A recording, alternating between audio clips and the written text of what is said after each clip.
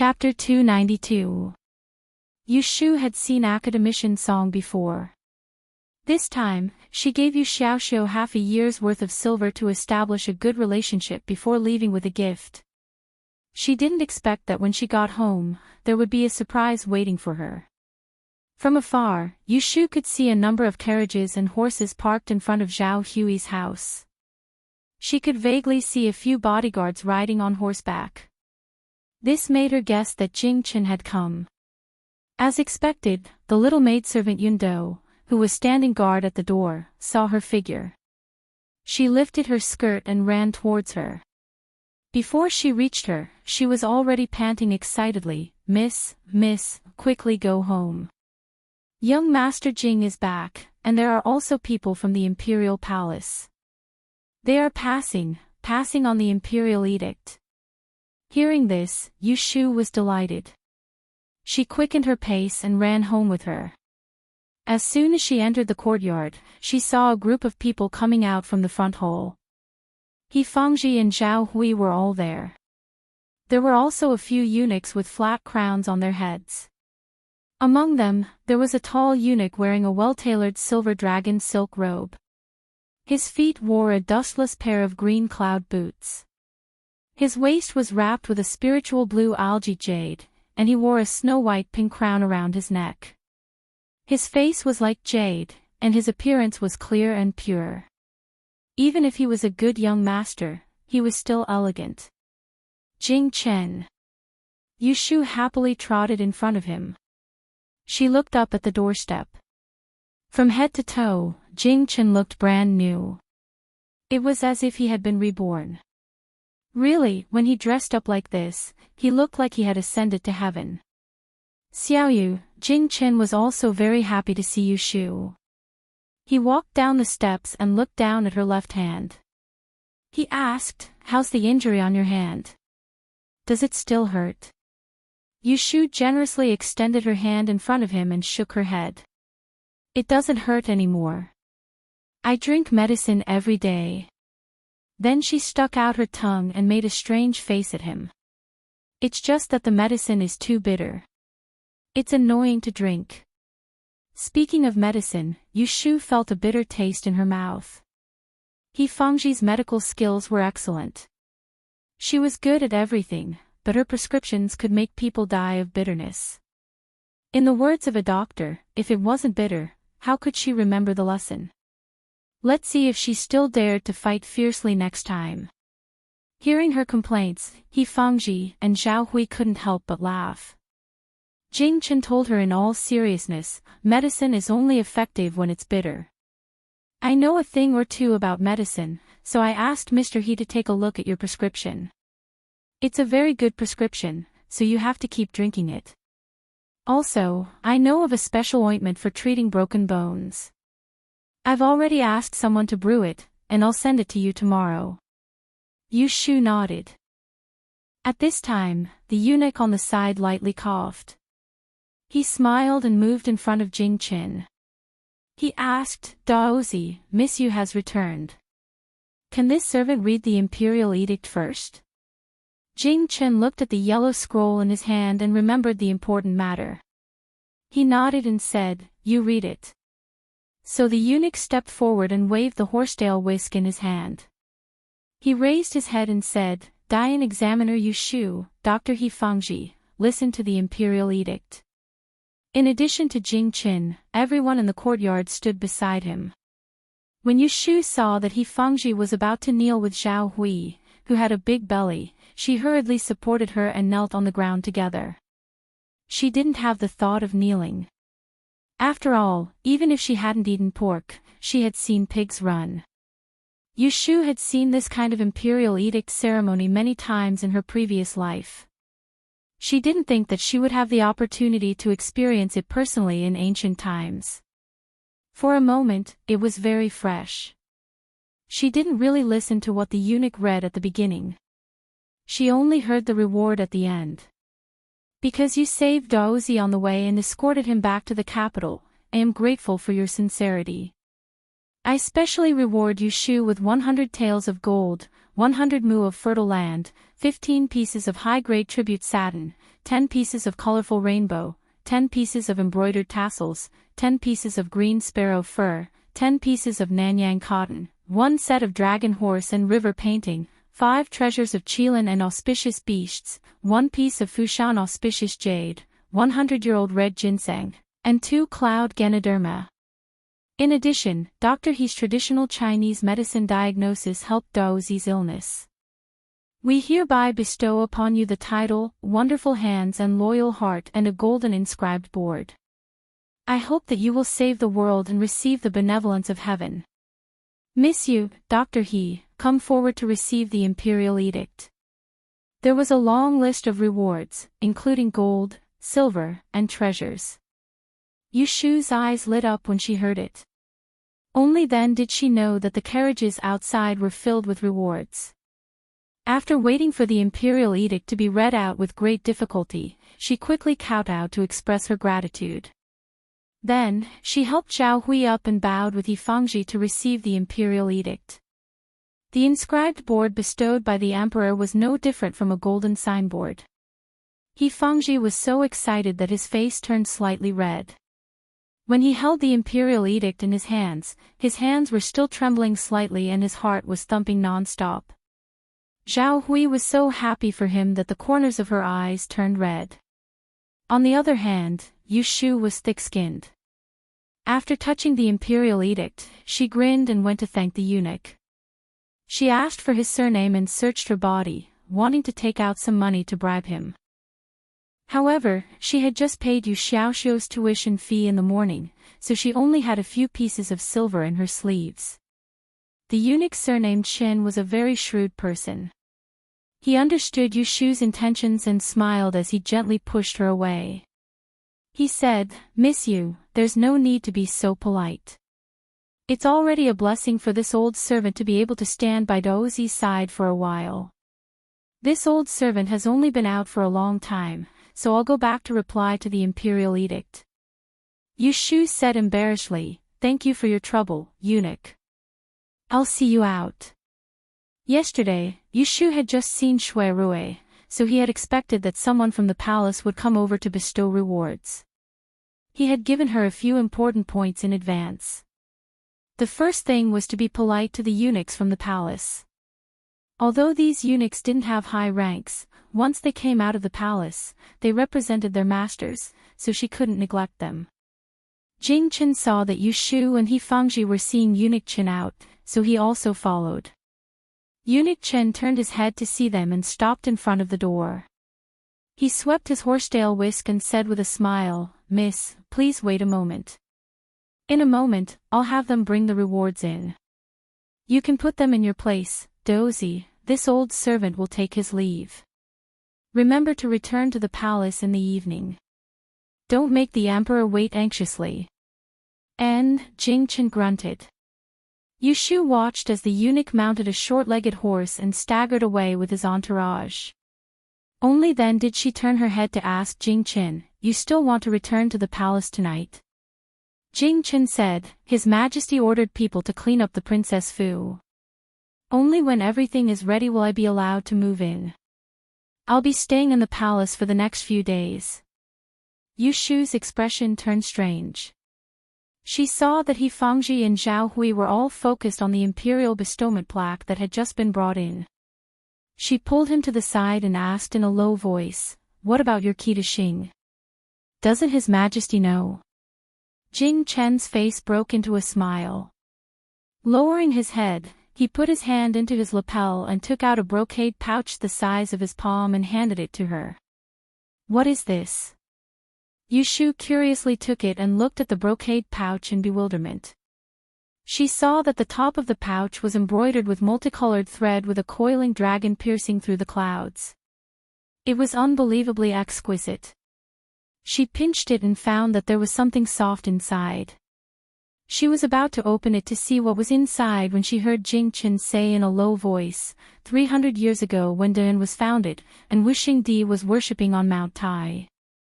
When Empress Ningzhen was offering sacrifices to the heavens, she wrote an elegiac oration. It has always been placed in the imperial mausoleum in the eastern suburbs.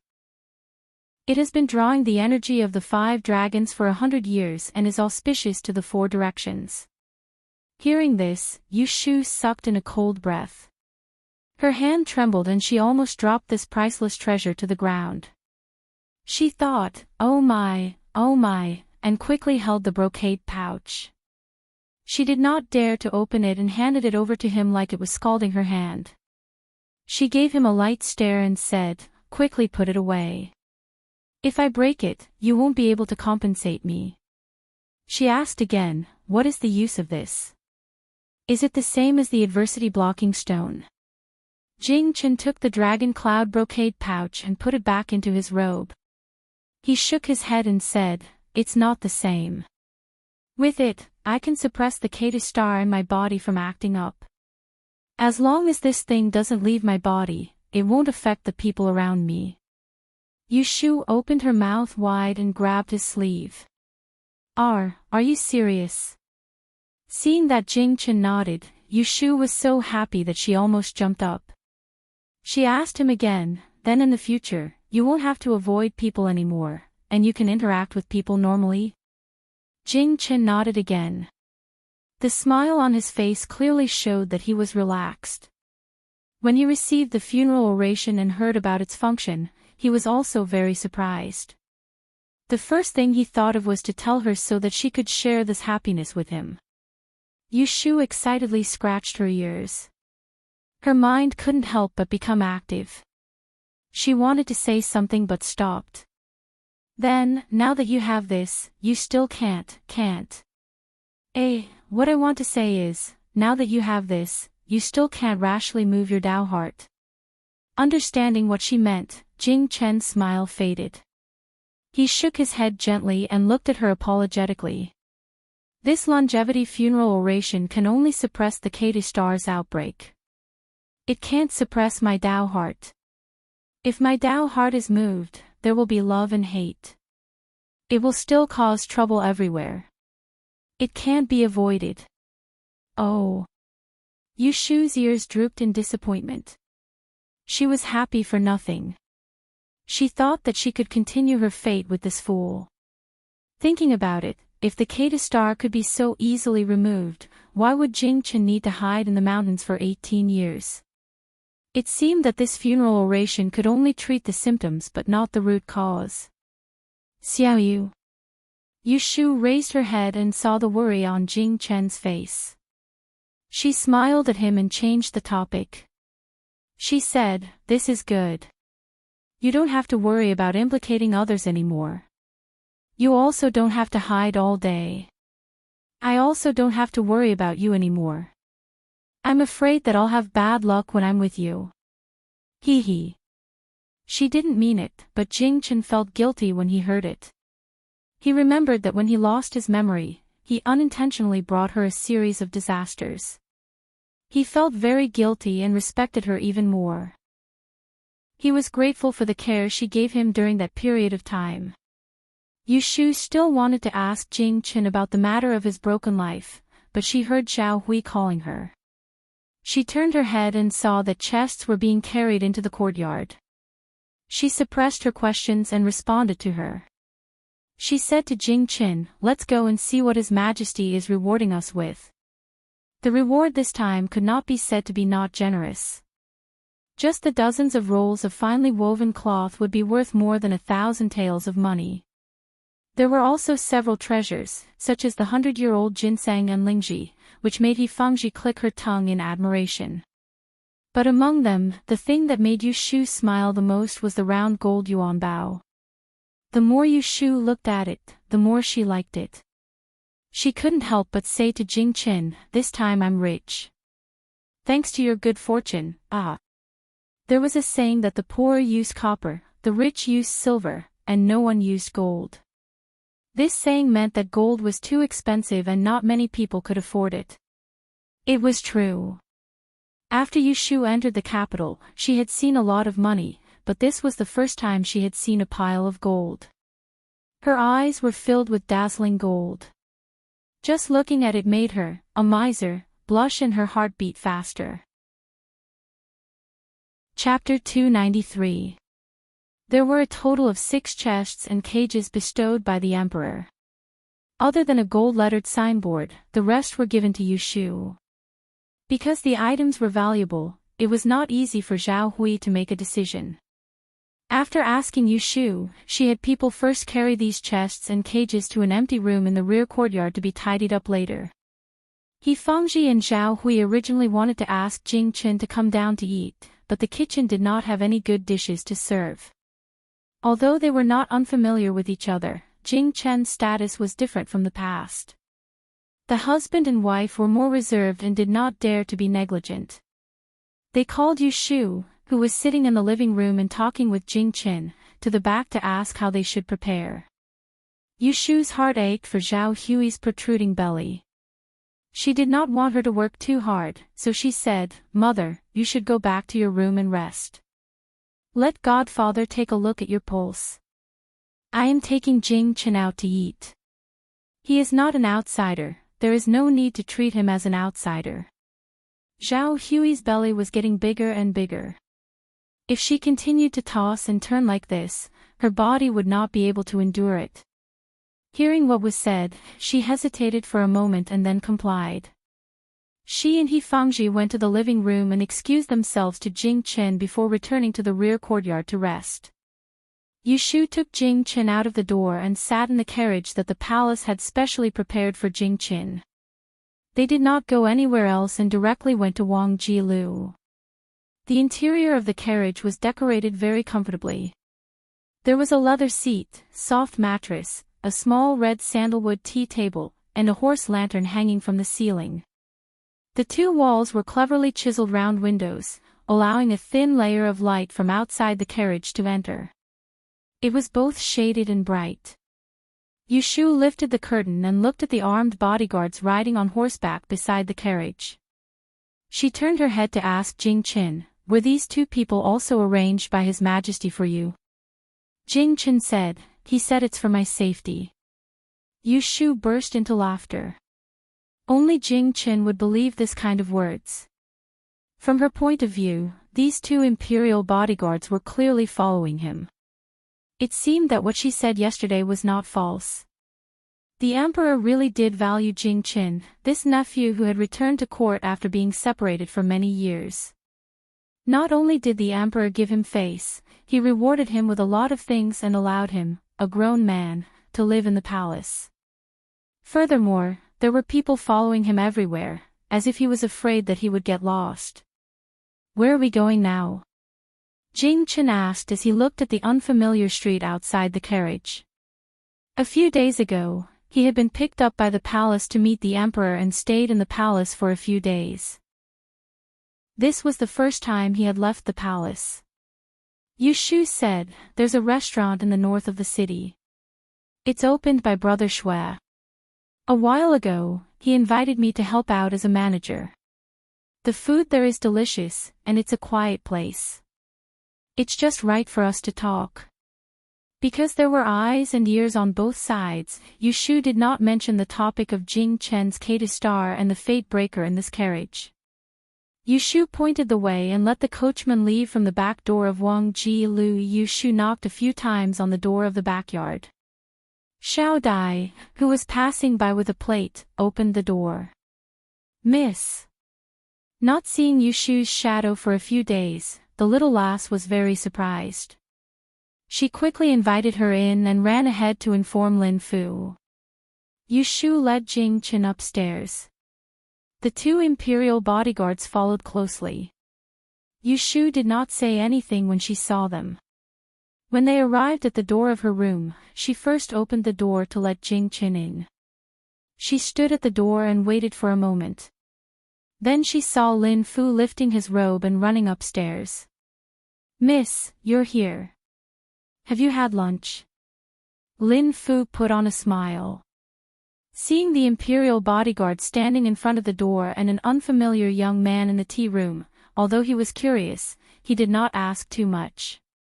Yushu pointed at the 2 imperial bodyguards and said to Lin Fu, "Old Lin, bring these 2 big brothers to the front for tea and rice.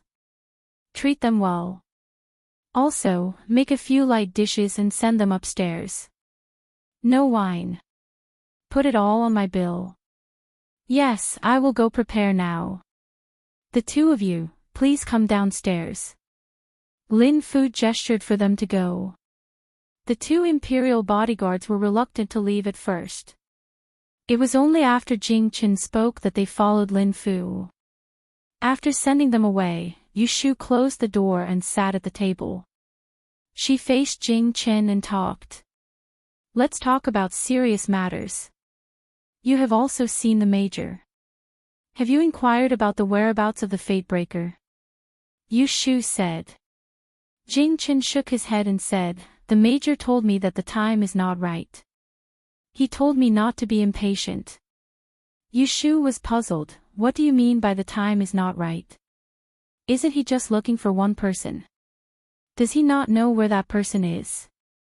Jing Chen still shook his head. He said that when the time is right, the Fatebreaker will appear. There is no need to go through the trouble of looking for Yu Shu. Yu Shu frowned. Then when will the time be right? Jing Chen still shook his head. I also do not know.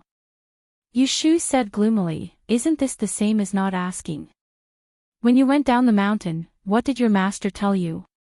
He told you to come to the capital to find the Major. Did he have any other instructions? From her point of view, the 10,000 life funeral oration on Jing Chen's body was something that treated the symptoms but not the root cause. To completely break Jing Chen's innate cursed fate without any worries, they still had to find the so-called Fatebreaker. Daoist Qingjing once told her that if the Fatebreaker was not found, not only would the person who changed his fate be in danger, but the Fatebreaker himself would also die. After being asked by Yu Shu, Jing Chen thought for a moment. After thinking for a while, he really remembered something. Master also told me to be careful of women. Cough, cough. Yu Shu choked on her saliva. She looked at Jing Chen with a strange expression. She wanted to say something but could not say it. Be careful of women. This was a wide range. She was a woman, so did that mean that Jing Chen also had to be careful of her? Yu Shu only took this sentence as a joke and did not look into it. Seeing that she could not get anything useful out of him, she could not help him in any way, so she could only put aside her worries for the time being. Not long after, Lin Fu asked Xiao Dai and Xiao Qin to send food in. He then greeted outside the door and brought a few letters to Yu Shu. When Yu Shu saw the 4 words, for Ashu, on the envelope, she could guess who had sent the letters. She put down her chopsticks and motioned for Jing Chen to continue eating. She opened the letters and read them one by one. There were a total of 4 letters. Counting the days, Xia Mingming and Ji Xingxuan came to make trouble on the 15th night. In the past few days, Xia Mingming had written almost 1 letter a day. The first letter was nothing special. It was nothing more than a reminiscence. He told Yu Shu that she was grounded by her father and could not leave the house. He explained why he did not look for Yu Shu and apologized for causing trouble at the restaurant during the Lantern Festival. He did not mention a single word about Ji Xingxuan. This letter was sent on the 16th day. The second letter was much shorter. It was an appointment for Yu Shu to meet on the morning of the 20th of this month at Wang Jilu. This letter was sent on the 17th day. The third letter was interesting. It mentioned that the Ji family was in trouble and the news that Daozi had returned to the imperial court. Xia Mingming didn't know where she heard that Yu Shu was living in the Ji family and was very worried about her situation. After reading the first 3 letters, Yu Shu's mood had to be said to be good. At least she could see that this girl Xia Mingming was not an ungrateful thing. Until now, she still remembered her kindness. When she heard that the Ji family was in trouble, she hurriedly wrote a letter to ask about her safety. Putting these 3 letters aside, Yu Shu opened the 4th letter. This time, she suddenly frowned. Ashu, the emperor wants to appoint me to the 9th prince as a concubine. I don't need to return to Jiangnan anymore. It was a plain sentence. It was impossible to see the mood of the writer at the time. But when Yu Shu stared at these two lines for a long time, she could smell a sour taste. What kind of person Xia Mingming was, Yu Shu, who had eaten, lived and gone through trials and tribulations with her, was very clear. She was a willful but naive little girl, smart but simple-minded, stubborn and affectionate. If this kind of girl married into the imperial family, what awaited her was definitely not happiness or beauty. Compared to the Xia Jiang family's rule that the children of the Xia family had to enter the mountains to seek the Tao, the road of marrying into the imperial family was filled with thorns. What's more, this arranged marriage was clearly not a whim of the emperor. Yu Shu recalled that after Xia Jiangying's death, the Xia Jiang family stayed in the capital for several months and did not return. And the ninth prince had just recently returned to court. This was clearly an arranged marriage. Speaking of the ninth prince, Yu Shu suddenly remembered that on the day of the Lantern Festival at Wangji Lu, there was a fair-faced girl sitting next to Lu Tan. With her experience, she could see that Lu Tan was clearly interested in that girl. At his age, he was in between a young man and a young man. His feelings were still pure. Once his heart belonged to someone, there was no room for others in his eyes. If Xia Mingming interfered at this time, even if it was against her will, Lu Tan would still feel disgust towards her. Xiao Yu, what's wrong? Who wrote the letter? Jing Chen asked when he saw that Yu Shu, who was smiling just now, frowned and had a worried expression. It was Mingming. Yu Shu folded the letter and stuffed it back. She put the few letters together into her sleeve. She looked up at Jing Chen and remembered that he and the ninth prince were from the same sect. The two seemed to be very familiar with each other.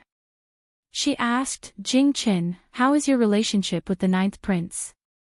Are you talking about martial nephew Zhongyun? Jing Chen recalled, he entered the mountains at the age of 7. It was me and third Shixiang who received him. Because of the Katy Star's attack, I spent half of every month in the back mountain to cultivate. I did not often work and rest with the disciples of the same sect. Third Shixiang was responsible for bringing me meals. Sometimes, he would bring Zhongyun with him. Thinking about it, I have known him for 9 years. I only found out a few years ago that he is also a member of the imperial family and is my cousin. After listening, Yu Shu smiled and said, in that case, you and big brother Shui are relatives. Jing Chen thought about it and agreed. His birth mother was the younger sister of the current emperor, and the emperor was his uncle. Shui Rui was the nephew of the imperial concubine, and the emperor was his uncle. Lu Tan was weak and had to call them cousins. Yu Shu heard that Jing Chen and Lu Tan had a good relationship. She was about to ask Lu Tan in detail when she heard someone outside the door reporting, Miss, young master is here with His Highness Ninth. Please bring the guest in the room to sit in the Shui room. Speak of the devil, and the devil appears. She had just thought of these two people, and they came. Got it. I will go over now. Yu Shu responded outside the door. She stood up and smiled at Jing Chen. Let's go and meet your relatives. And the two went out the door. The Yuan in front led the way to the innermost room on the second floor. She knocked lightly on the door.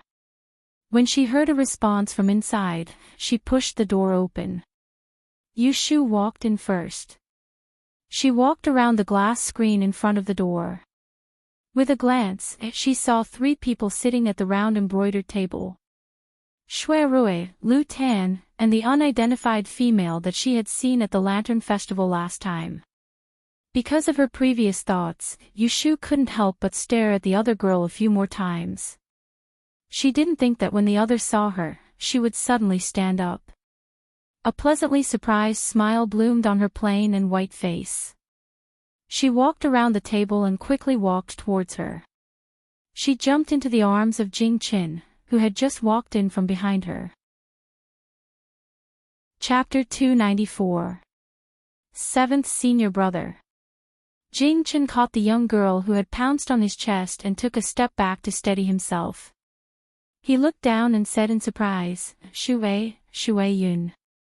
The young girl in his arms raised her head, her fair face full of joy.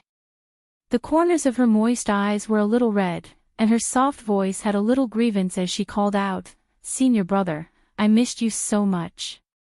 Yu Shu stood beside the two of them.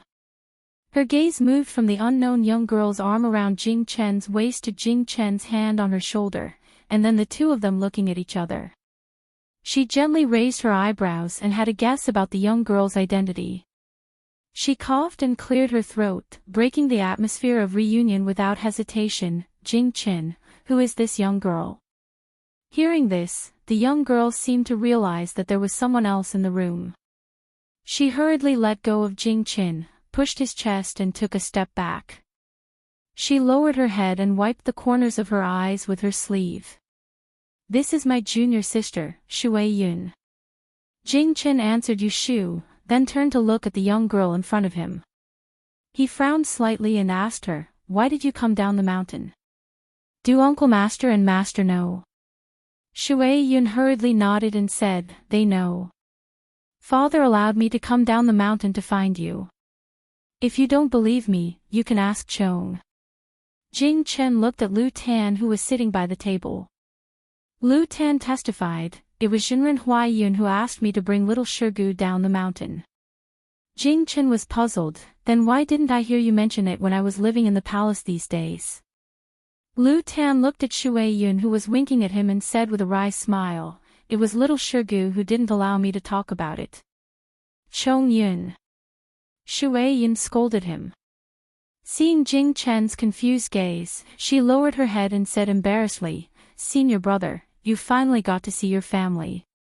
I think you must have many things to ask the emperor. I don't want you to be distracted, so I told Zhong Yun to hide it from you.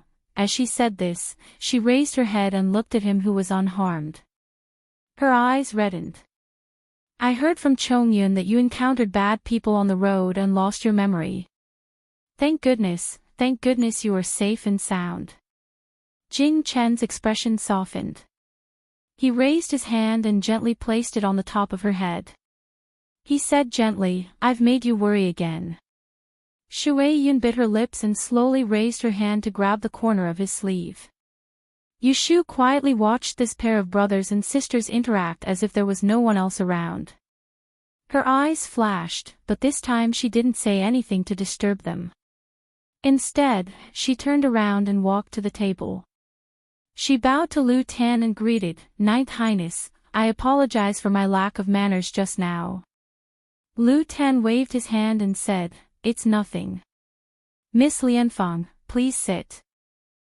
Thank you, Your Highness. As soon as Yu Shu sat down, a cup of tea was handed to her hand. The tea was glistening and still had water vapor rising from it. This is the flower tea freshly picked this month. It's sweet and not bitter. She tilted her head to look at Shui Rui. She picked up the cup of tea and sniffed it. As expected, it had a light fragrance. It wasn't the bitter tea she wasn't used to drinking. Thank you. She took a small sip. The taste wasn't bad. Shui Rui looked at Jing Chen and Shui Yun who were standing next to the screen and talking in low voices. He withdrew his gaze and said to Yu Shu, It seems that His Majesty's Imperial Edict has arrived. How is it? Are you satisfied with the reward? Yu Shu smiled and said, I can't hide anything from you. Thinking of the box of gold ingots, her mood improved for some reason. Lu Tan, who was sitting to the side, said, Of course I can't hide it from him. This is the... He suddenly stopped mid-sentence. Yu Shu curiously asked, What is it? Someone stepped on his foot under the table. Lu Tan had no choice but to change his words, This is what you deserve. Without waiting for Yu Shu to think about his incoherent words, Shui Rui opened his mouth and asked her, Have you eaten? I ordered some food and wine. Do you want to eat some more? Yu Shu nodded. Just now, she was in her room reading Xia Mingming's letter and didn't eat much. She couldn't help but turn her head to look in Jing Chen's direction. After thinking for a bit, she asked Lu Tan, "May I ask your highness, does your sect also have female disciples?" She had always thought that Daoist priests were all male, but Jing Chen clearly said that Shui Yun was his junior sister. Obviously, they were from the same sect. This was strange. Hearing this, Shui Rui and Lu Tan both laughed. The latter explained to her, "Of course there are. Taoism and Buddhism are different. Both men and women can cultivate and pursue the Great Way. Taoists pay attention to letting nature take its course and nothing can be forced. Therefore, many Taoist sects allow their disciples to get married and have children. Unlike Buddhism, who insist on the purity of the six senses and cut off the mortal world. So that's how it is. I've learned a lot." Yushu cupped her hands towards Lu Tan. At this time, the pair of brother and sister also finished speaking. When Yushu looked up, she saw Shui Yun walking over and stopping in front of her. She lowered her head and clasped her hands together, bowed to her, and said gratefully, "Miss Yu, thank you for saving my 7th senior brother and protecting him all the way. Shui Yun can't thank you enough. In the future, I will definitely repay your great kindness." Yushu looked at her and then looked at Jing Chen, who was standing behind her. Seeing that his expression was normal after listening to her thanks, she smiled faintly and stood up. She raised her hand to support her junior sister and said, "There's no need to do this. Jing Chen also saved my life. If you want to talk about repayment, he has already done so." Shui Yun straightened up and looked at Yushu. A smile suddenly appeared on her tranquil face. "Senior brother is right. You really are a good person." Yushu was speechless. She thought that this pair of brother and sister were indeed from the same sect. They both didn't know how to read the situation. How did she look like a good person? Was it written on her forehead or was it written on her face? "Alright, if you have anything to say, sit down and talk. It just so happens that we met here today, and there's nothing else to do. Take your time and talk." Shui Rui raised his hand and motioned for them to sit down and talk. Shui Yun sat down next to Yushu and patted her other side, indicating for Jing Chen to sit down. She reached out for the teapot and teacup, poured water for him, and watched him drink the tea with a smile. When he finished drinking, she spoke to him, "Senior brother, have you eaten?" "I have. The food here is better than the food on the mountain, right?" "Yes." "Is it as good as the food I make?" Hee, senior brother, you're still the same, pretending to be mute when you can't answer." Yushu sat next to them, listening to their questions and answers. Suddenly, she felt a little unhappy. This feeling was like she had spent a lot of effort to solve a difficult problem. Only after a long time did she realize that this problem had been solved by someone a long time ago. She was not the first person to discover this problem, nor was she the first person to try to solve it. She shook her head, dispelling this ridiculous thought. She raised her cup to drink tea, but found that the cup was empty. Just as she was about to take the teapot, she heard someone beside her say in a low voice, "If you want to eat later, don't drink too much tea. Otherwise, you'll have a stomachache during dinner." Although Shui Rui was talking to Lu Tan, he did not forget to pay attention to Yushu's movements. Seeing that she drank 3 or 4 cups of water and still wanted to pour, he stopped her. "Oh." Yushu withdrew her hand and leaned to the side. She might as well listen to Shui Rui and Lu Tan's conversation. With this distraction, she no longer cared about what the two of them were talking about. This year's Double Yang gathering will definitely be very lively. Not only will the southern head Xia Jiang clan be in the capital, I just heard the day before yesterday that the 6th young master of the Wenshan clan is also participating in the Diyan examination. I wonder if they will come and cause trouble. Cousin, don't worry. With the Axean clan's great exchange shop and my Xiao Shigu, Even if I don't win this time's double yang gathering, I won't make a fool of myself. Yu Shu heard them mention the double yang gathering a few times.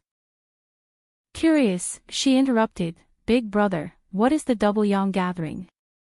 Shui Rui and Lu Tan looked at each other, then turned to her and explained, every year that there is a Diyan examination, starting from the Dragon Festival on the second day of the second month, there will be a grand gathering in the city of Enling. It will last for 49 days. It is organized by the Imperial Court, and all the major exchange shops in the capital will participate. Merchants from all clans will gather there to compete.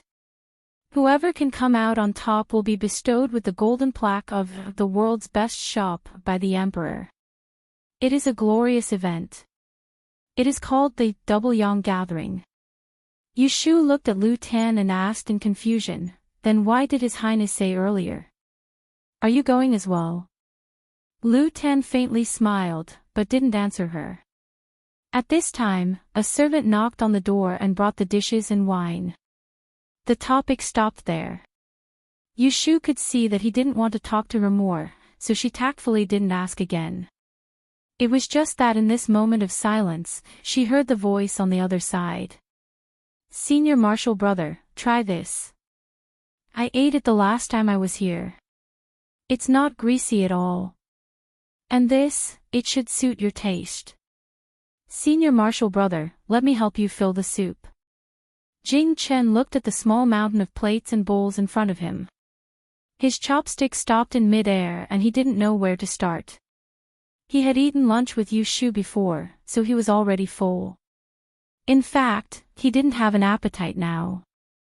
He didn't want to force himself to eat, but he also didn't want to brush off her good intentions. Yu Shu glanced at Jing Chen's embarrassed look and secretly laughed. Serves you right. She rolled her eyes and reached out to pick up a big and fat chicken leg. She passed Shui Yun and steadily piled it on top of Jing Chen's bowl.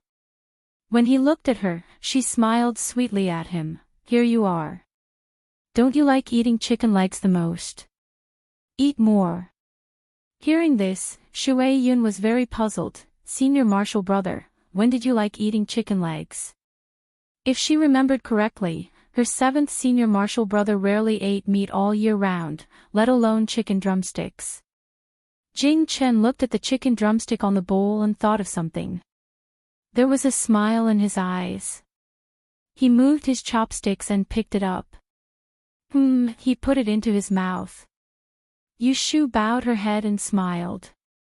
The dissatisfaction in her heart disappeared. She didn't know that her every move was seen by another man, and she couldn't ignore it. Shui Rui shook the wine cup in his hand, and a figure was reflected in his eyes. He only felt that this fragrant and smooth Jinquan wine was a little astringent today. After drinking a cup, there was a bitter taste in his mouth. However, he liked this taste, so he could only drink one cup after another. When he was a little drunk, he suddenly thought of a sentence to describe himself. It was nothing more than asking for trouble. The meal lasted until the afternoon. Jing Chen was going back to the palace, and Lu Tan happened to be going with him. Shui Yun was temporarily staying in Lu Tan's guest house, so they had to send her back first. Yu Shu didn't want to join in the fun, so she didn't go with them. Instead, she and Shui Rui sent the three of them to the back door. Watching the two carriages leave one after another, Yu Shu turned around and said to Shui Rui, Big brother, I'm going upstairs to check the accounts of these days. What about you? Do you want to go somewhere else? Shui Rui touched his forehead with one hand and shook his head lazily. I'm going back to my room to sleep. Call me when you're done checking the accounts. Yu Shu saw that he was indeed drunk. She thought that he must be tired after handling cases for days, so she quickly waved her hand and said, Then you go and rest quickly. I'll ask the kitchen to make you a hangover soup and send it to you later. Chapter 295. Yu Shu returned to the room and asked Lin Fu to send over the account books for the past few days. Xiao Dai was at the side making tea and grinding ink. Yushu hastily calculated the income and expenditure of each item. Looking at the numbers on the paper, even though she was mentally prepared, she could not help but be surprised. It had only been 4 days since the opening of the restaurant on the 15th day of the first month. Every day, they would start cooking in the middle of the night. It was easy to sell 300 to 400 dishes. Including the cashier in the private room and various kinds of drinks, they could make 1,000 or 800 yuan a day. After deducting the costs and taxes, if this continued, the monthly profit of Wang Jilu would be more than 10,000 yuan, and this was still a conservative estimate. In fact, this was not strange. The reason why the wine and dishes of Wang Jilu could be 3 times higher than ordinary restaurants had its own reasons. Yushu looked at the purchase list and personally went to the kitchen. The ingredients used in the building, ranging from deer, roe deer, and bear meat, to small scallions and garlic, were all of the best quality. Not only were the dishes delicious, but they also had the effect of nourishing.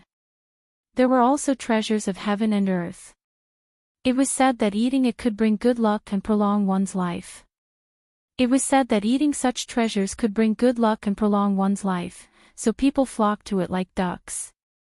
For example, treasures such as the albino monkey head, the Dai Yen blood swallow, and the South Sea yellow-lipped dragon could not be found outside, but they could all be eaten in Wang Jilu. Looking at the account books, Yushu could not help but sigh. Such a big business, it must be hard for Shui Rui to support it.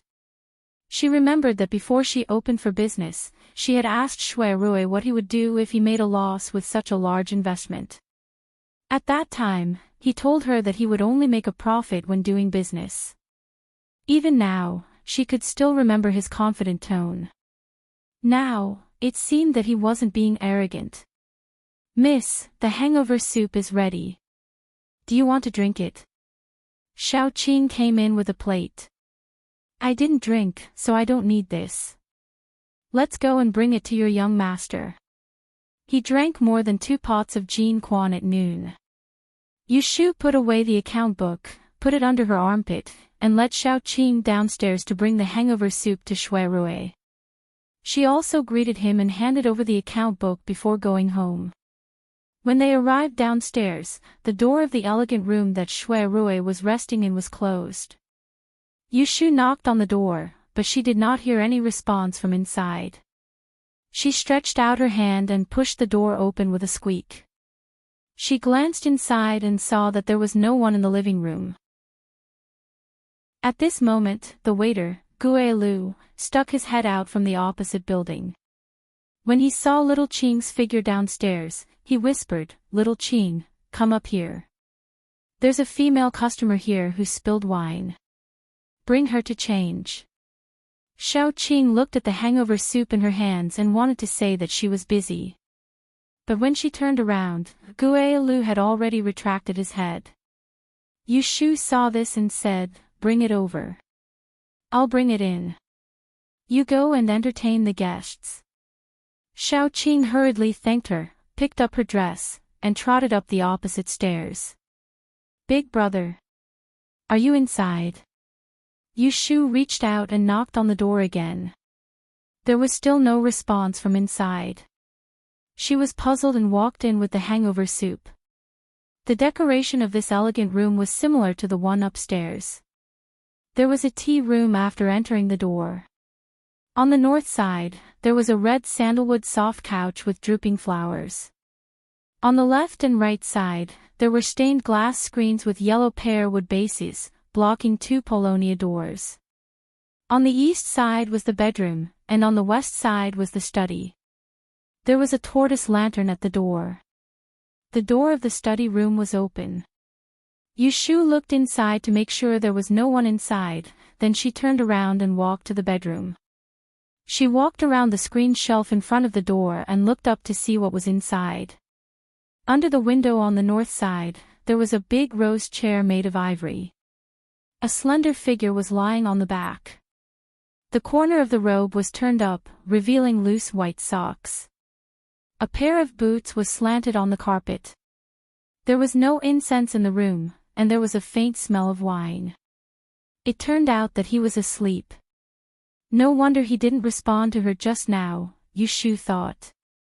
She looked at the hangover soup in her hand and was about to go in to wake him up. Just as she stepped into the door, she suddenly felt that it was inappropriate for her to barge into his bedroom like this.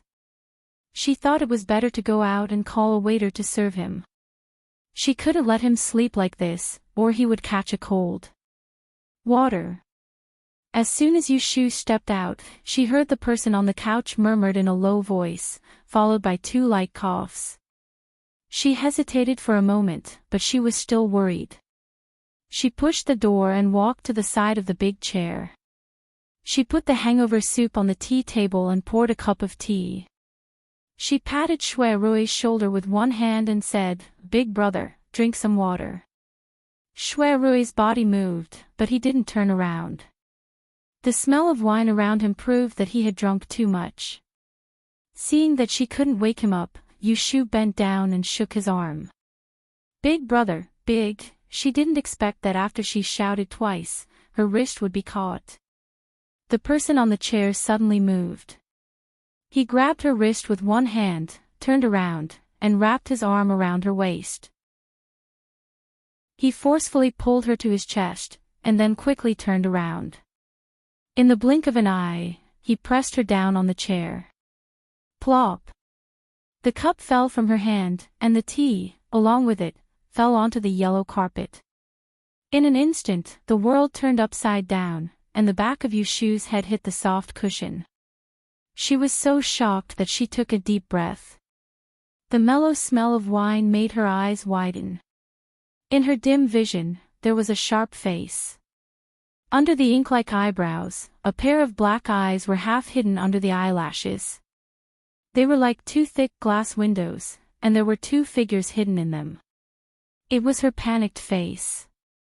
She didn't know why, but Yushu felt that Shui Rui was dangerous and strange at this time, so she didn't dare to act rashly. Moreover, her hands and feet were pressed down by him, so she couldn't move even if she wanted to.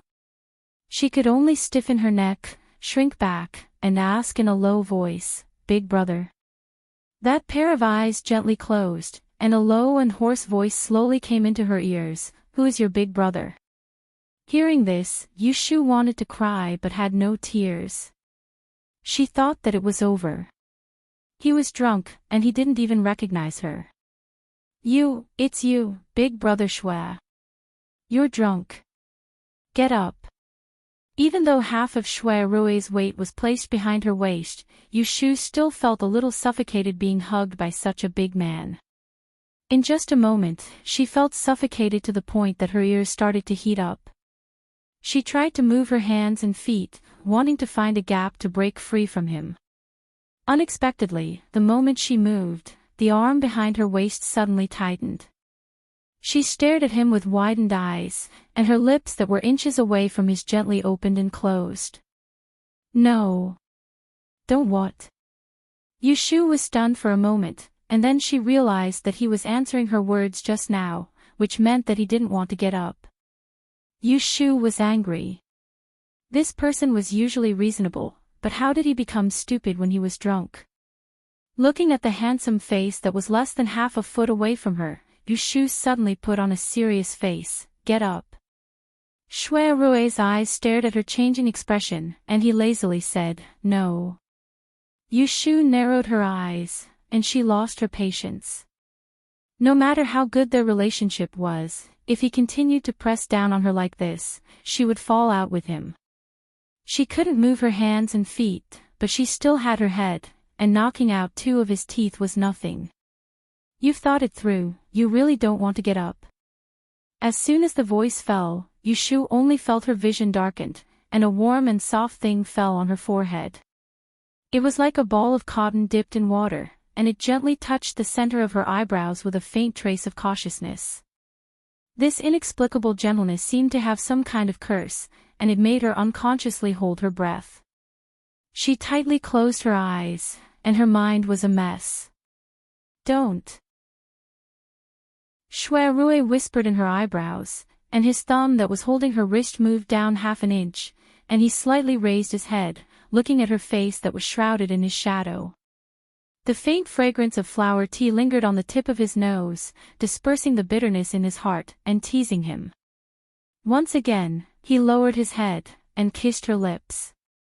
The soft touch made him open his mouth uncontrollably, and he sucked on her slightly thick lower lip. His breathing quickened, and his arms around her waist tightened again. Yushu suddenly opened her eyes, as if she had just woken up from a dream. Her face instantly turned red, and she turned her head with all her might to escape his kiss. She kicked her legs, clenched her teeth, and struggled with all her might, not caring if she would hurt herself or not. After struggling for a while, the grip on her wrist loosened. Yushu seized the opportunity to pull her hand out and pushed Shui Rui's shoulder. She didn't know where she got the strength from, but she actually flipped him over. As soon as she was free, she quickly crawled out from under his body and tumbled down the recliner before breaking into a run and ran out of the bedroom that was suffused with the fragrance of wine. Shui Rui supported himself with one hand on the bed, and slowly sat up. He bent one knee, and one long leg fell to the ground. He raised his head, and looked at the swaying door not far away. His eyes were in a daze for a moment, and he finally recovered from the intimacy just now. He lowered his head, and covered half his face with one hand, and let out a low, annoyed groan from his throat.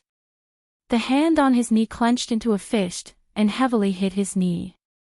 Slowly, he raised it again, and gently touched his burning lips. After a moment, he let out a soft laugh. She didn't think that he would have such a despicable time. He pretended to be drunk to get closer to her, but who would have thought that he would accidentally go overboard? With her temper, she must be so angry right now that she couldn't wait to give him a few punches. Forget it, if she wants to hit him, then let her hit him. After all, he was the one who took advantage of her. Unfortunately, he still had to continue to act dumb, and couldn't admit it confidently. Shui Rui used one hand as a pillow behind his head, and lay back down. He closed his eyes again, and a faint smile hung on the corner of his mouth. In his heart, he thought, this is enough. This sweet taste is enough for me to ignore all the pain and continue to endure. Shui Rui's thoughts weren't wrong at all. Right now, Yushu really wanted to beat him up. Running out of the bedroom, Yushu suddenly stopped at the door, and came back to her senses. That's not right, why did she run? She was the one who suffered, why was she feeling guilty? Yushu raised her hand to wipe her mouth indignantly, and then spat on the ground. She bit her lower lip, and seemed to have thought of something, and her face turned red. She stood there for a moment, then put her hands on her waist, and turned to walk back. When she reached the bedroom door, she kicked it open, and stared fiercely at the figure lying on the recliner. She strode forward and looked down. This fellow actually had his eyes closed, and he was sleeping comfortably. That quiet face didn't show the slightest emotion, as if everything that had just happened was all in her imagination. Yushu gritted her teeth. So what if he was drunk?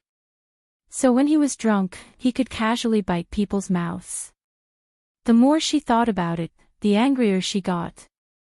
She looked around, and her eyes fell on the cold hangover soup on the coffee table.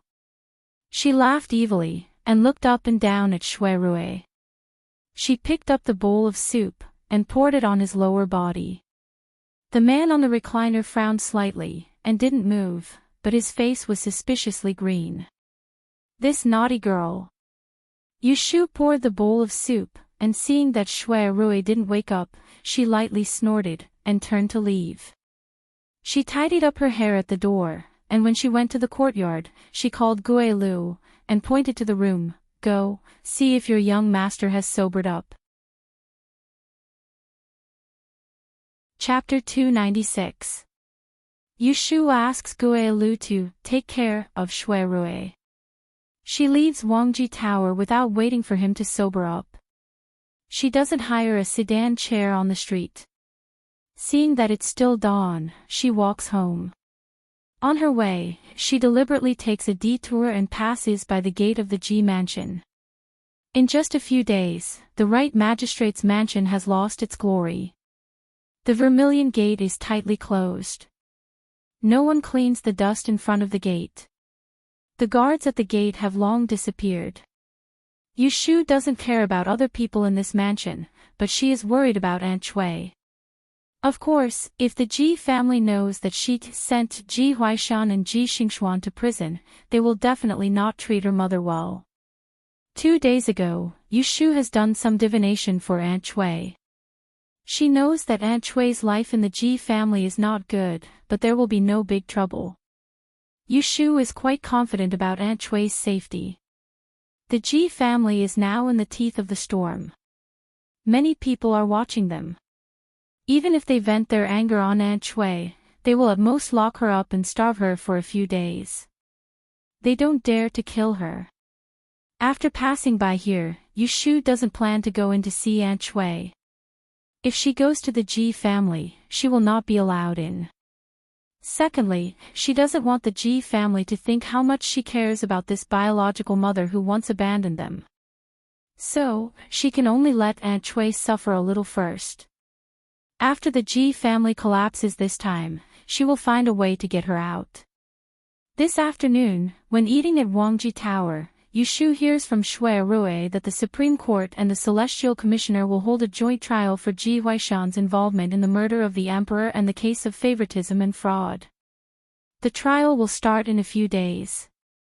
At that time, she and Jing Chen would have to testify in court and identify the Ji family. A yellow frost stone was not enough to prove that Ji Huaishan had colluded with Jing Chen's murderer. However, based on the investigation of this year's astrology exam papers, as well as her and Jing Chen's testimony, Ji Huaishan and Ji Xingxuan were definitely guilty of cheating in the exam. The Yin dynasty's punishments for officials and examinees who cheat in examinations are quite severe. According to the laws of the Yin dynasty and the Dayan examination, once convicted, not only will Ji Huaishan be stripped of his position, he will also receive 100 lashes of the whip, be demoted to a commoner, and be sent to Tong province to repent. As for Ji Xingxuan, other than being punished, she would also be stripped of her qualifications to participate in the Diyan examination. She would be imprisoned for 15 months and would never be allowed to take the examination again. Yushu only found out 2 days ago when she went to the Supreme Court. If the Ji family were convicted, the sentence would be more severe than she had imagined. Yushu did not feel any sympathy for them. In her opinion, Ji Huaishan and Ji Xingxuan were simply asking for it. Since they dared to steal the exam papers, they should not be afraid of being reported. If they dared to cheat, they should not be afraid of being caught. If they dared to harm others, they should not be afraid of being harmed. If they were afraid, then they should not have done it in the first place. As a person who had lived 2 lives, Yushu understood this logic very well. In this world, an eye for an eye, no one can escape. Just like in her previous life, she went against her conscience to earn money and indirectly harmed many people. In the end, she still died and paid it all back. Yushu looked at the 2 words Ji Mansion on the plaque on the door again and left expressionlessly. Not long after she left, a horse carriage stopped in front of the Ji Mansion. A 15 or 16-year-old youth jumped down from the carriage. He looked up to see the plaque on the door and saw that the door was tightly shut. Puzzled, he walked up the steps and knocked on the door. "Is anyone there?" When Yushu returned home, Yu Xiaoxiu had already finished school and was chatting with Zhao Hui. Yushu pushed the curtain and entered. Yu Xiaoxiu stood up when he saw her and excitedly said, "Older sister, I heard from Aunt Hui that older brother Jing came this morning." There was also a high-ranking official in the imperial palace who read the imperial edict and rewarded us with many good things. Yushu smiled and reached out to touch his head. After the new year, Yu Xiaoxiu seemed to have grown a little taller. Originally, he only reached her shoulder, but now he almost reached her chin. She didn't tell Zhao Hui, her husband, and Yu Xiaoxiu about the situation of the Ji family in detail. They only knew that she was arrested by the Celestial Commissioner because of Jing Chen that day in the clinic. They didn't know the current situation of the Ji family and Aunt Chui's situation. Yu Shu previously stayed with the Ji family. Her excuse was to take care of Aunt Chui's health. Now that she moved back, she only said that Aunt Chui had recovered from her illness. She didn't mention that the Ji family was in prison. Before the Supreme Court's case was over, she didn't want to tell them the truth so that they wouldn't worry. Yu Shu walked over and sat down next to Zhao Hui. Seeing that she looked good and was not tired from the busy morning, she was relieved and asked her, "Where is my godfather?" Zhao Hui covered her mouth and smiled.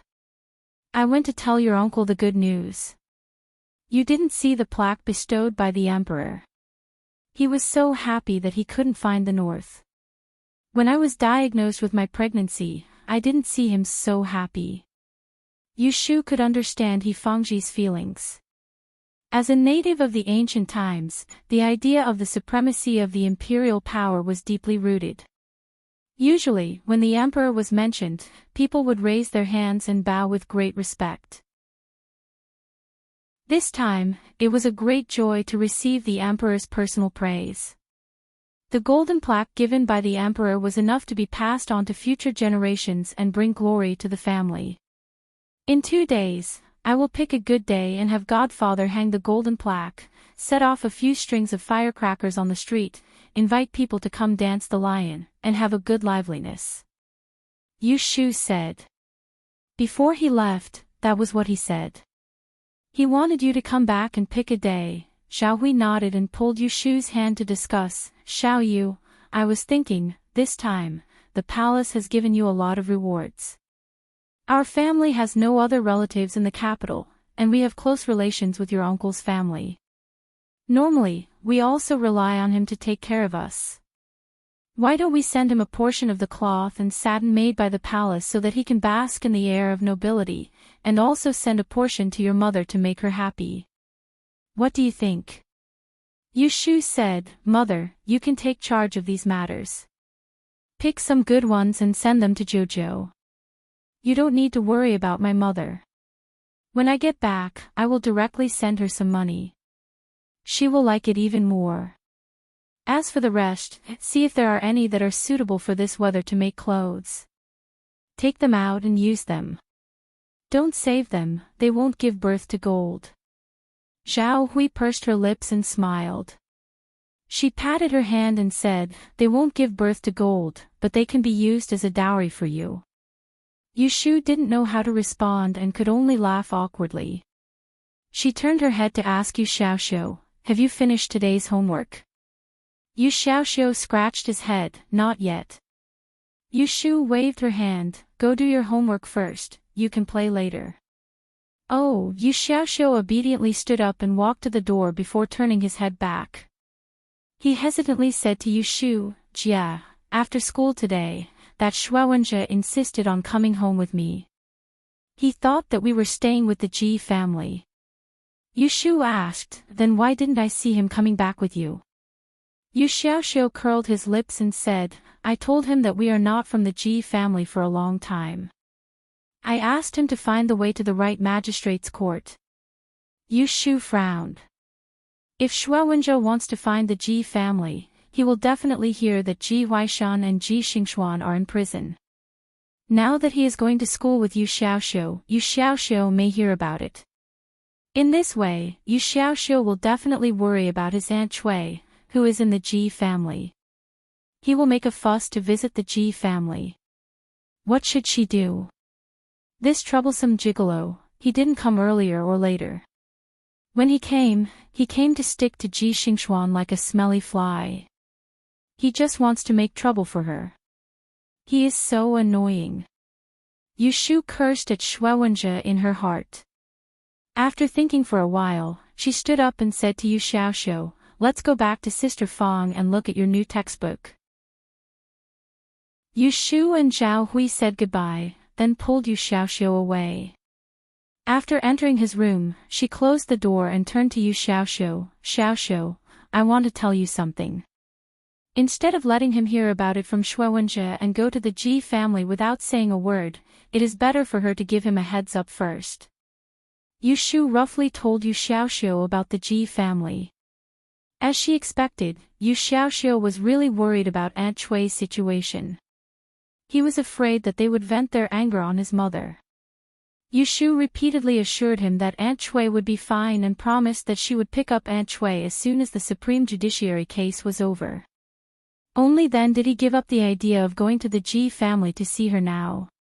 Yu Shu was still worried and told Yu Xiaoxiu to stay away from Shuewenjie when he met him in the academy in the future.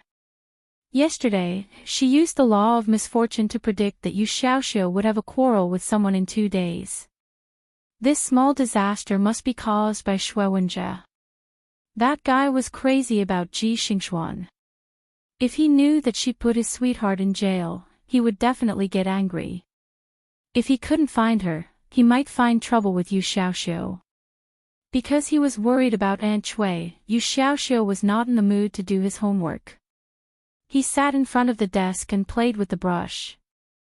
To make him happy, Yu Shu took out her abacus and taught him to play, bombarding foreigners with cannon. It was a small puzzle game for 2 people.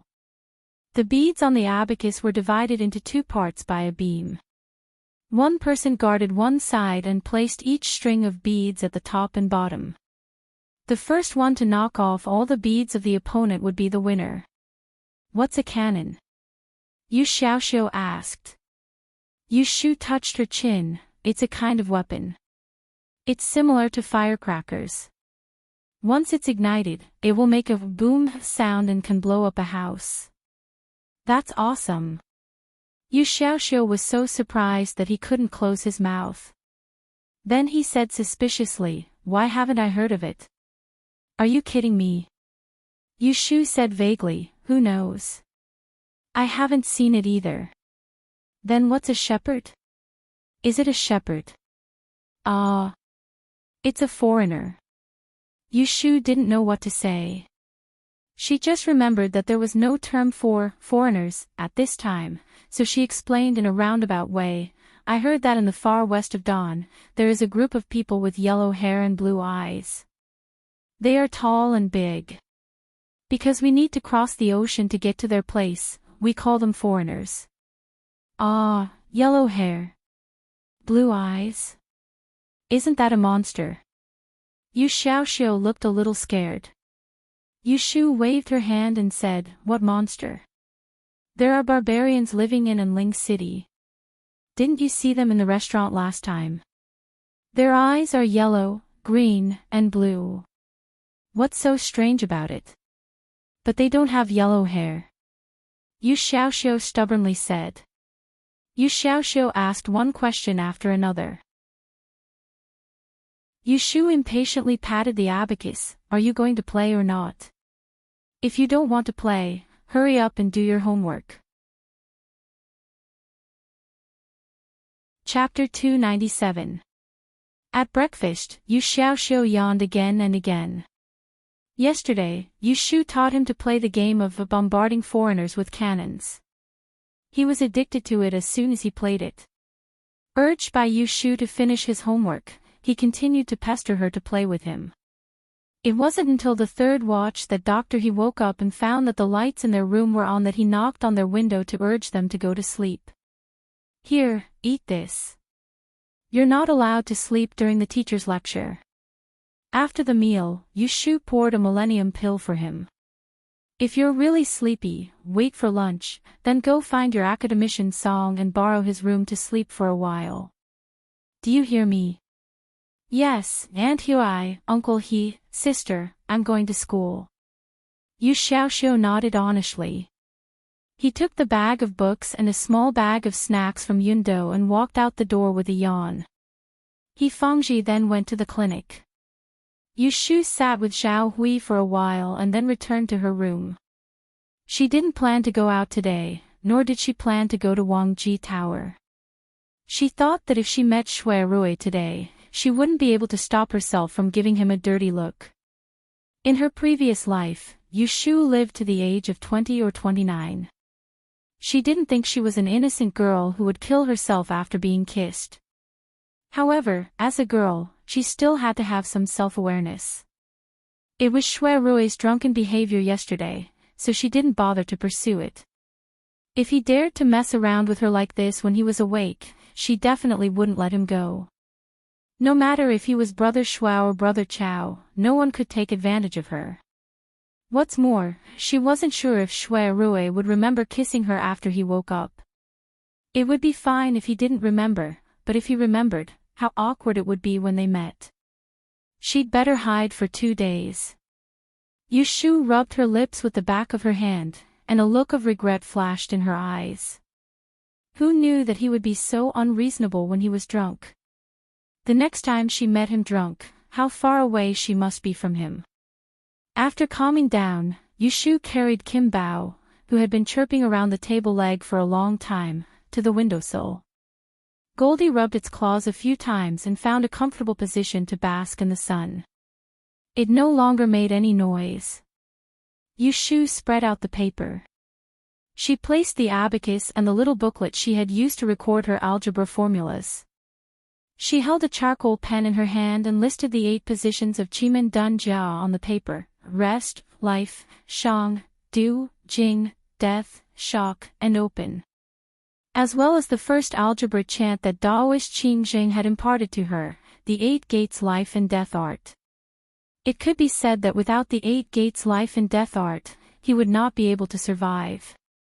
She would not have been able to deduce the law of clear rain and the law of calamity.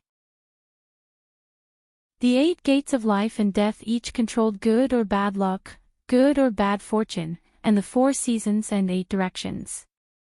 Using the 8 gates of life and death art well, she could use the 4 pillars and 8 characters of the person seeking divination to add the corresponding hours and other divinations to generally deduce the relevant positions in time.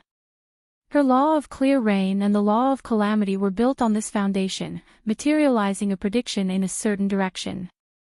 The law of clear rain was simpler than the law of calamity.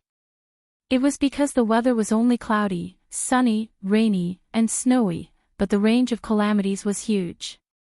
It could be disease, prison, blood, money, lawsuits, quarrels, bereavement, getting lost, fire, flood, or even encountering natural disasters.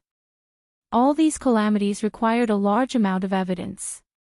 Only then could she figure out a relatively accurate range of values, and use it to determine which calamity the exact value she calculated using the law of calamity was within the range of values of the calamity. Her law of calamity was much more complete than it was half a year ago, but it was still not comprehensive enough. There were 2 main loopholes. First, the judgment of calamities was too general and easy to confuse. For example, she had boarded the merchant ship of the Tai Hing Chamber of Commerce to enter the capital and encountered a massacre on the way. At that time, she had used the law of calamity to divine Yu Xiaoxiu's 8 characters and concluded that it was a flood disaster. However, this matter was clearly stained with blood and had a fatal disaster. It wasn't just a flood disaster. Second, although she could accurately determine when the calamity would occur, she couldn't accurately determine the cause of the calamity. The information about the calamity was incomplete, so it wasn't easy to avoid it. Although she had the initiative, she was still in a passive position. The law of calamity couldn't be used to its greatest effect. For example, when they were still living in Huixing Street with Jing Chen, there was one time when Jing Chen's Kata star acted up. Yu Shu had predicted that Yu Xiaoxiu would have a bloody disaster the next day, but she didn't know the cause. She could only remind Yu Xiaoxiu not to touch knives or go into the kitchen. As a result, Yu Xiaoxiu was almost shot in the head by an arrow during riding and archery class. Luckily, the arrow brushed past his face. This was the disadvantage of incomplete information. These 2 points allowed Yu Shu to see the shortcomings of the law of calamity. At the same time, it gave her new inspiration. Some time ago, she was considering whether to start researching a new law, but she didn't have a specific direction and didn't know where to start. After thinking about it, she felt that instead of finding another way, it would be better to fill the half-filled bottle of water in her hand and not let it sway. This meant that she was prepared to find a way to make up for the inadequacies of the law of the time of calamity, so that she could not only know about calamity, but also avoid calamity very effectively, instead of leaving it to fate. This matter was easy to say, but it was quite tricky to do. Yushu only had a little clue at the moment. When she was preparing for the Dayan examination, she frequently came into contact with the method of Na'in. The so-called Na'in used 60 years as a cycle, from the 5 elements of heaven and earth to the 5 tones of human voice. It was a method of numeric deduction and the syllables used to calculate. It was often used by Ko for divination. The advantage was that the Na'in contained a lot of material information. Yushu's initial idea was to start with the 8 doors that contained a lot of good and bad information. Using the Na'in method that contained a lot of material information, she could accurately calculate the information related to the calamity. Take Yu Xiaoxiu's case as an example. If she could get information about the arrow from the Na'in, she could help Yu Xiaoxiu avoid riding and archery lessons in advance. Another example would be when she was in danger on the boat. If she could get information about people or by or Qiu from the Na'in, she could be on guard against Bai Qing or Qiu Biao in advance, and not be deceived by Bai Qing. Of course, this was just an idea. Yushu didn't have full confidence, but she was full of energy and was prepared to spend a lot of time and money on it. First, she had to go to the Great Change Hall to buy a few books. She wasn't very proficient in the Na'in method, and because she didn't have a teacher to guide her, learning it was a bit more difficult. She planned to ask Jing Chen later. If he was good at this, she could ask him for advice, saving her the trouble of visiting the Great Change Master. Next, she wanted to change all the tools she used, inside and out. Before, she didn't have enough money, so she used a compass, divination stick, bagua book, hourglass, star chart, and other things. They were all second-hand choices, so these tools weren't of much use. She could only rely on divination to calculate. In fact, for the traders, a good tool could not only make up for their lack of experience, it could also make the results of their divination more accurate. There was even a set of 50-year-old gold-threaded Nanma divination sticks. Because of the spiritual nature of heaven and earth, they could be used for divination with a 50% accuracy rate, which could help the traders make decisions. Now, Yushu had a small amount of assets. Other than the 2,000 silver from the Ji family, the emperor rewarded her yesterday with 100 mu of fertile land. She could sit back and enjoy the fruits of others' labor.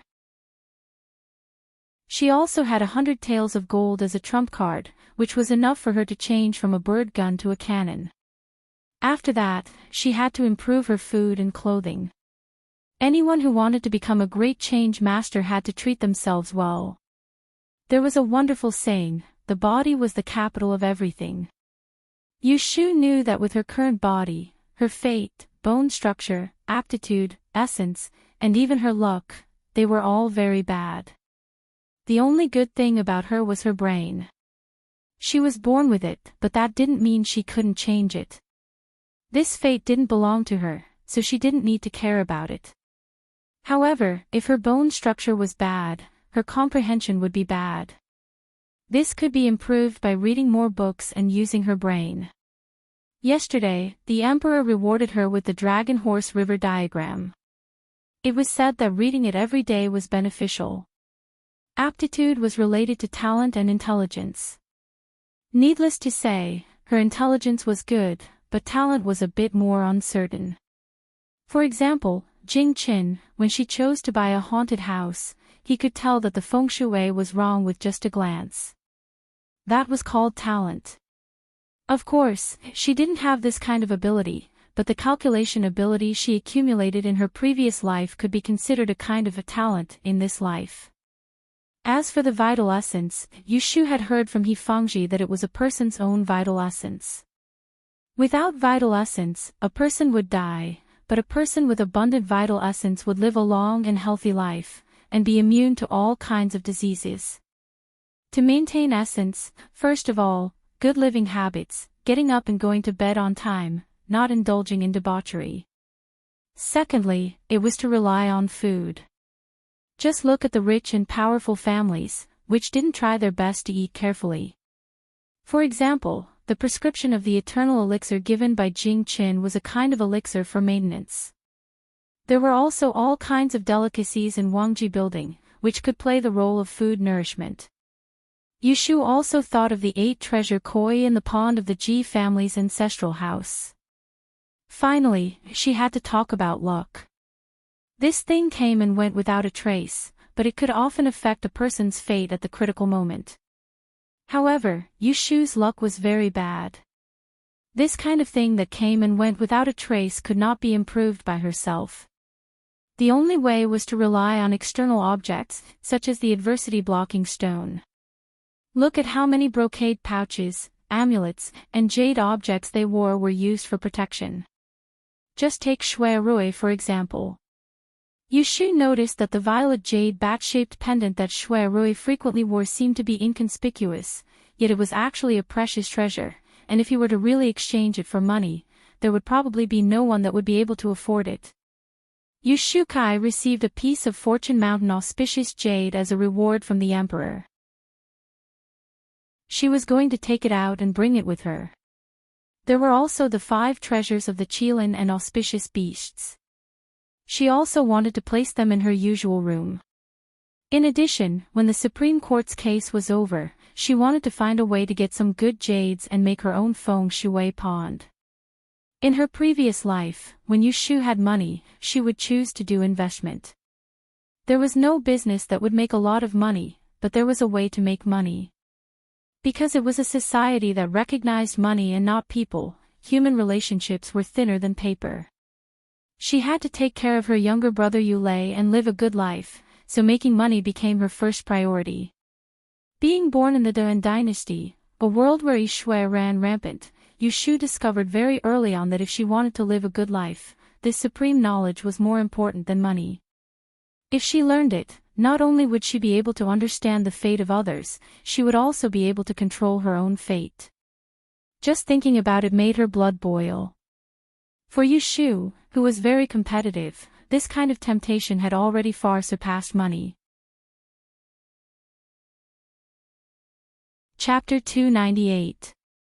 Another 2 days passed in the blink of an eye.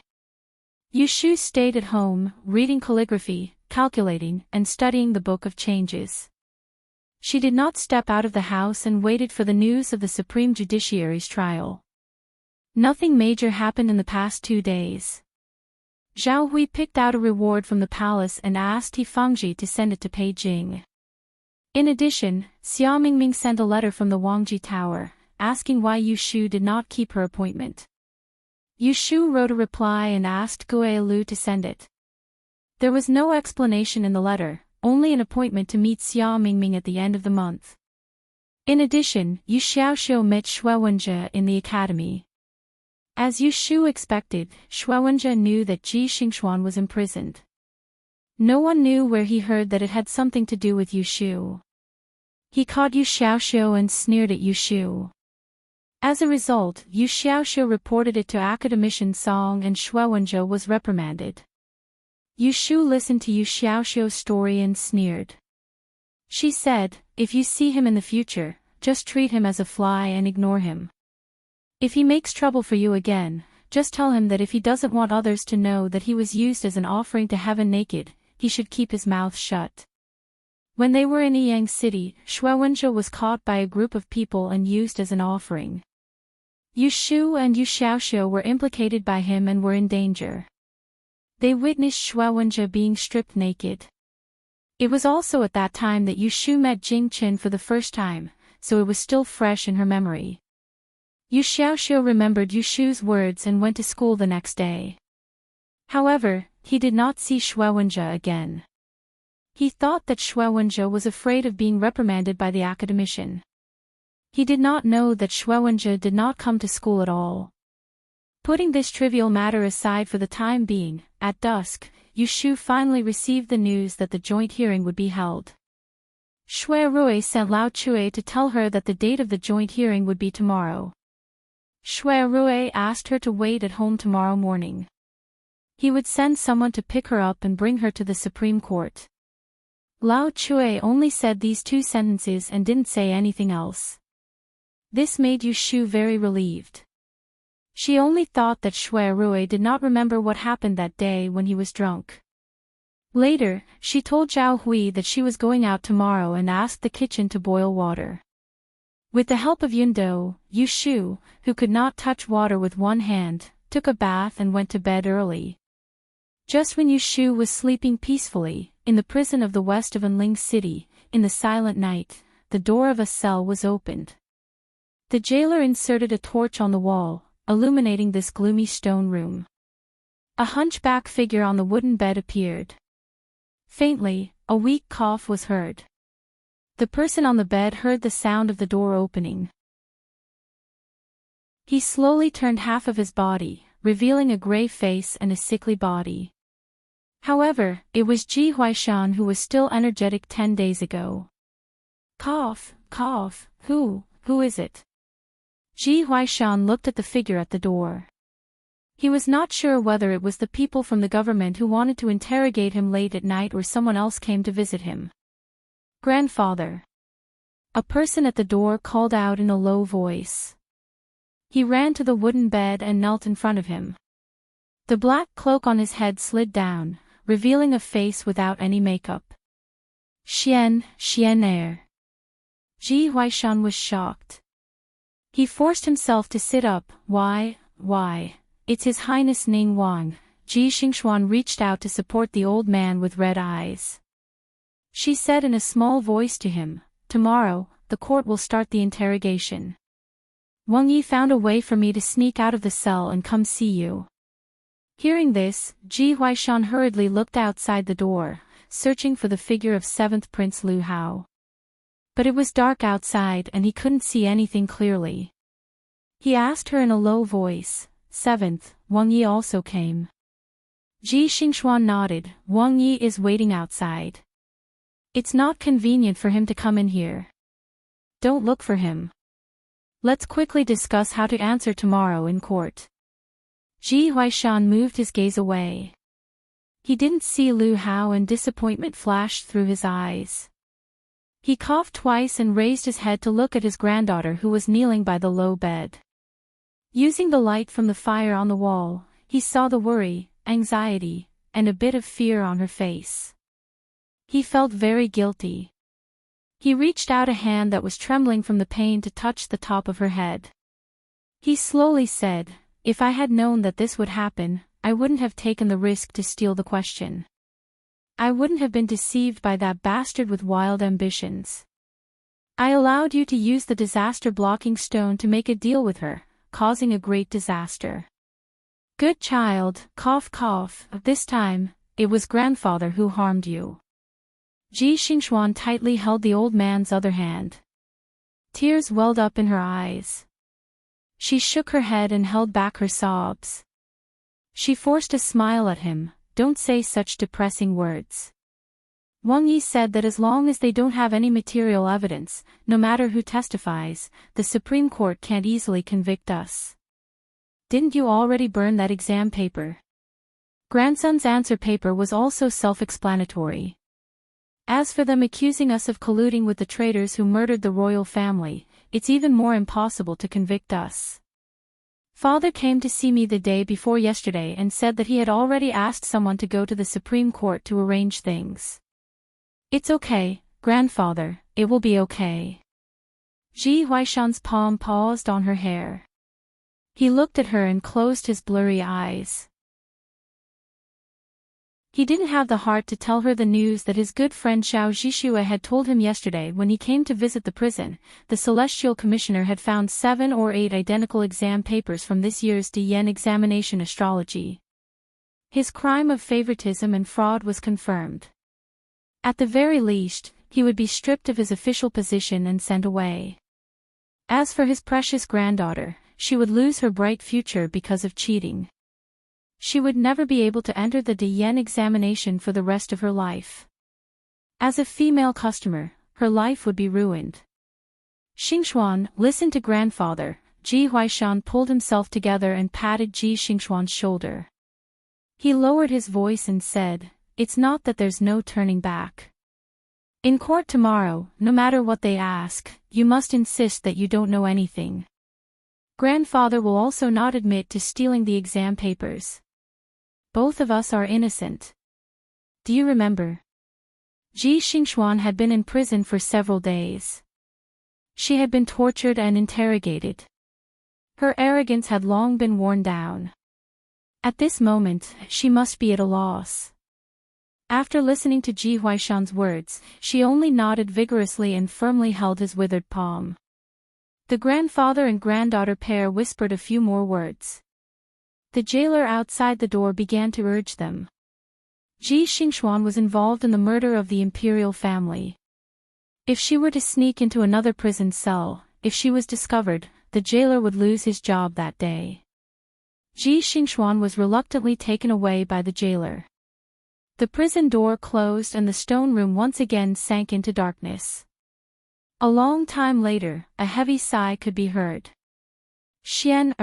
Don't blame grandfather. Ji Xingxuan was taken by the jailer through a corridor. She saw Lu Hao waiting in front of the iron bars. She lowered her head and walked forward. She raised a hand and bowed, "Many thanks, Wang Yi." "There is no need to thank me." Lu Hao held her wrist with one hand and looked at her with pity. He said, "You have suffered in prison these days. Don't worry, Ben Wang knows that you have been wronged and will seek justice for you." Ji Xingxuan raised her head and looked gratefully at him. Without a trace, she pulled her wrist out of his hand and said in a soft voice, "Wang Ye's benevolence, if there is a day, Xingxuan will definitely repay it." "Ben Wang does not need you to repay me." Lu Hao lowered his head and moved closer to her. His raised hand landed on her shoulder and he said in a warm voice, "As long as you do not hide from me in the future." Ji Xingxuan gave a bitter laugh and lowered her eyes, not replying. Seeing her like this, Lu Hao did not force her to promise anything. He patted her shoulder, "Let's go, I'll send you back before we leave." Ji Xingxuan did not refuse and let him send her to the door of the prison. Watching her enter and lock the door, she walked to the only window in the room. She raised her head to look at the stars in the sky. Her hand moved in front of her chest and she began to silently chant. After an unknown amount of time, she suddenly put down her hand and stiffly turned her head. She sat on the wooden bed and hugged the damp blanket. She slowly curled into a ball at the corner of the bed. A ray of moonlight shone on her figure and it could be seen that she was trembling. The 14th year of Zhao Qing, the 23rd of the first month. The sky was cloudy. This day was suitable for gathering, tailoring, entering a school, and meeting friends. Avoid visiting graves, digging, and brewing. Yushu had specially changed into a brand new Hu skirt today. She wore a pair of boots that had been wiped clean. Since the weather was cold, she put on a sheepskin waistcoat and a pair of soft leather wrist guards. A piece of Fushan auspicious jade hung on her neck. Her hair was tied up in a braid, revealing a clean face. She was full of energy. She didn't look like she was going to be a witness in court, but more like she was going to ride a horse to play. Lao Chui drove the carriage to Zhao Hui's house on time. Yushu went to the upper room and said goodbye to Zhao Hui. Then she got on the carriage and left. No one in the family knew that she was going to see the Ji family being tried today. Knowing that it would rain in the afternoon, Yushu didn't forget to take an umbrella when she went out. On the way, she sat at the door of the carriage and chatted with Lao Chui for a while. She learned that Shui Rui had been busy for 2 days because of his work. Last night, he went back to his house and slept. Early this morning, he went to the Supreme Court to deal with the case.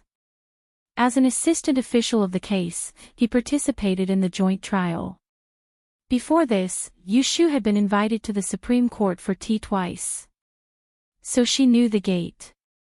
After getting off the carriage and reporting her name, she was led in by the officer in front of the gate. They didn't go to the court directly.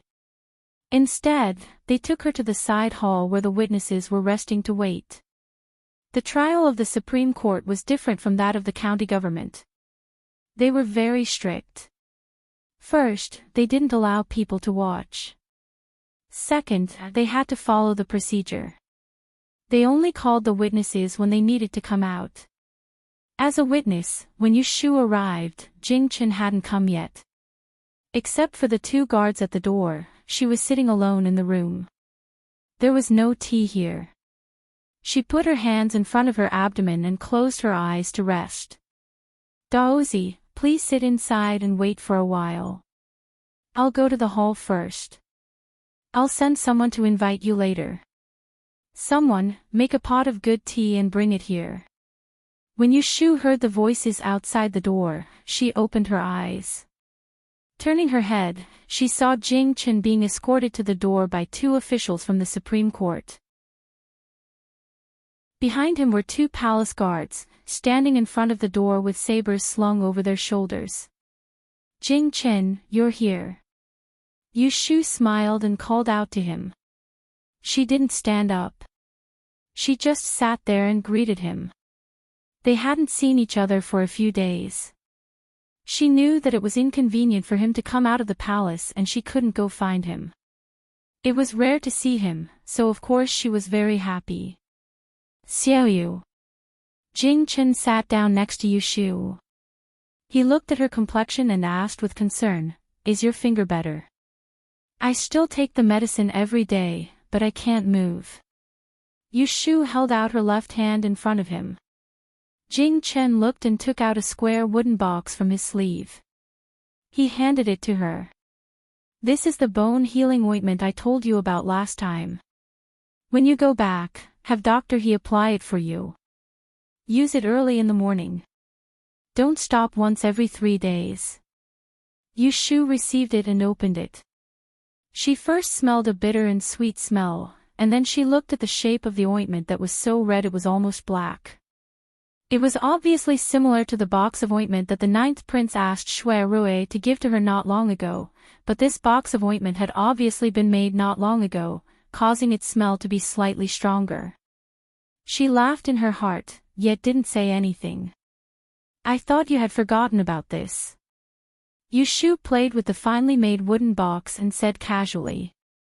"I was going to deliver it to you the day before yesterday," Jing-Chen explained to her. "But Shimmy suddenly fell ill. I left the palace to see her, so I was 2 days late." Chapter 299. Yushu had originally thought that it was inconvenient for Jing-Chen to come out of the palace, so his people had not come for a few days. Who would have thought that it was not inconvenient for him to come out, but he had no time to see her. "Why is Miss Shueyun so ill?" Yushu asked Jing-Chen with her usual expression. She was very curious about what illness it was that was more serious than her broken finger. Jing-Chen did not notice Yushu's displeasure and said, "The day before yesterday, Chongyun brought us to tour the capital. Shueyun was so happy that she played until late at night. As a result, she caught a cold.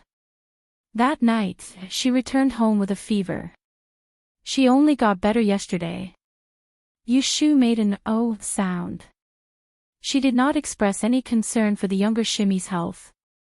Instead, she asked Jing-Chen with a faint smile, "What happened? Did you guys come out to play the day before yesterday? Why didn't you call me?" Jing-Chen was stunned and asked strangely, "Didn't you say that you had something to do and couldn't come?" Hearing this, Yushu frowned. "When did I say that? Why don't I remember? Did you come to find me the day before yesterday?" Jing-Chen nodded and said, "That day, Chongyun and I left the palace and went to his guest house to pick up Shimmy. I wanted to go to Dr. He's house to find you. They felt that it was too troublesome to go back and forth between the south and north of the city. Chongyun sent someone to invite you, but you said you had something to do and couldn't come." Ha! Yushu gave a fake laugh and thought that this was interesting. She had been staying at home for the past few days. Other than Gue Lu and Lao Chue who came to deliver letters, no one else had come to ask her to go out. But someone had copied what she said and told it to Jing Qin. There must be something fishy going on. Yushu's attitude made Jing Qin feel that something was wrong. He asked her in confusion, "Why didn't you say you had something to do?" Yushu smiled and didn't intend to expose him. "You're right. Now that you mention it, I remember that I did have something to do the day before yesterday." It was meaningless to put it bluntly. At most, Jing Qin would ask Lu Tan again. It would just be one more explanation. If the errand runner was lazy and didn't look for her, it would be fine. If Lu Tan didn't send someone to look for her on purpose, he wouldn't admit it. Right. Yushu cleverly chose to skip this topic. "How long are you going to stay in the palace? Didn't you say you were going to move to the princess mansion?" Jing Qin said, "Soon, the princess residence has been tidied up. All that's left is to clean it up." "That's good. It would be easier for her to find him after he came out." The two chatted for a while. Yushu heard the faint sound of a stick striking outside. She looked at the rising sun and guessed that the trial had begun. She stood up and walked to the door. The other person sitting next to him was the representative of the Celestial Commissioner, Junior Supervisor Ren Qiming. Except for Lu Tan, almost everyone who was at the Celestial Commissioner's office that night was present. Oh, there was still one more thing missing. Lord Bing, Yang's Yushu is here. Sitting in the main hall was the chief judge of the case. He was a second-ranked official in the imperial court, Chancellor Guo Huai, and cases of favoritism and fraud were common. Moreover, when the Dian examination and the imperial examinations were held together, there were many students who were caught cheating. If Ji Huaishan's case was just an ordinary case of fraud, Guo Huai wouldn't have to personally interrogate him. He could have just handed it over to his subordinates. But because it was related to the treason of murdering a relative of the emperor specially ordered a strict investigation. That was why he was the chief judge. Bang! Who are you? Guo Huai was 53 years old. He was slightly plump. Although he had a white face and looked kind, he was famous for being ruthless. 5 years ago, there was a big case in Enling. The fourth princess's son-in-law trampled a pregnant woman to death on horseback when he was drunk. 1 corpse and 2 lives were lost before he left. The magistrate didn't dare to make a noise and hastily closed the case, letting the son-in-law get away with it. Unexpectedly, the pregnant woman's husband went to the Supreme Court to beat the drum to complain about his grievances. He survived after being beaten 50 times with iron rods. Guo Huai accepted the case that day. After finding out the truth, the next day, he sent people to the fourth princess's residence to kidnap the son-in-law and interrogate him. In the end, the son-in-law was sentenced to be hanged. His death shocked the entire Enling city. Later, some people jokingly called him the White King of Hell. Student Yushu kowtows to your excellency. Yushu claimed to be a student, so she didn't kneel. Instead, she crossed her thumbs and bowed. She raised her head slightly and glanced at Shui Rui who was sitting at the side. Today, he was wearing a formal red muslin robe, a black leather belt around his waist, a black tsong hat on his head, and a white jade square hole on the brim of his hat. His eyes were looking at his nose, and his nose was looking at his heart. His dignified appearance made her a little displeased. Shui Rui was also looking at Yushu. Indeed, he didn't miss the displeasure in her eyes. He folded his thumbs on his knees and made 2 circles. He hid his smile in his eyes. He knew that she was a vengeful person and wouldn't forget so quickly. Yushu, this official wants to ask you. Do you recognize the 2 people kneeling on the ground? Guo Huai asked. Yushu turned her head to look at the grandfather and grandson who were kneeling on the ground with their heads lowered. She said, I recognize them. This is the Celestial Commissioner, right, Judge Ji Huaishan, Lord Ji. The other is the Ji family's fourth daughter, Ji Xingxuan. What followed was a series of questions and answers. Guo Huai hadn't tried Ji Huaishan's crime of stealing. He first asked about how Jing Qin was framed on his way back to the capital and lost the yellow frost stone. Later on, it was discovered in Ji Xingxuan's hands. Yu Shu answered every question. She was still a scoundrel. However, she didn't explicitly say that the Ji family was involved with the traitors. This was because Shui Rui had reminded her in advance that this Guo Huai, and who was trying the case today, was an expert in interrogations. It wouldn't be good if she said too much. During the course of Guo Huai's questioning, neither Ji Huaishan nor Ji Xingxuan interjected. After she had answered, Guo Huai questioned them again. Only then did the two claim that they were innocent. Ji Huaishan said a few words before coughing repeatedly. Ji Xingxuan continued to answer, Lord Bing, this little girl doesn't dare to say half a word of falsehood. The piece of jade that belonged to the Daoist was indeed something that I accidentally picked up. If it wasn't for the junior supervisor's guidance, grandfather and I wouldn't have known that it was a treasure. If Lord Bing doesn't believe me, you can ask my maidservant, Yun He. I picked up this piece of jade in Yang City and showed it to her when I got back. According to the time, the Daoist hadn't been harmed at that time. He must have lost it by accident. He definitely didn't get it from the hands of a thief. This is all a misunderstanding. Ji Xingxuan was smart. She knew that the Daoist, Jing Qin, was helping Yu Shu make a false statement. Therefore, she didn't say that Yu Shu was falsely accusing her. She only said that it was a misunderstanding. Summon the handmaiden, Yun He. Guo Huaiyan ordered someone to summon Ji Xingxuan's handmaiden to the court. Because the witness who testified and the witness who vouched for Ji Xingxuan were not in the same place, Yu Shu and Jing Qin were waiting in the side hall and didn't see anyone else. Before Yun He was brought to the court, Guo Huaiyan first asked Ren Qiming to confirm Ji Xingxuan's words. Then, he asked Jing Qin again for confirmation.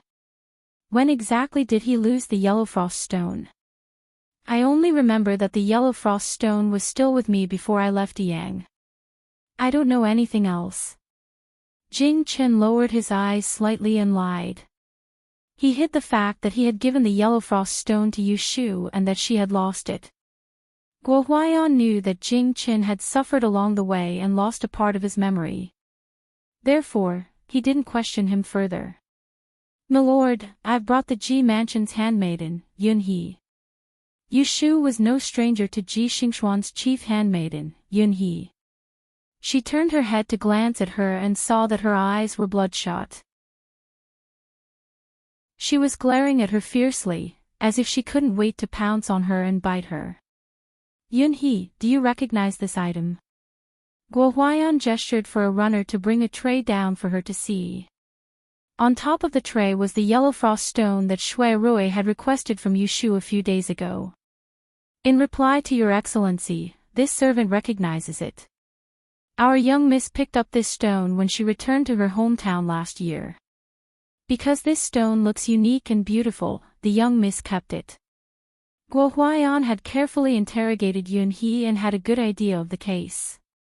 He knew that the crime of colluding with the traitors to murder the imperial family was too far-fetched to be confirmed. Thus, he changed the topic and asked with a stern expression, then how did it end up in the hands of Daozi and Miss Yu? This official wants you to tell me the truth.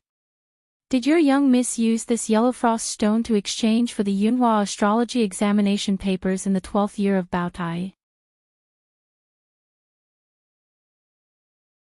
Chapter 300. When Ji Xingxuan's head maidservant, Yun He, was asked by Guo Huaiyan whether Ji Xian had taken the yellow frost stone to exchange with Yu Shu for Yunhua Ez's exam paper, she panicked for a moment before quickly replying, in reply to official, this servant has never heard of Yunhua Ez's exam paper. This servant only knows that the stone was stolen when Miss was shopping. Slap. Audacious servant, you dare to lie in front of this official. Guo Huayan's expression was stern as he slammed the gavel in his hand. Yunhee was so frightened that her entire body trembled. She lowered her head and braced herself to say, "Official has wronged me. This servant does not dare to lie." Guo Huayan ignored her and turned his gaze to Yu Shu. "Miss Yu, tell me, how did you get the yellow frost stone back from Ji Xingxuan's hands?" Yu Shu had been waiting for him to speak, so she took a step forward and said seriously, "Official Bing, this student doesn't dare to hide the truth. Last November, the Dian examination was near, so I asked a friend who studied at the Imperial Historian's Library to help me sneak into the library. There, I happened to meet 4th Miss Ji and another female student from the library. Because the Imperial Historian's Library has a clear rule that outsiders are forbidden from entering the library, I was afraid that they would see me and implicate my friend, so I hid in a corner and wanted to wait for them to leave before coming out. Who knew that the two of them would rummage through the books?" Yu Shu first told him how she got the Yunhua Ez's exam paper and accidentally saw the yellow frost stone that Ji Xingxuan was wearing. Then, she told how she got the yellow frost stone back. Although that yellow frost stone belonged to Daozi, he had lost his memory at that time, so we didn't know how it ended up in someone else's hands. For safety reasons, we couldn't ask Miss Ji for it in person, but I knew that this item was very important to Daozi and needed to be retrieved as soon as possible. So, I thought of using that exam paper to exchange with Miss Ji. Guo Huayan frowned and asked, "How did you know that they would ask for this exam paper and exchange it with you? This matter of stealing questions is a private matter. How did you know that Yunhua Ez's examination paper was this year's Dian examination paper?" Yu Shu smiled bitterly and said, replying to Darren's question, "At first, I didn't know that it was this year's examination question. It was only when I saw them looking for it anxiously that I thought it was something important. Later on, I heard from a friend that this EZ's examination paper was a unique collection. Coupled with the fact that Darren had personally set the questions and personally graded them, I thought that it might be this year's examination question. Thus, I tried to write a letter anonymously and send it to Miss Ji, claiming that I had the EZ's examination paper that she was looking for. I asked her to come to Kunyuan Street's Eternal Spring Square at noon the next day for an exchange. In the end, she did come that day, but I didn't show up. Instead, I wrote a note asking her to place the yellow frost stone in an old beggar's begging bowl and take it away during the chaos. At the same time, I asked Daozi to hand that paper to Miss Ji. Guo Huayan turned his head to ask Jing Qin, "Daozi, did you personally hand over your father's examination paper to Miss Ji?" At this point, he reminded everyone of Jing Chen's identity. Coincidentally, he had unknowingly handed over his father's examination paper to someone else. Yes, I still remember that it was raining that day. I wore a bamboo hat to cover my face and handed the umbrella with the examination paper to her. Jing Chen recalled truthfully. At this time, Ji Xingxuan, who had been kneeling on the ground without making a sound, suddenly raised her head. She looked at Jing Chen with an ugly expression. She also remembered the scene of him handing over the umbrella in the rain that day. At that time, she thought that he had good intentions. Who knew that today, he would actually put them to death? She turned her head to look at the people in the hall. Unexpectedly, there was no one who could speak up for them. As for the 9th prince, who had promised to help her yesterday, she did not know why he had not appeared yet. She felt that she had no way out today and was in such dire straits. She then looked at the person standing in front of her, who used to live under someone else's roof and had no one to rely on. Now, she was immaculately dressed and had ascended to a higher level. Other than hatred, she felt nothing else. After Guo Huayan finished asking Jing Qin, he went to ask Shui Rui and another junior official who were sitting at the side listening to the interrogation, "Has it been verified that the question for this year's astrology section is the same question that Yunhua Ez answered in the Dian examination 20 years ago?" Shui Rui was prepared since a long time ago. As soon as he was asked, He passed the file in his hand to the advisor and said, "Sir, please take a look. I've already verified it, and it's indeed the same question from 20 years ago." Guo Huaiyan looked at the record and went to ask Ren Qiming, who was sitting on his left. "Junior Supervisor Ren, is the question for this year's astrology section really based on Yunhua Yi's answer paper?"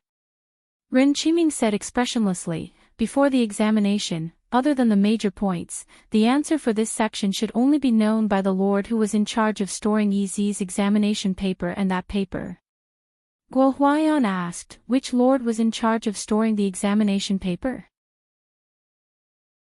"It was the right commander of the Celestial Commissioner in the past, the late old Mr. Qin Fangqi."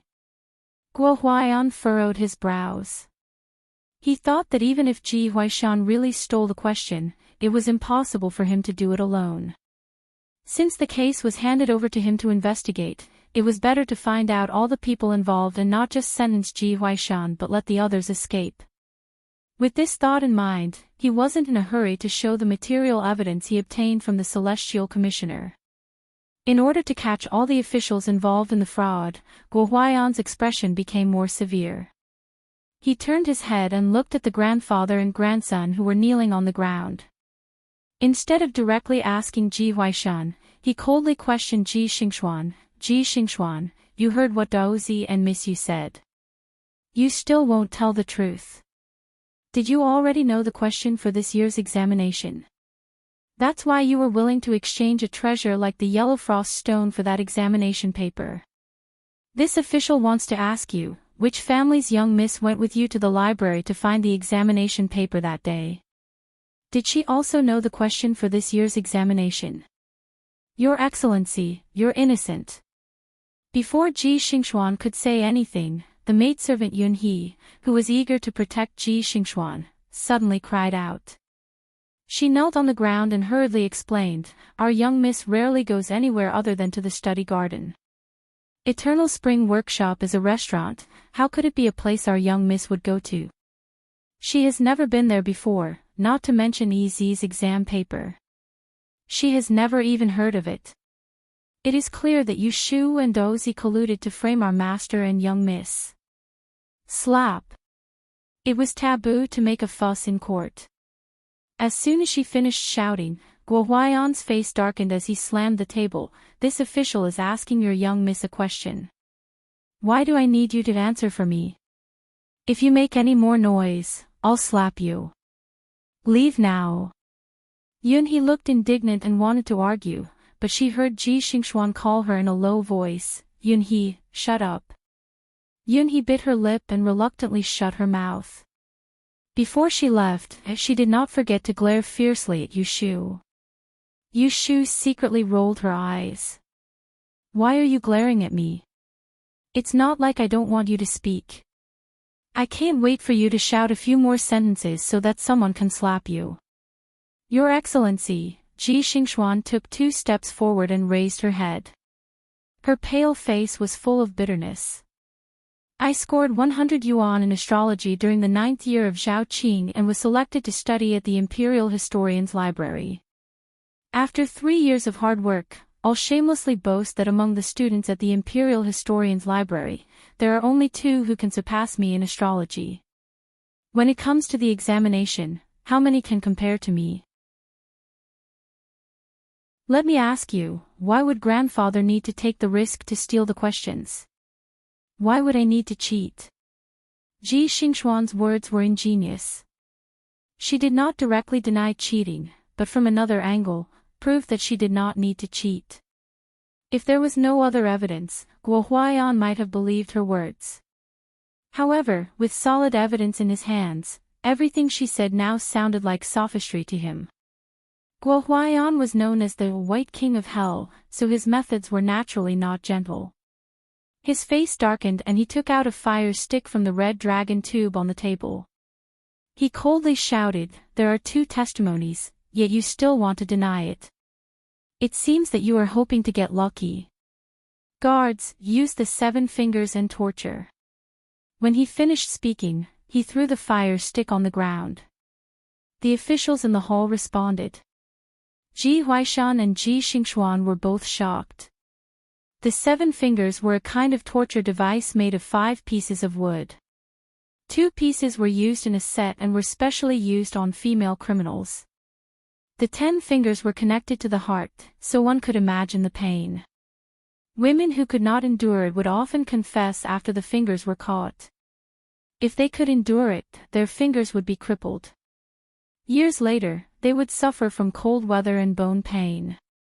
They would not even be able to write. Yushu saw the frightened look on the father and son's faces.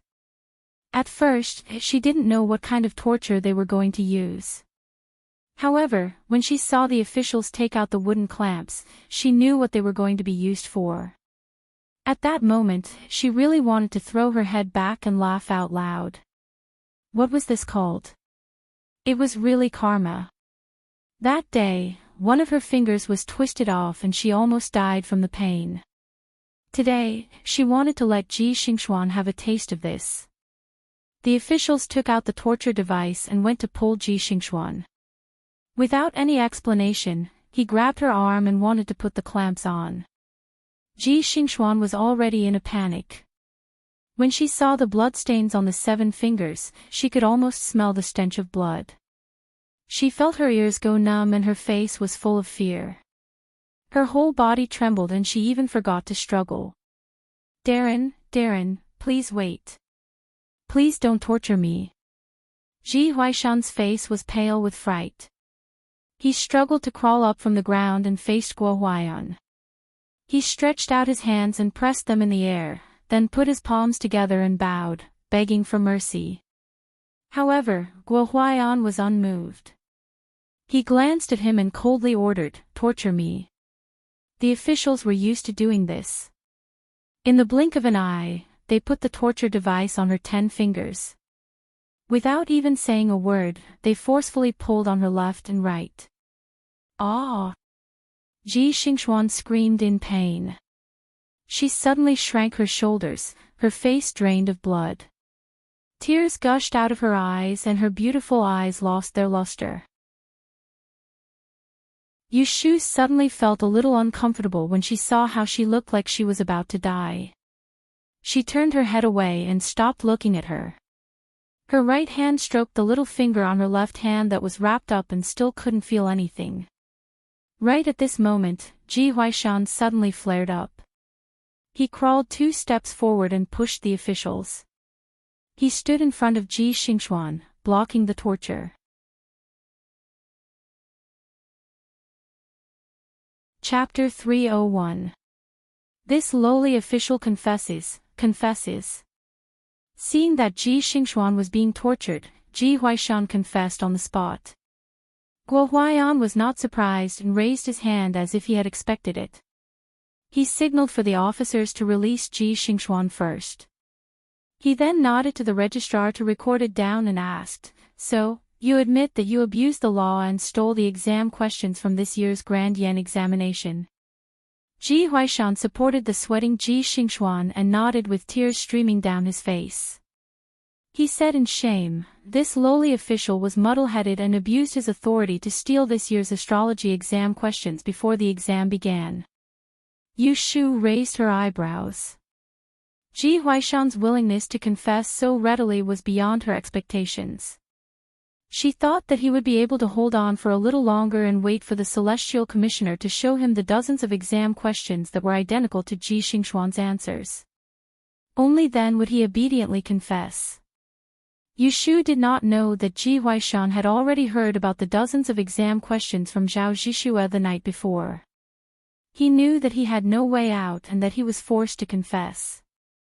Ji Xingxuan was scared out of her wits. She leaned against Ji Huaishan, sweating profusely. Her arms were stiff and trembling uncontrollably.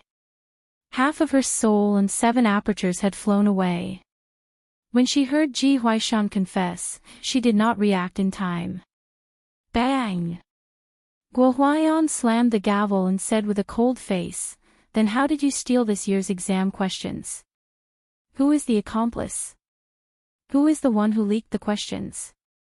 Tell me everything and do not hide anything." Ji Huaishan hugged Ji Xingxuan, his dry lips quivering. His eyes darted around and he gritted his teeth and said in a low voice, "Your Excellency, this lowly official knows that I have committed the taboo of favoritism and that there are indeed accomplices who stole the questions. But let me say this first. My granddaughter Xingxuan did not know that I had stolen the questions. It was I who found out where Yunhua's exam papers were kept and asked her to look for them. It was also I who asked her to meet the anonymous agreement to exchange the stone for the exam papers. After I succeeded, I tried my best to remind her how to answer the questions and did not let her take a look at the exam papers. This matter has nothing to do with her. It is my fault that I was blinded by greed. This child was only misled by this old thing and did not knowingly commit the crime. I beg for your Excellency's judgment." After listening to his words, Yu Shu came to a sudden realization. This old thing took the initiative to confess. He intended to take all the blame on himself in order to protect Ji Xingxuan. Sensing Ji Huaishan's intention, Yu Shu sneered. She thought to herself, "Do you think it is that easy? Do you think everyone is a fool?" Saying that Ji Xingxuan did not know anything will dispel the fact that she cheated. Who would believe that? At this time, Ji Xingxuan recovered from the pain and heard the second half of Ji Huaishan's words. Her expression changed abruptly. She raised her head and stared blankly at Ji Huaishan. She stammered, "Great-grandfather." Ji Huaishan avoided her gaze and choked, "Child, grandfather is muddle-headed. Grandfather has let you down." Not wanting Ji Xingxuan to escape, Yu Shu could not help but speak. She took a step forward and bowed to Guo Huaiyan. She said, "That day, this student handed that anonymous letter to Miss Ji. She was also the one who personally received the Yunhua examination paper from Daozi. Miss Ji is extraordinarily intelligent. Even this student guessed that this was an examination question. How could she not know? This is obviously Lord Ji's excuse to absolve her of the crime of cheating." Ji Huaishan raised his head and looked coldly at the unforgiving Yu Shu. No one knew what he was thinking. Was he regretting that he did not make the first move to gain the upper hand back then? Listening to their argument, Guo Huaiyan had a rough idea of what was going on. He said, "Whether she is guilty or not, this official will judge for himself. Lord Ji, you should first confess to the process of stealing the examination questions." In fact, the Supreme Court had been investigating the Celestial Commissioner for many days but could not find any other clues. At present, they could only start with Ji Huaishan. Only then would they be able to bring the officials involved in the theft of the examination questions to justice. Therefore, Guo Huaiyan thought of using torture on Ji Xingxuan to force Ji Huaishan to submit and confess to the others. Ji Huaishan patted Ji Xingxuan's back and looked at her lovingly. After stabilizing her, he let go of her and crawled 2 steps forward. With his hair that had turned white overnight, he bowed to Ren Qiming who was sitting on his left. He actually kowtowed.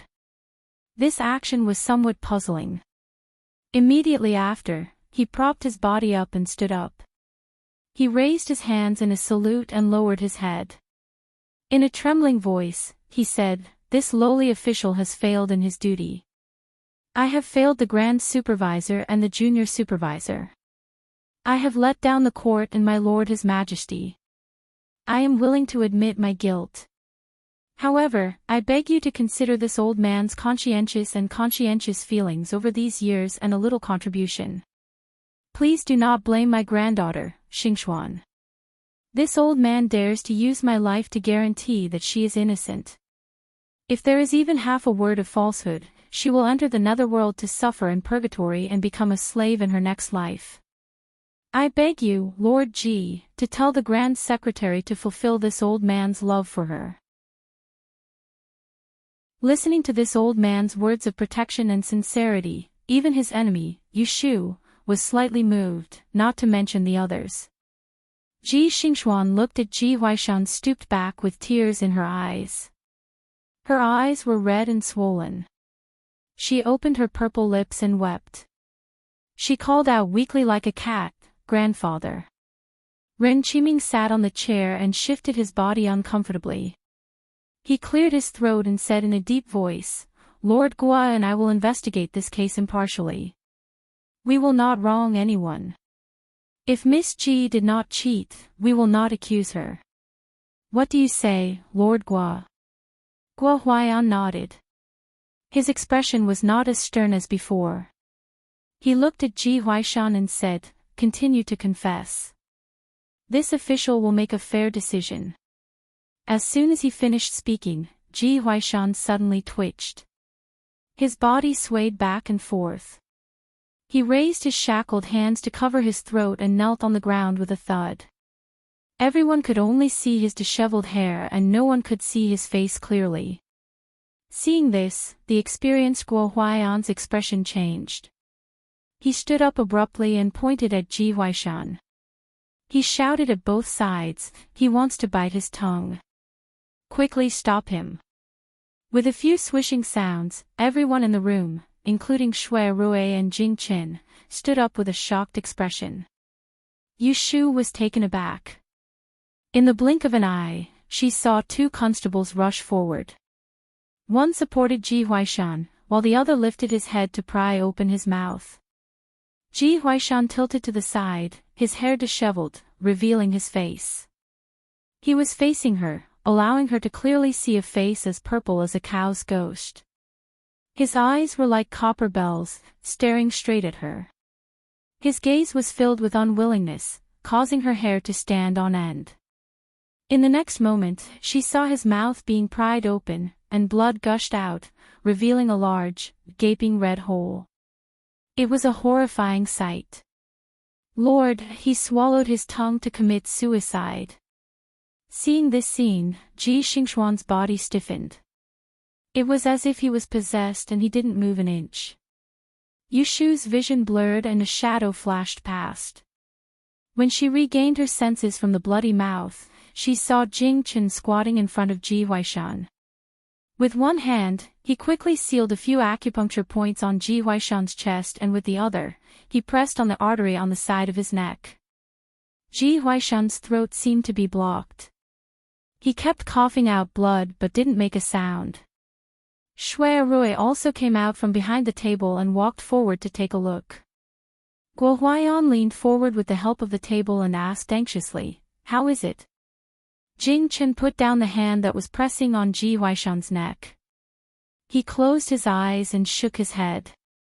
There was no hope. "Grandfather." At this moment, a heart-wrenching cry sounded in the court. Ji Xingxuan threw herself to Ji Huaishan's side like a madman.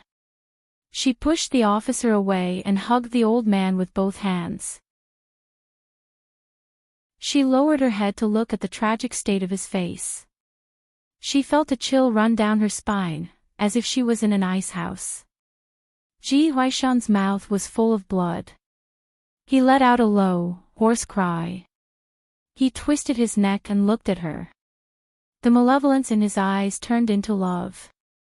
He used the last bit of his strength to raise his hand, as if he wanted to touch her face. But his fingers brushed against her cheek, leaving a trail of blood. With a thud, his breath stopped. Seeing this, Jing Chen's expression changed. He clenched his fists that were hanging by his side. "Grandfather, grandfather!" Ji Xingxuan screamed. Her red and swollen palm shook Ji Huaishan. She held his blood-covered face and tried to wake the old man up. But in the blink of an eye, they were separated by life and death. He was dead and there was nothing she could do. "Your Excellency, the criminal is dead," the officer reported. Ji Xingxuan hugged Ji Huaishan's body and cried. No one tried to stop her. Everyone in the court had a heavy expression on their faces.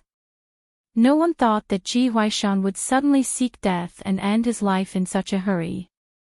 Yu Shu stared at Ji Huaishan's dead body. She slowly bit her lips. At this point, she finally understood Ji Huaishan's intentions. He risked his life to protect Ji Xingxuan's innocence and protect her future. She would be lying if she said she wasn't touched by this kinship. She originally had no intention of killing them. Who would have thought that Ji Huaishan would lose his life because of this? This result was beyond her expectations. She couldn't feel happy at all. Instead, she felt an indescribable heaviness that made it hard for her to breathe. Woo! Ji Xingxuan's cries became hoarse. She suddenly stopped crying and struggled to support Ji Huaishan's body to the ground. She covered Ji Huaishan's widened eyes with her blood-stained palms. She lifted her swollen face and looked around. Finally, her gaze fell on Yushu. Her eyes suddenly became fierce. She staggered to her feet and took a step forward. She raised her hand to slap Yushu's face. Shui Rui and Jing Chen were both nearby, and both of them noticed Ji Xingxuan's intentions at the same time, so they stretched out their hands to stop her.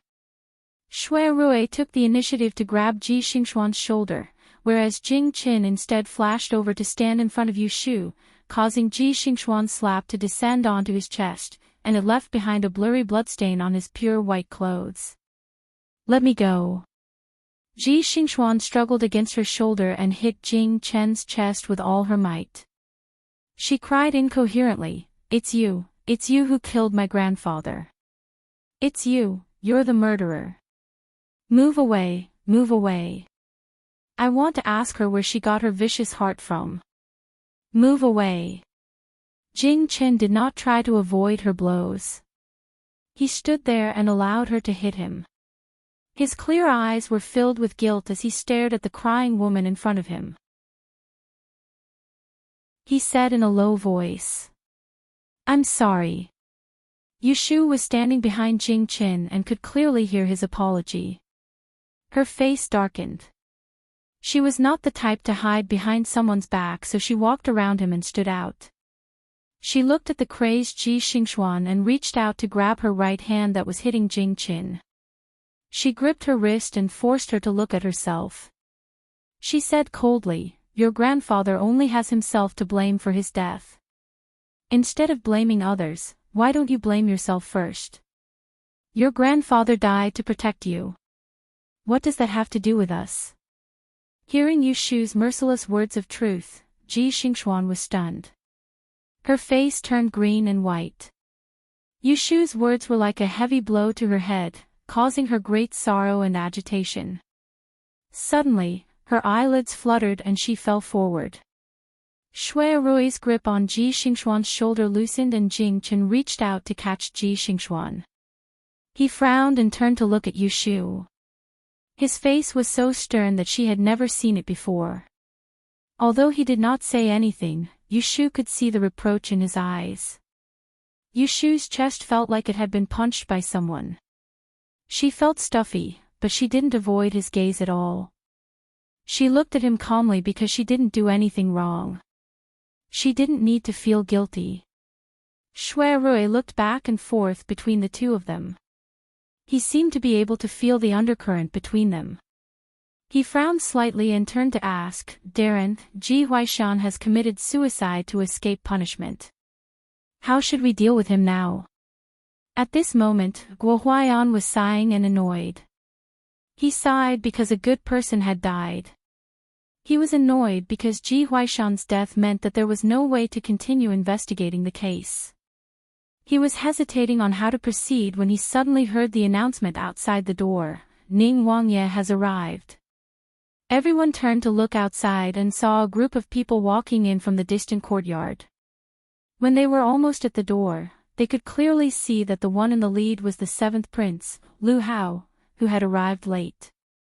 Guo Huaiyan and Ren Qiming looked at each other.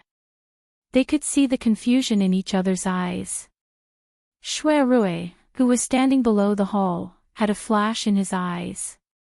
He thought, after waiting for so long, he's finally here. Greetings to Ning Wangye. Everyone in the hall paid their respects. As soon as Lu Hao entered, he first saw Ji Huaishan's corpse on the ground. He then found Ji Xingxuan, who was unconscious on Jing Chen's chest. His expression was ugly. He asked in a cold voice, what is going on? Hearing this tone, Guo Huaiyan frowned imperceptibly. He said, I wonder what business Ning Wangye has come to the Supreme Court at this time. He was speaking politely. The Supreme Court was in the middle of an investigation and prohibited people from entering or leaving. Lu Hao could be considered to have barged in. Lu Hao calmly reached to the side and took a letter from a eunuch. In a loud voice, he said, This is the purpose of the edict. Ben Wang is acting on Fu Huang's orders to investigate the matter of Daozi being harmed on his way back to the capital. Seeing the edict in his hand and hearing his words, everyone's expression changed. First, they stood to pay their respects to the emperor. Then, Lu Hao had his attendant hand the edict into Guo Huaiyan's hands. Seeing this scene, Yu Shu thought for a moment and understood the situation. She had seen Ji Xingxuan walk with Ning Wangye at Dingbo Hall. At that time, she could see that this Lu Hao was fond of Ji Xingxuan. Now that he had come, he must have come to save the situation. This Lu Hao was smart and capable. He knew that he could not directly interfere with this case, so he used the investigation of Jing Qin as an excuse to get involved. After Guo Huaiyan read it, he handed it to Ren Qiming. He raised his hand to Lu Hao and said, Wang Yi is a step late. This criminal, Ji Huaishan, has just confessed to his crime and committed suicide to escape punishment. Displeasure appeared on Lu Hao's face. He looked at Ji Huaishan's corpse on the ground and then looked at the battered and unconscious Ji Xingxuan. He coldly said, If that's the case, then collect the corpse first. Let this prince investigate and then judge later. What does Guadarin and Junior Supervisor Ren think? With the edict in his hand, what else could Guo Huaiyan and Ren Qiming say? They could only agree with him. Moreover, this scene was not suitable to continue judging. They needed to sort things out before making a decision. Come, inform the Ji family to come and collect the corpse. This Miss Ji, this prince has questions to interrogate Miss Ji, Lu Hao interrupted Guo Huaiyan. He pointed at Ji Xingxuan and ordered, Come, take her away. Just as he finished speaking, two female guards came forward and supported Ji Xingxuan from Jing Qin. They carried her on their backs and returned to Lu Hao's side. Guo Huaiyan saw that he was acting on his own and was slightly displeased. However, he did not stop him. Guadarin, Junior Supervisor Ren, and Daozi. Lu Hao turned his head and glanced at Shui Rui. He smiled coldly and said, Guadarin, this prince will take his leave first. Then, he left with his entourage. Chapter 302. After Ji Huaishan pleaded guilty, he committed suicide by swallowing his tongue. Ji Xingxuan was greatly stimulated and fainted on the spot. Prince Ning, Lu Hao, arrived later and took him away. Out of the two criminals, one was dead and the other was unconscious. As a result, the trial of the case had to come to an end. Guo Huaiyan ordered the bailiffs to carry Ji Huaishan's corpse away and wait for the Ji family to come and collect the body. After that, he announced that the court would be dismissed. Junior Supervisor Ren, let's go to the back to discuss the matter. Guo Huaiyan stood up and straightened his black gauze. He first signaled to Ren Qiming, then turned to Shui Rui, who was standing with Yu Shu and Jing Qin, and said, Junior Supervisor Shui, please send Ozi off on my behalf. Yes, sir. Following the departure of Guo Huaiyan and Ren Qiming, only a few bailiffs were left in the court that was previously full of people. Dozi, please. Shui Rui extended his hand to lead Jing Qin out of the door, but his gaze was on Yu Shu. He saw that she was thinking about something with her head lowered, but he could sense that she was not in a good mood. Thus, he was slightly worried that she was frightened by Ji Huaishan's death. Jing Qin was lost in thought as he stared at the small pool of blood on the ground. When he heard Shui Rui calling him, he came back to his senses. He glanced at Shui Rui and then shifted his gaze to Yu Shu. He wanted to say something but stopped himself. Yushu seemed to have finished thinking about something. She raised her head and saw that both of them were looking at her. She said expressionlessly, "What are you looking at me for? Let's go." After she finished speaking, she took the lead and walked out. She did not even look at the blood on the ground. Seeing this, Shui Rui and Jing Chen followed them out, along with the two palace guards who followed Jing Chen everywhere. When they arrived at the gate of the Supreme Court, Jing Chen's carriage was waiting on the opposite side of the street. The imperial bodyguard went forward to lead the horse. The coachman turned the carriage around and stopped in front of Jing Chen. A 14 or 15-year-old eunuch jumped out of the carriage. Originally, he wanted to welcome Jing Chen into the carriage, but as soon as he saw the bloody mark on his chest, he screamed in fright, "Ah, Dozy, what happened to you? Where did you get the blood? Where are you hurt?" Jing Chen looked down at his chest and said, "I'm fine. This is someone else's blood." The little eunuch patted his chest and sighed twice. He glared at the imperial bodyguard behind Jing Chen, as if he was complaining that they did not do their duty to protect him. He turned around and lifted the curtain of the colorful carriage. He said to Jing Chen, "You should quickly get on the carriage. You have to quickly go back and change your dirty clothes to avoid being stained with bad luck." Jing Chen turned his head to look at Yushu. He opened his mouth and wanted to say something, but he heard Yushu said first, "Don't be in a hurry to leave. I have something to say to you." Finished speaking, she did not wait for his reply. She turned her head to Shui Rui and said, "Big brother, let me borrow your place." As soon as Shui Rui heard this, he knew that she wanted to go to Wang Jilu. He thought for a moment and said to her, "You go first. I'll go inside and sort out the files. I'll be there shortly." Then he looked at the luxuriously decorated and eye-catching carriage in the palace. He asked her, "Lao Chui is at the stable in the back. Why don't you wait for a moment? I'll have him drive the carriage to take you." "No need," Yushu said, "I'll sit in your carriage. It won't be convenient for you to leave later." Finished speaking, she turned around and got on the carriage in the palace. The little eunuch did not recognize Yushu. Seeing her openly get on his master's carriage, he was just about to reprimand her when he saw the curtain of the carriage was lifted from the inside, revealing Yushu's face. She said to Jing Chen, "Still not leaving?" Jing Chen hesitated for a moment and then got on the carriage. The little eunuch was perceptive. Seeing this situation, he swallowed his words. He was about to climb into the carriage, but just as he poked his head in, he heard the person inside say, "You, sit outside. Let the driver go to Horse Street first." Yushu waved her hand at this unknown little eunuch. Without any explanation, she pulled down the curtain of the carriage and hung it on the hook of the door frame. She sat back by the window and looked outside at Shui Rui. She said, "I'll go back first." Shui Rui stood in front of the door. His eyes followed the carriage as it was escorted away by two imperial bodyguards. Only then did he turn around and return to the yamen. He had to quickly take care of the matter at hand so that he could have some free time. In the carriage, after a while, Yushu and Jing Chen sat facing each other, separated by a peach blossom and sandalwood table. No one spoke first. At this moment, Yushu's heart was very uncomfortable.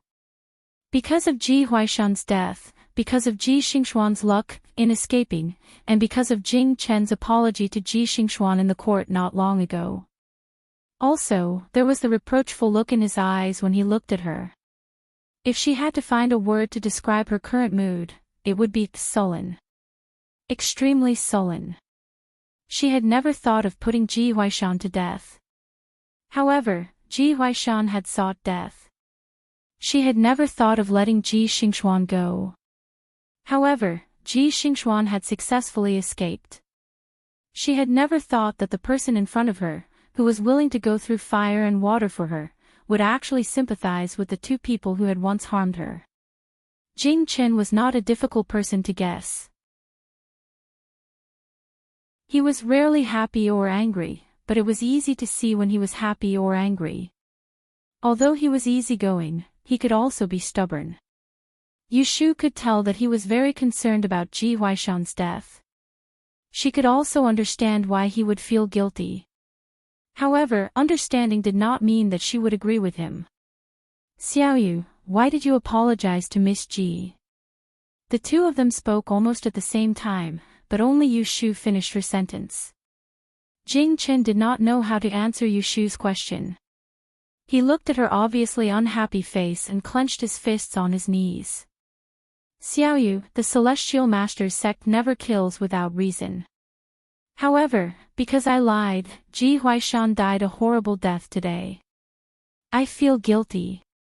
Hearing this, Yushu lowered her eyes. After a moment of silence, she suppressed the sullen feelings in her heart and explained, Jing Chen, you've underestimated the human heart. I'll be honest with you. Ji Huaishan asked for his death today. No one forced him to do so. He chose to commit suicide in order to protect Ji Xingxuan and the Ji clan.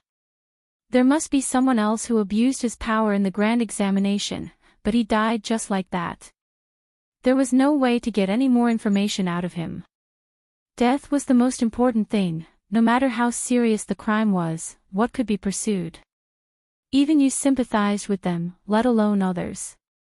Those who were lucky enough to escape will remember his kindness and will most likely help him take care of his descendants. Ji Xingxuan does not have to bear the consequences of cheating. Based on her talent, she will definitely pass the Grand Yen examination. Once she becomes a Dei Master, a girl of her age will definitely be famous in the capital. When that time comes, not only will she make a comeback, but the Ji family will also not decline. At this point, she laughed mockingly and crossed her arms. Ji Huaishan did not die because he was forced to do so. Instead, he died because of his schemes. You don't have to feel guilty for him and I don't have to bear the consequences of his death. Hearing Yushu's words, Jing Chen's expression changed slightly. Raising his head, he met her cold and emotionless gaze. His heart skipped a beat and he closed his eyes. Recalling Ji Huaishan's tragic death, he sighed. You're right. He did not have to die. He did seek death of his own volition. However, if he had not been forced to do so, he would not have sacrificed his life to protect his descendants. Xiaoyu, they are indeed in the wrong, but they do not deserve to die. If I had known that I would cause someone to lose his life, I would not have lied in the first place. Seeing Jing Chen's helpless expression, Yushu smiled coldly. Hearing the seriousness and regret in his last sentence, she felt a pang of sorrow. That Ji Huaishan did not deserve to die, and that Ji Xingxuan did not deserve to die either. Did she deserve to be plotted against and have her fingers broken? That night, when she was sent home from the Celestial Commissioner's office, she heard He Fangji and Shui Rui whispering to each other. They said that even if her fingers were reattached, she would not be able to use them properly in the future. She did not want them to worry, so she pretended that she did not know anything.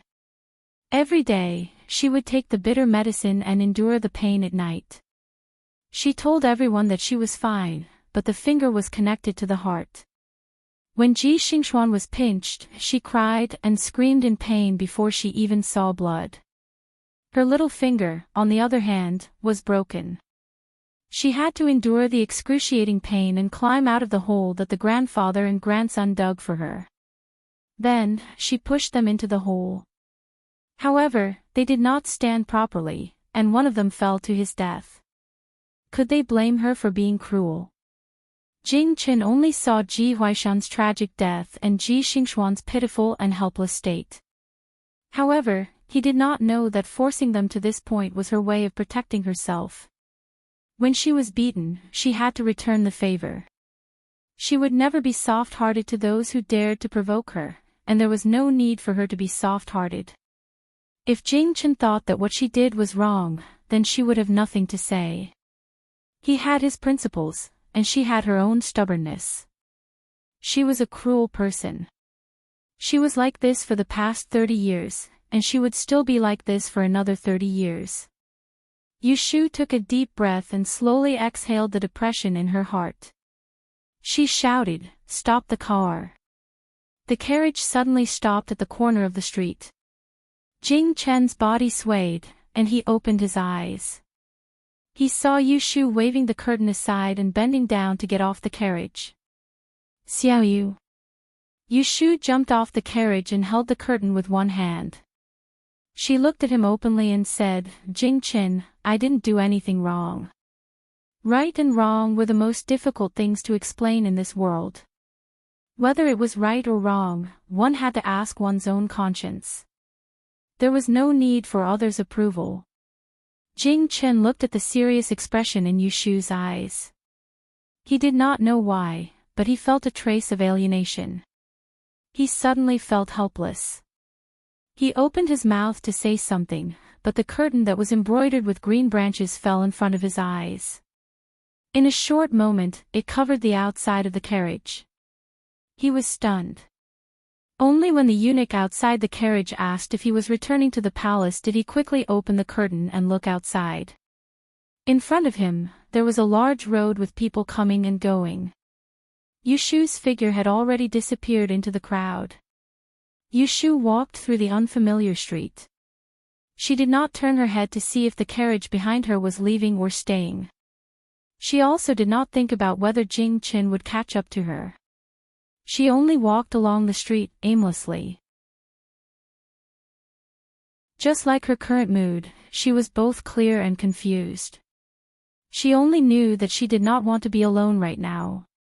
Just like this, she did not know how long she walked. She faintly heard someone calling her name from behind her. She walked forward a dozen steps before she reacted. She turned her head and looked at the middle of the street with sparse pedestrians. A person on a horse hurriedly caught up to her and stopped beside her. The person on the horse lowered his head to look at her and let out a sigh of relief. The thin layer of sweat on his forehead shined under the midday sun. Together with that mischievous smile, he said, "I called you several times and you didn't hear me. Do you have a problem with your ears? You made me chase you half a street."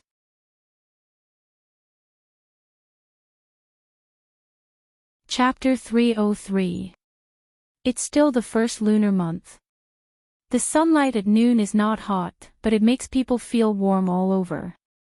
Shui Rui held the reins of the horse and accompanied Yushu to walk along a street lined with shops and merchants towards the Forgotten Opportunity building.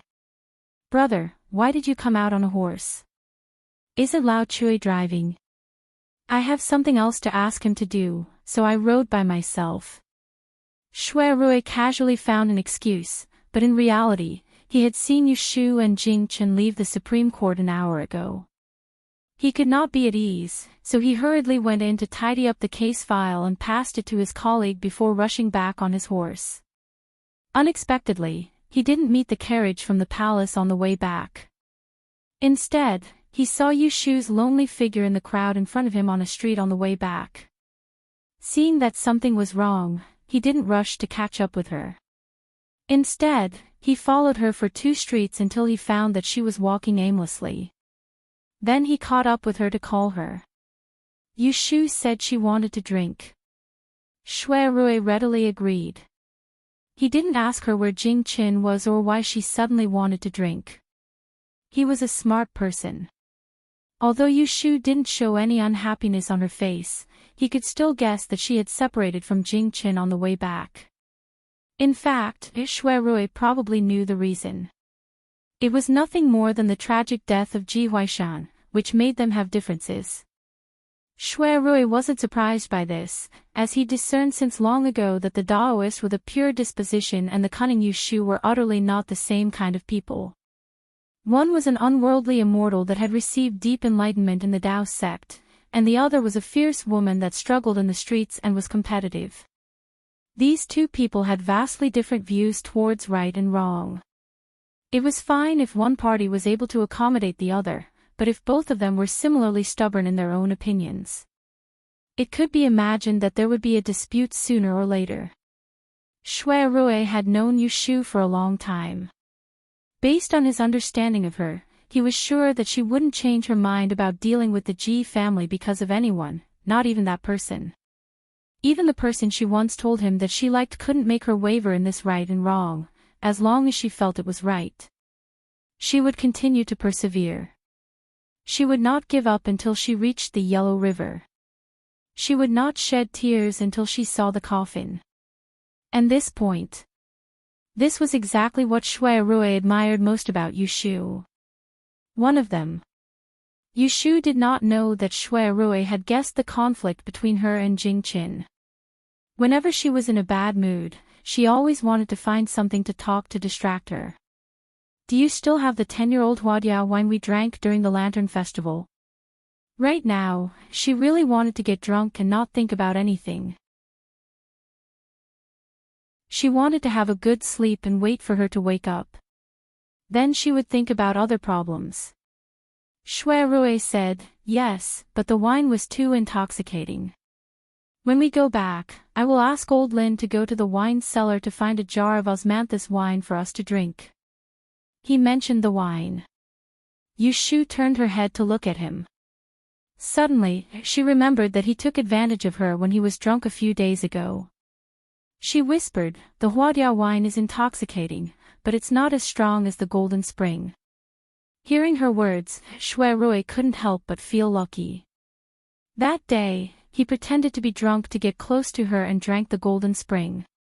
Fortunately, the Golden Spring was famous for its strong after-effects. Otherwise, he would have been exposed. Between these two people, one pretended to be confused, and the other pretended to be confused. Unexpectedly, neither of them mentioned what happened that day. As they talked, time passed. Because they took a detour back, they didn't go through the back door. When they passed the front door of Wangji Tower, they were seen by Gue Qi, who was standing in front of the door to welcome the guests. He hurried to help Shui Rui hold the horse. Yu Shu and Shui Rui walked in together. It was just past lunchtime, and there were not many guests downstairs. No one recognized them. Lin Fu, who was beside the counter, saw them. He quickly put down the silver plate and came out to follow them. Young master, young lady. Generally, guests were not allowed to enter the backyard.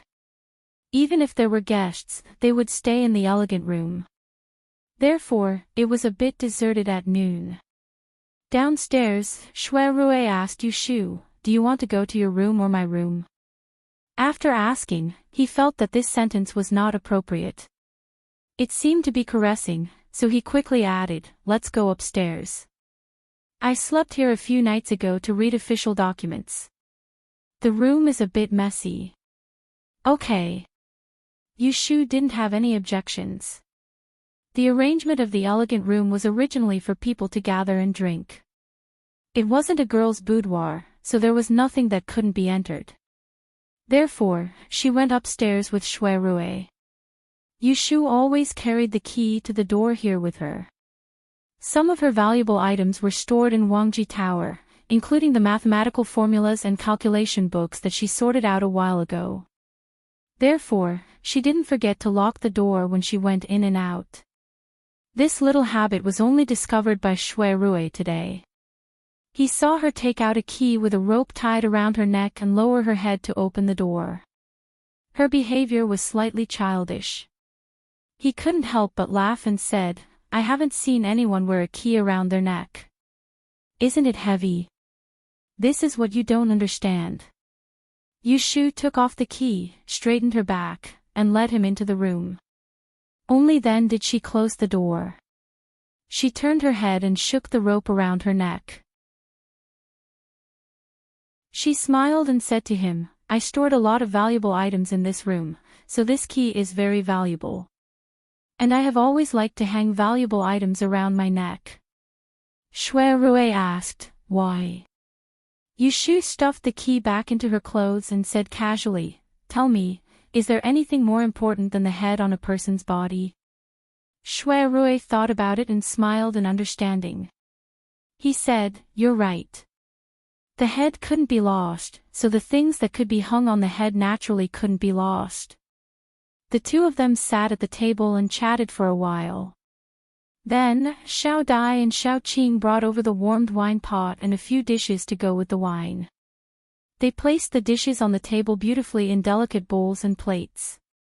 The two little servant girls stood at the side and served the dishes.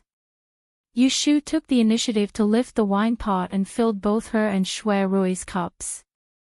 The green porcelain wine cups were small, and the rim of the cup was only the size of a circle formed by the thumb and index finger. The edge of the cup was suffused with a layer of golden color, and it was as sticky as honey, making one's appetite aroused. Come, eldest brother, let me toast you first. Yu Shu held the cup and was about to touch her cup with Shui Rui, but he nimbly avoided her. Let me make this clear first. Shui Rui raised his wine cup and stretched out a finger in front of her as he made a promise with her. No matter what you're unhappy about, after you finish drinking this wine today, it's over. When tomorrow comes, you're absolutely not allowed to drown your sorrows in wine because of the same matter. If you agree to this, then I'll accompany you to drink to my heart's content today.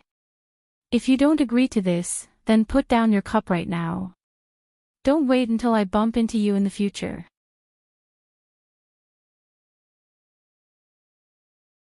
Chapter 304.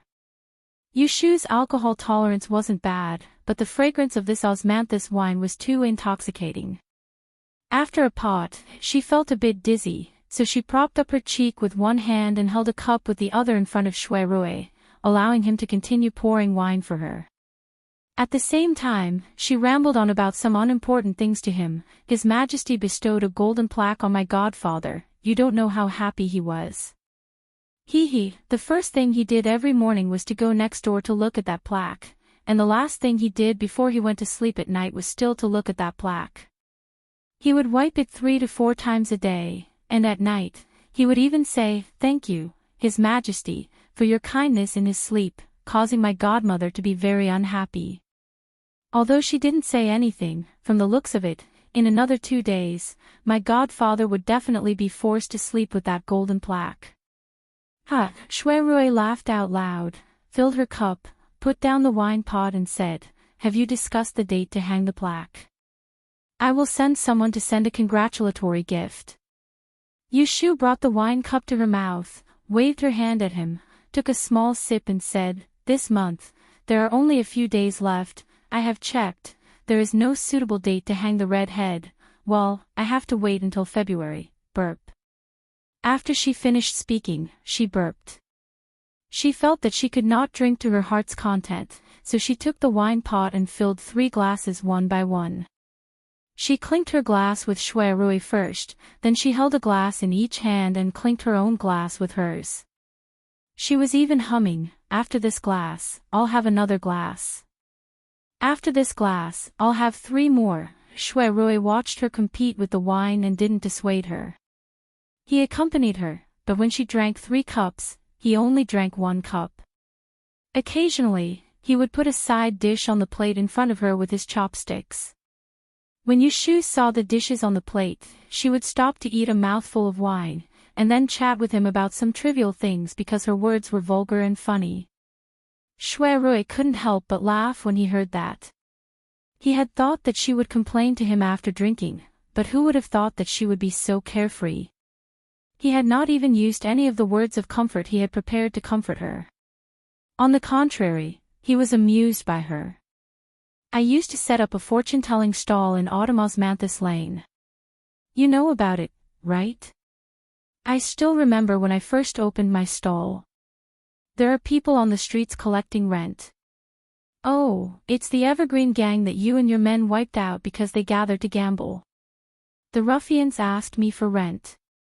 Luckily, I didn't bring any money that day, so they smashed my stall. I was so angry that I wanted to rush forward and punch them." "Then did you rush up?" Yu Shu rolled her eyes. "Of course not. Do you think I'm stupid? It's not like I can beat them. If I charge forward, I'll just be beaten up for nothing. If it were you, you would have to face 3 or 4 hooligans by yourself. Why don't you try? Hurry up and run. Shui paused the wine glass that was about to his mouth. He couldn't help but correct her. Shoo. I'm not that useless. I can handle a few people. Although he was not a martial arts master. But he had a master who practiced martial arts since he was young. He wouldn't run away in fear when he saw a few hooligans. Yushu pouted and said, "You're not afraid of 3 or 4. What if it's a group?" Shui coughed and said, "You forgot that I know martial arts." "So what if you know martial arts? If there are enough ants, they can crush an elephant. You're not the third prince with 3 heads and 6 arms. If there are more people, you'll still have to run." Yushu drank the wine and insisted on going against him. Shui secretly told himself that this girl was drunk and he shouldn't bother with her. At the same time, he couldn't help but ask, "Who is the third prince?" Yushu waved her hand and said, "It's Neza." Shui didn't hear it clearly. What? What? Neza is Neza. What and what? Yushu was tongue-tied. She put the wine glass under her chin. She was drunk at the moment, but she wasn't confused. She vaguely remembered that the Han dynasty didn't exist in history. It must be because the Journey to the West hadn't been published yet, so Neza wasn't famous yet. So she said to him with great interest, "This Neza is a heavenly general in the heavenly palace. Because his father is a heavenly king, and he is the 3rd child in his family, people call him the 3rd prince. He has a unique skill that can evolve 3 heads and 6 arms. It's very powerful. Unfortunately, he can't beat a monkey." Shui nodded. Originally, he was just asking, but after listening to her talk, he became interested. "What monkey is it? So powerful?" Yushu laughed and put down the wine glass. She clasped her hands under her chin, squinted her eyes, and slowly said to him, "In the past, there was a place called Mount Huagua. There was a stone monkey there. He cultivated to the point of being able to speak human language and understand human nature. In order to seek immortality, this monkey traveled through mountains and rivers to learn magic from a Taoist ancestor and achieve the ability of ghosts and gods. The gods in heaven were very afraid of him, so they tried to recruit this ruffian monkey. Who knew that it would cause a natural disaster? The group of gods tricked him to work in the heavenly palace, but they only arranged a job to raise horses to deal with him. They secretly laughed at him, saying that this monkey had the ability to reach the heavens, but he was looked down upon and fooled by a group of gods. Later, he was discovered by the monkey, and in a rage, he caused havoc in the heavenly palace, smashed the Lingxiao palace, and then... As soon as Shui heard the interesting part, he suddenly saw her closing her eyes, and then there was no sound. The room was quiet. He thought that she was thinking about the next part of the story, but after waiting for a while, he didn't hear her say anything. He tried to call her softly, "Shu." "Yes."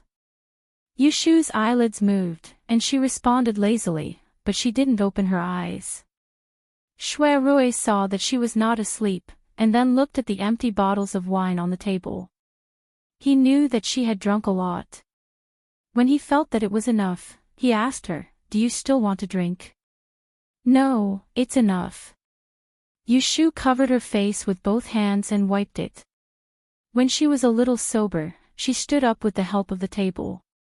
Her body swayed a little, and she barely stood up. She said to Shui in a muffled voice, "I'm going upstairs to sleep." Looking at her red face, Shui could see that she was in a better mood than before she drank, so he stood up and said, "Okay, I'll send you up." As he said that, he called the maidservant waiting outside the door to come in and help the unsteady Yushu up the stairs. He followed behind and only stopped when she reached the door of the room. He looked at her frail back and suddenly called her, "Shu." "Yes." Yushu put her left and right hands on Xiaoqing and Xiaodia's shoulders. She turned her head in a daze and saw Shui Rui standing at the door full of sunlight with one hand on the door frame. He grinned at her, revealing a row of white teeth. "You look like that monkey." Yushu blinked. It was unknown if she didn't understand what he said, but the corner of her mouth moved.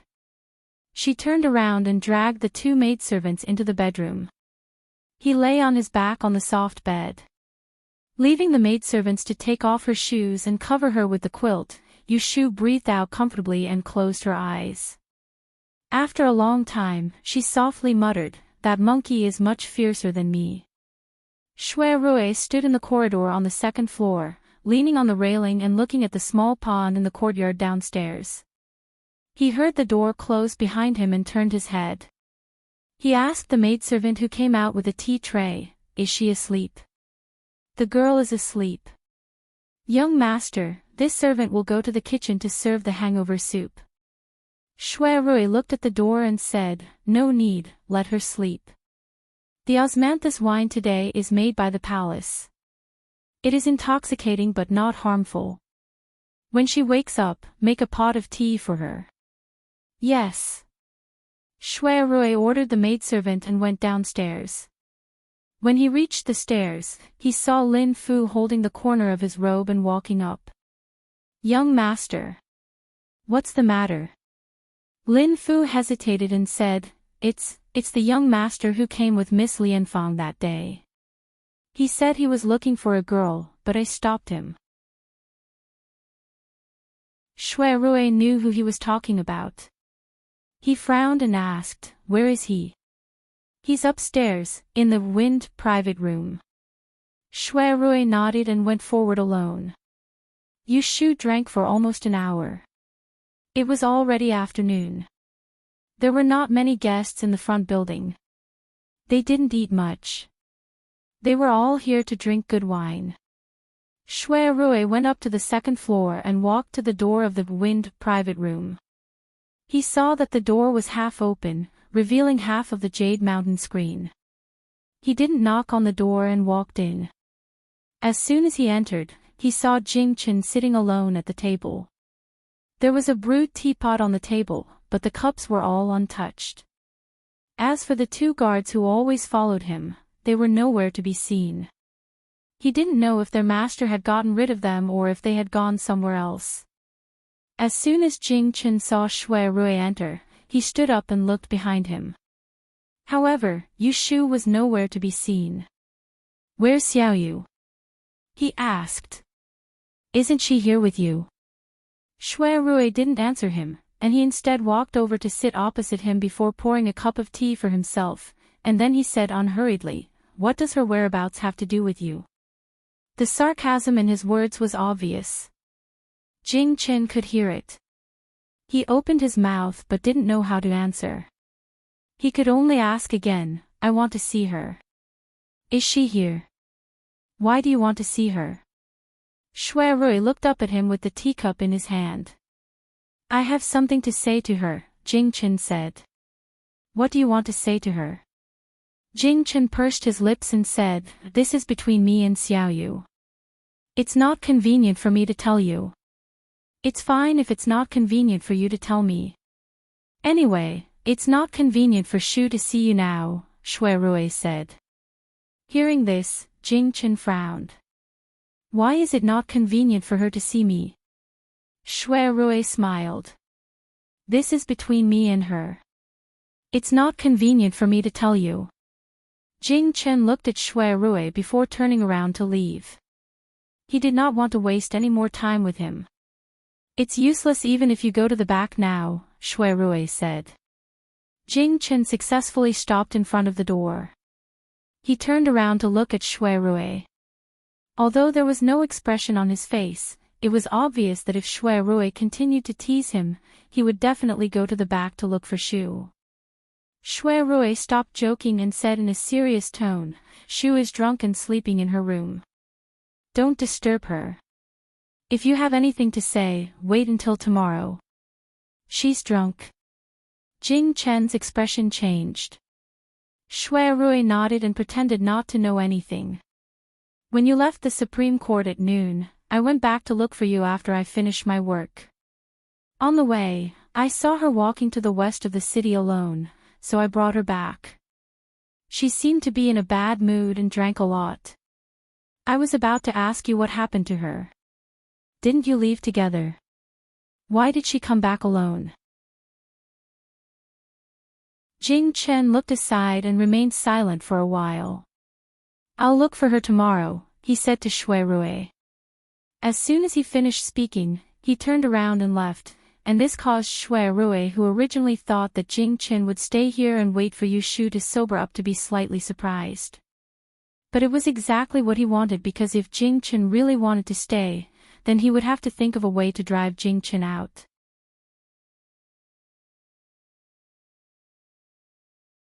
Chapter 305. Yushu was so drunk that she didn't wake up until the evening. Other than feeling weak all over, she didn't feel any other discomfort. The bedroom was dark. Yushu slowly sat up from the bed. Seeing that there was light in the room outside, she didn't call for anyone to come in. She just leaned against the bed and sat quietly for a while. The suffocation in her heart during the day was vented along with the alcohol. She felt much better now. At least she could calmly think about the next thing. Ji Huaishan was dead. Ning Wang wanted to protect Ji Xingxuan, so the theft case couldn't be retried anymore. At this time, the Ji family must have seen Ji Huaishan's body. In their grief and anger, they would probably vent their anger on Aunt Shui. This was the only thing Yushu was worried about. She had to quickly think of a way to get Aunt Shui out of the Ji family. Otherwise, if it was too late, she didn't know what that family would do. Alas, Ji Huaishan's death was a brilliant one. He left her with nothing but trouble. Who's outside, Xiaoqing? Yushu called the people outside. Xiaoqing and Xiao Dai were there. They hurried into the room. One went to turn on the light, and the other went to pour tea. Yushu heard that Shui Rui was resting downstairs and hadn't left yet. After washing up, she went downstairs to find him. This time, she learned to be good. Even if she saw Shui Rui's room was lit, she didn't go in rashly. She knocked on the door and asked. When there was a response, she pushed the door open and went in. Shui Rui had just woken up. He was covered with a thin blanket and was sitting on the soft couch drinking tea. Seeing her come in, he looked at her up and down and smiled. You're sober. Do you still feel uncomfortable? Yushu shook her head and sat on the round pine stool opposite his soft couch. She said to him, this osmanthus wine is milder and sweeter than the huadia wine I drank last time. I like it. Is there more in the wine cellar? I'll take a jar back and drink it on my godmother's birthday next month. Just tell old Lin later. Shui Rui put down the teacup and asked her, are you hungry? Eat here, or should I send you back? Yushu turned her head to look at the stone glass next to the flower shelf. It was about the time when she said, let's eat here. Before she left in the morning, she told Zhao Hui that she might be back late and told them not to wait for her to have dinner. She didn't eat much at noon. Now that she had just woken up, she was a little hungry. Okay. Shui Rui lifted the thin blanket on his legs and put his legs down. He stepped on the footstool in his white socks and called the person who was waiting outside to go to the kitchen to serve the dishes. The dishes were already made. 4 dishes and 1 soup were served. Yushu's stomach was growling. She picked up the bowl and chopsticks and ate 2 mouthfuls of white rice. The rice in Wangji building was carefully irrigated from the fields in the north of Zhao City. It was steamed into hot rice. Each grain was well proportioned and plump with a faint fragrance. Compared with ordinary white rice, it had a more crisp texture. Even if it was not accompanied by other dishes, it could still fill up half a bowl. Shui Rui saw that she had a good appetite, so he didn't mention anything else during the meal in case she choked. I'm full. Yushu put down the bowl of soup and took the hot towel from Xiaoqing to wipe her mouth. She saw that Shui Rui also put down the bowl and chopsticks and rinsed his mouth with tea. She said to him, "Will you send me back?" Shui Rui nodded, wiped his fingers with the handkerchief, and stood up. "I'll go now. I'll send you back. I'll go to the Supreme Court again." So, the two of them got on the carriage from the back door and left without drinking tea. Sitting in the carriage, Shui Rui told Yushu about Jing Chen's visit in the afternoon. He didn't hide it and told her everything. "Young Master Jing came to Wangji building to see you in the afternoon. I told him that you were drunk and resting in your room, so he went back first. He said that he would see you tomorrow and asked me to tell him." Although Shui Rui didn't like that Yushu and Jing Chen were too close, he wouldn't deliberately drive a wedge between them.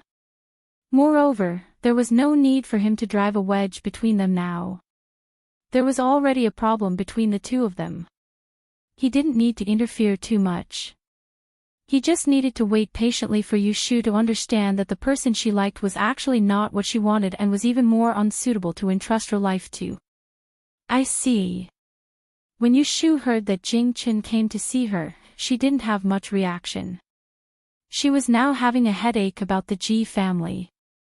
She didn't have extra time to think about how to deal with the relationship between her and Jing Chen. Love was too troublesome. She didn't want to worry too much. If she couldn't figure it out, she would put it aside first and think about it when she calmed down. By the way, Shui Rui suddenly frowned and asked her, "Isn't your mother still living in the right magistrate's mansion?" Now that Ji Huaishan committed suicide, the Ji family will definitely blame it on you. They can't find trouble with you, but they may make things difficult for your mother. What will you do? Because Shui Rui knew Yushu in Yang City, he heard some family affairs from Yu Xiaoxiu. He said that Yushu's birth mother had been harsh to her since she was a child. Even when she was beaten and driven out of the house, she didn't come to visit her once. It was enough to show that they were not close to each other. But after all, her birth mother was her birth mother. How could she let it go? Yushu thought for a moment and said, "I have a plan for this matter. You don't have to worry about it." Seeing that she wanted to take care of everything herself and refused to ask for help, although Shui Rui was helpless, it was really not good for him to intervene. He could only warn her, "If you encounter trouble, you can come to me to discuss it. Don't act impulsively. This is for sure." This time, Yushu didn't make any excuses. As the saying goes, when you have too many debts, you don't need to worry. She owed Shui Rui countless favors. In the past, she didn't want to trouble him because she didn't want to have too much of a relationship with him. But now that she had recognized him as her older brother, there was nothing to be embarrassed about. If one day, Shui Rui encountered any trouble, she would definitely rush to the front and do her best to help him. This was no longer a debt of gratitude, but a true friendship. After saying all this, Shui Rui then started to talk about business. With Ji Huaishan's death, this theft case obviously can't continue. When I go back tonight, I will organize the statements. Tomorrow, Guadarin will definitely report to His Majesty. As for how this case will be decided, it will be up to His Majesty.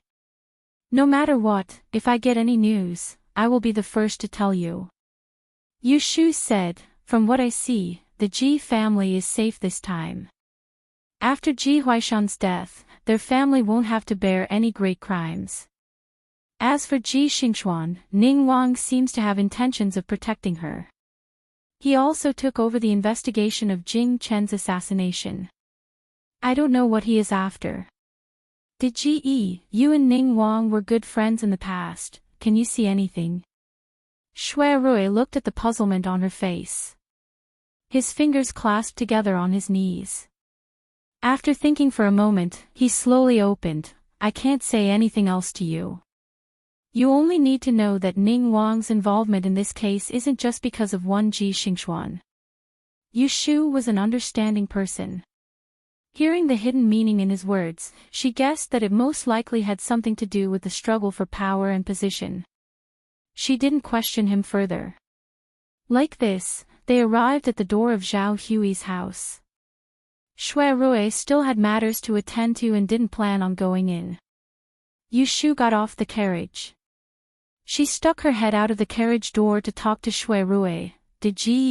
I'm going back. She paused and smiled sincerely. Thank you for drinking with me today. Shui Rui said, it's nothing. Didn't you drink with me last time? Shui Rui still remembered, on the day of the trial of Xia Jiangying's murder, he had dragged Yu Shu to drink with him to drown his sorrows. Yu Shu didn't really remember that part. She asked suspiciously, really, when? Shui Rui shook his head. He didn't plan on explaining and waved his hand to let her go. Yu Shu turned to go up the steps. She heard him call her from behind. Turning her head, she saw him leaning against the window, a teasing expression on his handsome face. Next time, tell me the story of that monkey. It's rare to see a monkey with the same temper as you. I'm very curious. Yu Shu's mouth twitched. She waved a hand at him. That story is a long one. Tell it when there's time.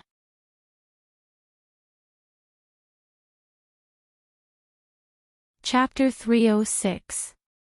When Yu Shu got home, she didn't go to Zhao Hui's room to greet her. Instead, she went back to her room to change her clothes so that Zhao Hui wouldn't be worried if she smelled the alcohol on her. Yu Xiaoxiu was doing his homework in his room. When he heard the noise next door, he put down his pen and went out to Yu Shu's room. Sister, you're back. Yeah. Come in.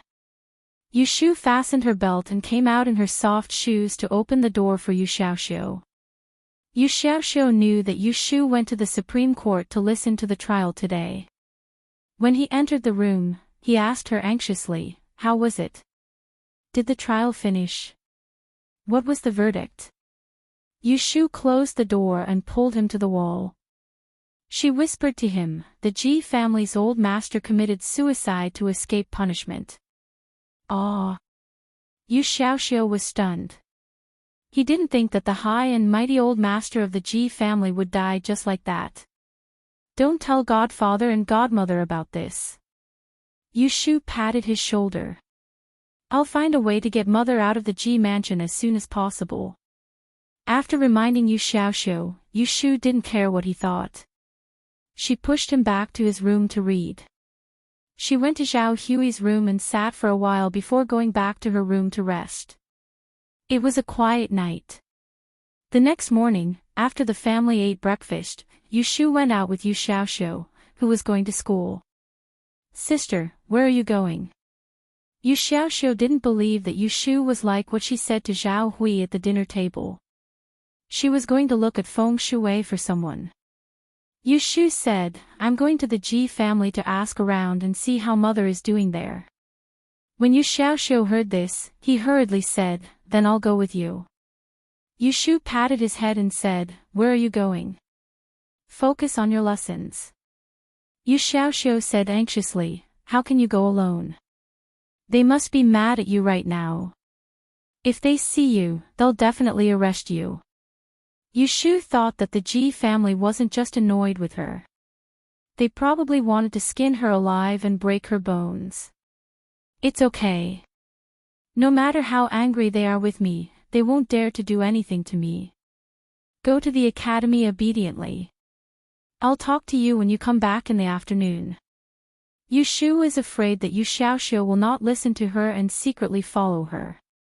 Thus, she sent him to the 100 Rivers Library and watched him enter, turning his head back twice with every step, before leaving.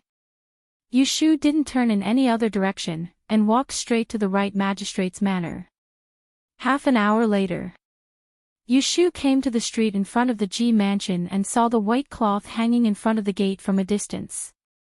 When he got closer, he saw that the tall door was lit with a white lamp, and the plaque on the door was draped with a layer of black muslin.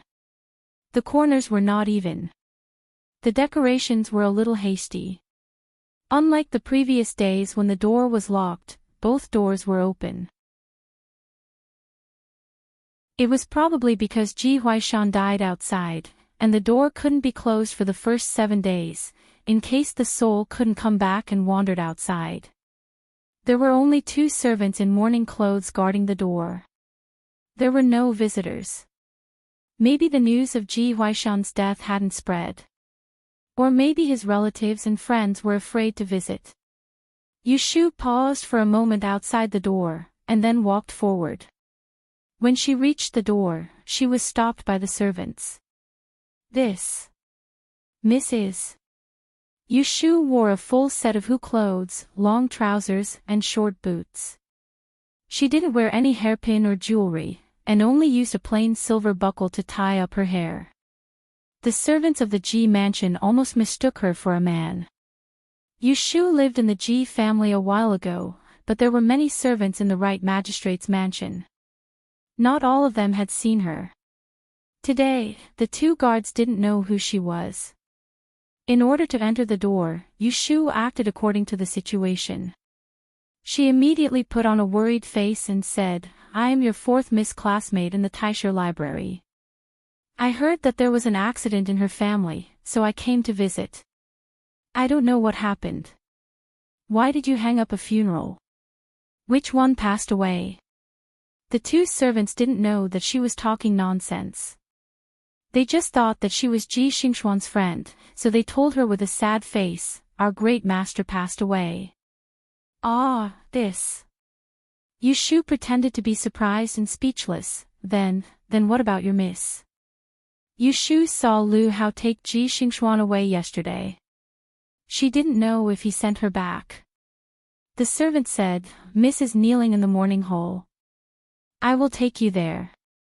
"Miss, this way please." Yushu didn't plan to go to the mourning hall of Ji Huaishan, so she hesitated and said, "This." "Thank you, little brother. My mother is sick. It's not convenient for me to mourn. Can you help me ask your miss to let me see her alone?" The 2 servants didn't think too much about it. It was rare for a guest to visit. They didn't dare to neglect her. They nodded and took Yushu in. Ji Huaishan died yesterday. The Ji mansion was in a mess. The affairs of the family were not strict. There was no order for the time being. Therefore, the guards didn't know the rules. They didn't know how to accept the invitation when they saw a guest. They didn't ask for the guest's name before letting her in. Yushu smoothly entered the Ji mansion. On the way, she saw the servants in the mansion were in a hurry. They were holding things for the memorial in their hands and looked flustered. The servant of the Ji mansion took her to a tea room on the west side. He remembered to ask for her name. "Miss, please wait here. I will go and inform them. May I know your surname?" "My surname is Shou." Yushu made up a surname. She watched the servant leave, leaving her alone. Yushu turned around and left the tea room. She looked for the way and avoided the servants. She walked to the backyard. The Ji family must have gone to the front yard to keep vigil. There was no one in the backyard. Yushu didn't get recognized along the way. She found her way to the small courtyard where Aunt Chui lived. This was the only advantage of living in the Ji family. At least she knew the way to the mansion. The door of the courtyard was unlatched. Yushu gently pushed the door and it opened. She looked in through the gap of the door. Seeing no one, she walked in. The women living in this small courtyard were the concubines of the 3rd master of the Ji family, Ji Hyotani. Aunt Chui's room was in the corner. Yushu followed the corridor to the door. She saw the door was not closed. It was slightly open. She didn't knock on the door and went in. There was no one in the outer hall. The room was cold and deserted. Yushu didn't say anything.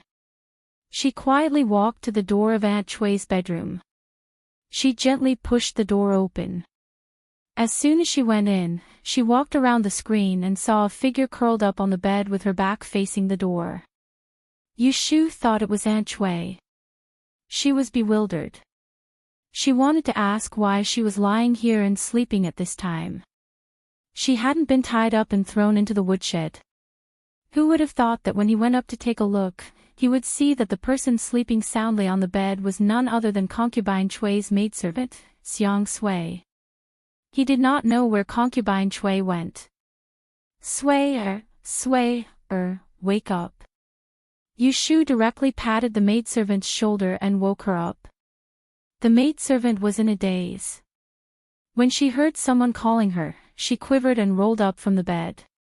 She squinted her eyes and saw that the person who came was Yushu. She was so shocked that her mouth opened wide. She stuttered, "Goo, Mississippi." Yushu asked her, "Why are you sleeping here? Where's my mother, where is she?" At the mention of Aunt Shui, Xiang Sui suddenly woke up. Her mouth flattened and tears fell down. She told Yushu while crying, yesterday afternoon, third master came. He slapped Aunt twice when he entered the door and scolded Miss and Aunt. He said that Miss is a scourge. Great master is dead. Sob. Third master ordered people to tie Aunt up and lock her in the woodshed. This servant is very scared and doesn't dare to leave the room. I've been starving since yesterday. I don't even have water to drink. Sob. Yushu frowned and thought for a moment. She lowered her head and saw that the maidservant was still wiping her tears. She reached out and pinched her shoulder. She asked in a low voice, "Don't cry. Let me ask you, do you know where my mother is locked up?" Xiang Sui nodded and stuttered, I know. It's in the woodshed behind the main kitchen. Yushu nodded. She touched her chin and pondered for a moment. Then, she sat next to Xiang Sui and asked her seriously, "Sui, let me tell you. Ji family's great master committed a crime and committed suicide by biting his tongue in the court. The right magistrate's mansion is going to be gone soon. It won't be long before all of you have to move out. Third master has always hated me. What he did to my mother is a light punishment. If you're lucky, you'll find a good family. If you're unlucky, you'll be sold to a brothel. Don't even think about climbing out of the fire pit in this life. I have a way to save you now. It's up to you whether you listen to me or not." Xiang Sui shivered when she heard her words halfway. She was so scared that her face turned pale. When she heard that there was a way to save her, she hurriedly grabbed her sleeve and begged, "Miss, please save the servant." Yushu's eyes flashed. She held her hand and comforted her softly, "Don't be afraid. Listen to me. Whatever I tell you to do, you'll do it. I guarantee that you'll be saved. Later on, you'll still be able to serve my mother. You'll live and eat well with me. It'll be much more comfortable than staying here." After listening to Yushu's coaxing and scaring, Xiang Sui nodded her head again and again. She was very obedient. How could she not listen to her?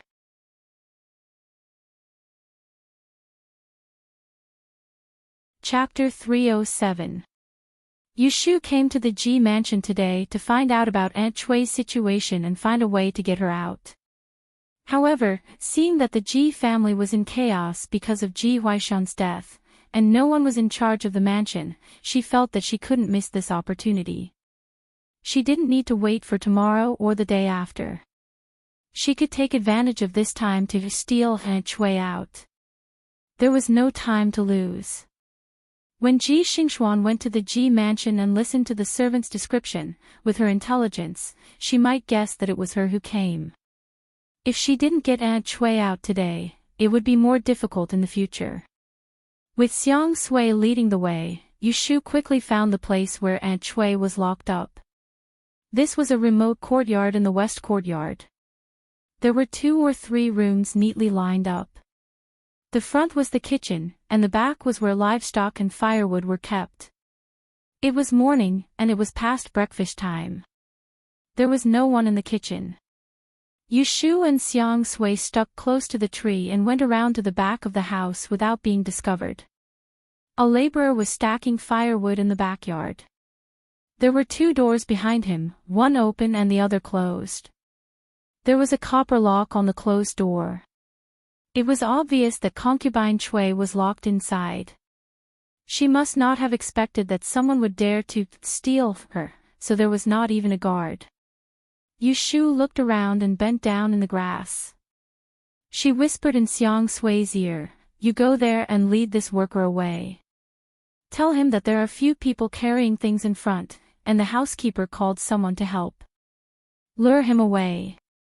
You think of a way to the back door in the west corner.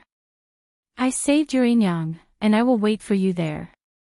Because Yushu had prepared this maidservant in advance, Xiang Sui only hesitated for a moment and whispered, "Miss, you won't abandon this servant, right?" Yushu slapped her head and scolded in a low voice, "If I abandon you, I will be reincarnated as a tortoise in my next life. All right, go quickly." Perhaps Yushu's promise worked.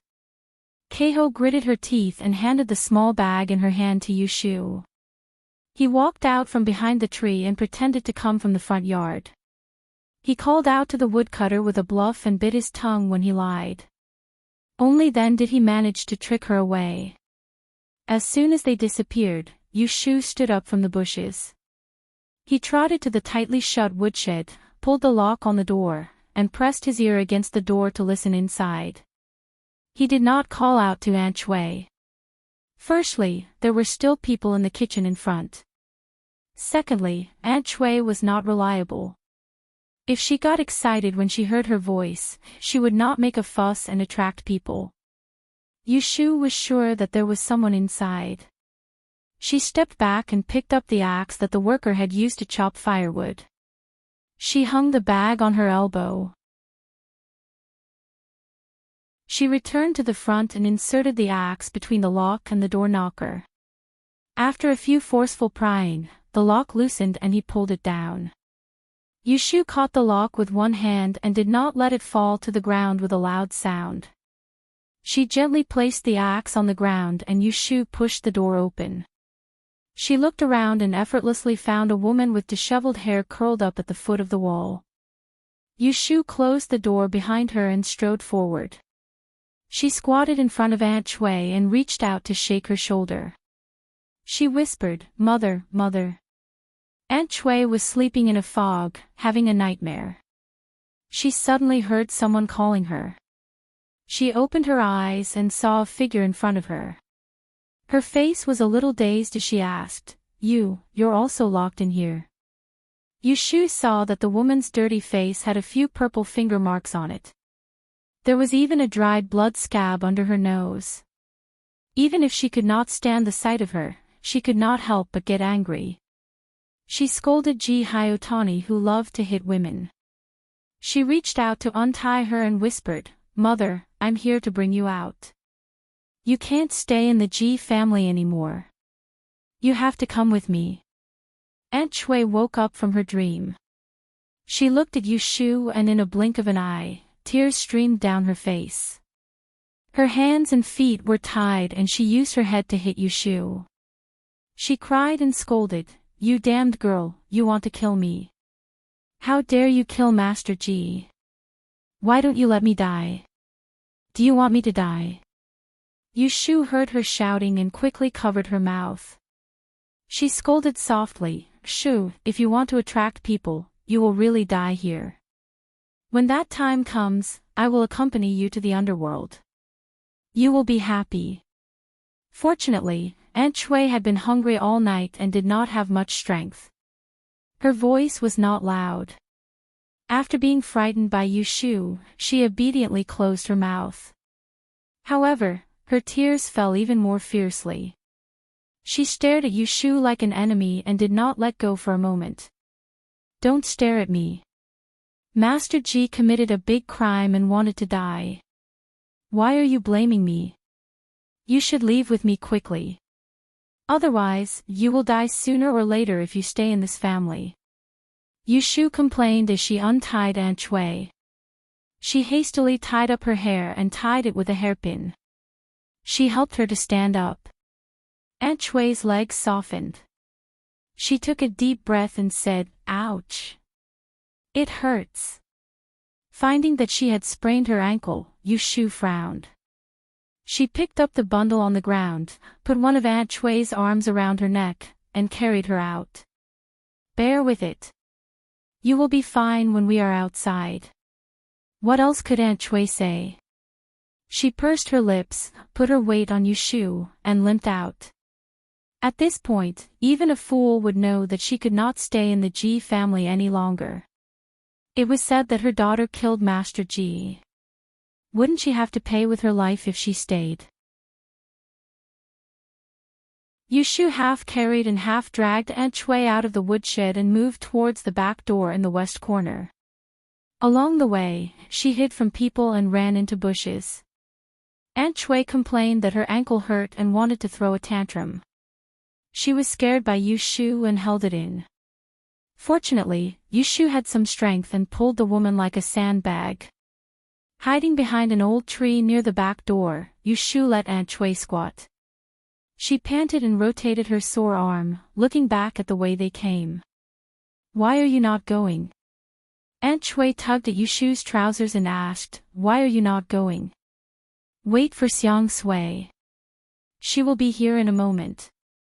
Hearing this, Aunt Chui hurriedly said, "Why are you waiting for that heartless thing?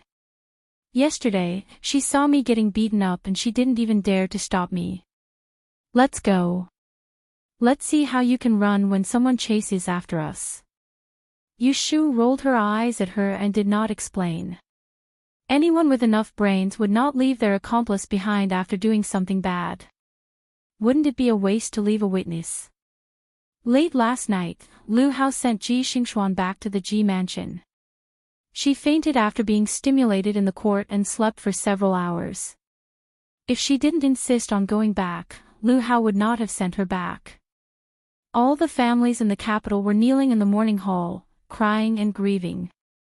Ji Huaishan's body was placed in the coffin at the back. The coffin had not been closed for 7 days. She heard from a servant that someone was looking for her in the front yard. Although Ji Xingxuan was not in the mood to see a guest, she heard that it was a classmate of LoveLore Library. Thinking that it was most likely someone with ulterior motives who came to visit at this time, it was not good to be neglectful. She suppressed her grief and told her parents. She went back to her room to freshen up and go to the front yard to receive the guest. Who would have thought that when she arrived at the tea room, she would not see a single person? "Oh, strange. This humble one asked Miss Shou to wait here." The servant touched the back of his head in confusion and looked at Ji Xingxuan. He was afraid that she would scold him, so he said, "Miss, this person probably couldn't wait to leave." Ji Xingxuan looked at the empty living room and was also confused about who the person was. There were several Miss Shou in LoveLore Library, and 2 of them were friends with her. One was the daughter of the Assistant Minister of the Ministry of Justice, and the other was the sister of the General of the Yulin Royal Guards. She didn't know who it was. "What does that miss look like?" Ji Xingxuan asked. Looks. The servant was speechless and didn't know how to describe the person's appearance. After a long time, he said, "Looks like a son of a rich family." Ji Xingxuan turned her head and became suspicious. "A son of a rich family." The servant nodded, "Yes, dressed like a son of a rich family." But this humble one almost mistook her for someone else. Hearing this description, Ji Xingxuan suddenly thought of a person and asked in a low voice, "Is her left hand wrapped in gauze? Is she taller than me?" This humble one didn't notice if she was wrapped in gauze or not, but her height is similar to mine.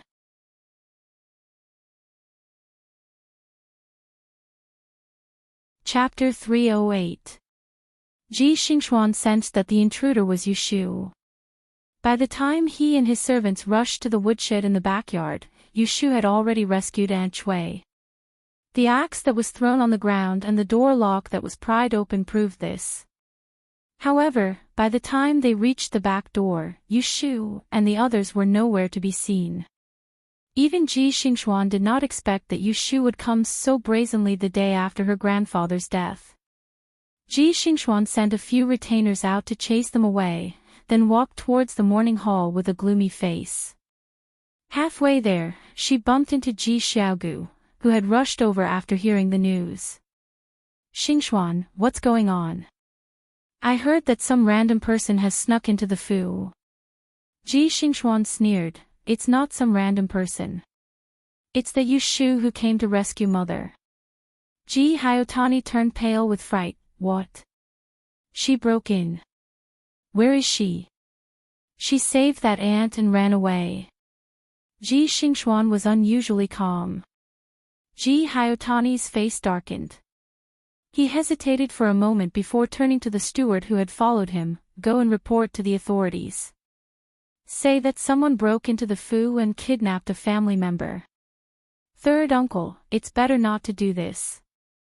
Ji Xingxuan stopped the steward and turned to speak to Ji Hyotani with a serious expression, such a big matter has just happened in the family.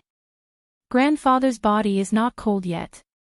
If we go to the authorities because of such a scandal, won't it be a disgrace?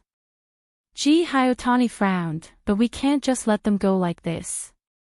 What can we do even if we don't let them go?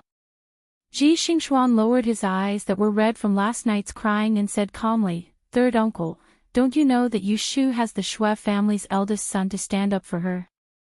Now, she has Daozi as her shield. She has nothing to fear. That's why she dares to break into our house. What could he do to her? Don't forget, grandfather has already passed away. This right magistrate's office exists only in name. In the capital, it has no power or influence. You can't even straighten your back. You say you won't let them go, but you have to see if they'll let us go first. After listening to Ji Xingxuan's honest words, Ji Hyotani's expression changed again. Indeed, the Ji family was such a big family, and they were all supported by the old man above them. Now, Ji Huaishan was dead. It was difficult for them to gain a foothold in the capital, let alone make things difficult for others. After understanding this, although Ji Hyotani was unwilling, he knew that it was not the right time to cause trouble. He could only suppress his anger and waved his hand to let the steward leave. Ji Xingxuan looked at him and persuaded, Third uncle, you don't have to be angry. Yu Shu's birth mother was just a servant in our family. The contract is with you. Even if she runs away to the ends of the earth, this can't be changed. She was born a member of the Ji family, but she died. If she dies, she will be a ghost of our Ji family. Ji Hyotani's expression became better. He sighed and sorted out his emotions. Then, he said to Ji Xingxuan with some shame, You're so thoughtful. I'm already so old, but I can't control my emotions. I almost lost my mind. Ji Xingxuan shook her head expressionlessly and said to him, Third uncle, I'll go back to the morning hall first. Okay. Ji Hyotani looked at Ji Xingxuan's departing figure with a complicated expression. He noticed that his obedient and sensible niece seemed to have changed since she returned to the mansion last night. He didn't know if this was a good thing or a bad thing. Yu Shu and Xiang Sui each carried Aunt Chui and ran out of the Ji mansion through the back door. They followed a small road to the south, crossed 2 streets, and rented a carriage in front of a courier station. They helped Aunt Chui into the carriage and ordered the driver to head east of the city. Aunt Chui leaned on Xiang Sui, half dead. She massaged her legs and panted, Look, see if anyone is chasing us. Yu Shu touched her little finger, which was starting to hurt again, and said, Don't worry, no one is chasing us. She calculated the time. Ji Xingxuan should know that she had been here by now. If Ji Xingxuan hadn't been blinded by hatred, she wouldn't have sent people to chase after them since they had run away. Ji Huaishan was dead. When the tree falls, the monkeys scatter. The few people in the Ji family couldn't do anything to her. Moreover, there was such a big mess waiting to be cleaned up. How could they have the energy to deal with her? Yushu knew this, so she dared to take Aunt Chui away. If it was before the collapse of the Ji family, she wouldn't have thought that it would be so easy to get Aunt Chui out. Miss, where are we going? Xiang Sui asked Yushu timidly. She used all the courage she had in the past 10 years today. She ran out with Yushu and became a fugitive slave. Yushu said, "Find an inn in the east of the city to stay.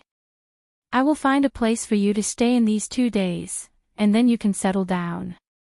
Yushu didn't intend to take Aunt Chui back to Zhao Hui's house. Firstly, Zhao Hui was pregnant.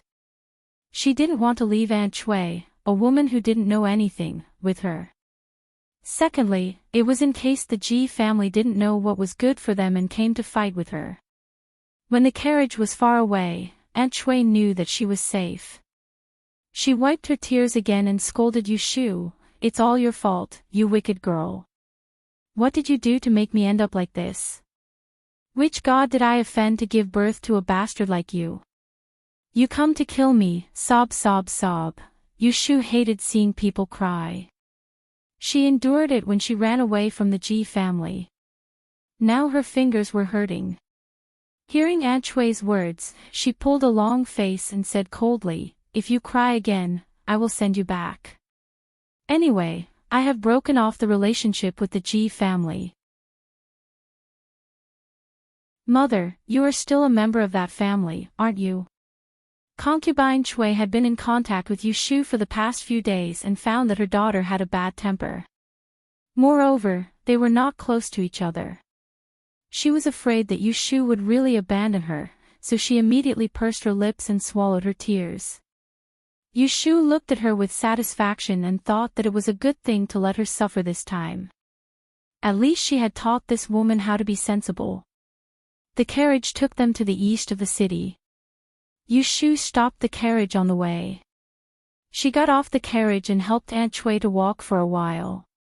They found a remote inn and found the best guest room to settle Aunt Chui and Xiang Sui. "You stay here first. I will ask the waiter to send hot water and food," Yushu said and was about to go out. Seeing that she was leaving, Aunt Chui was afraid that she would not come back, so she hurriedly stopped her. "Where are you going?" Yushu turned her head and looked at her expression. She guessed what was on her mind. She smiled and said, "I am going out to buy something. I will be back in a while." Aunt Chui said embarrassedly, "Then come back quickly." Yushu went downstairs and called the waiter. She walked around the nearby streets and bought what she needed. At the same time, she asked if there were any rented houses nearby. After an hour, she returned to the inn. The door was closed from the inside. She knocked on the door. Xiang Sui asked twice before opening the door carefully. It was obvious that she was afraid that someone from the Ji family would chase after her. "Where is my mother?" Yushu did not see Aunt Chui outside. Xiang Sui pointed to the inner room and whispered, "And went to sleep after eating." Yushu nodded her head. She put the big and small bags on the table. She picked out the medicine for bruises and injuries and put it inside.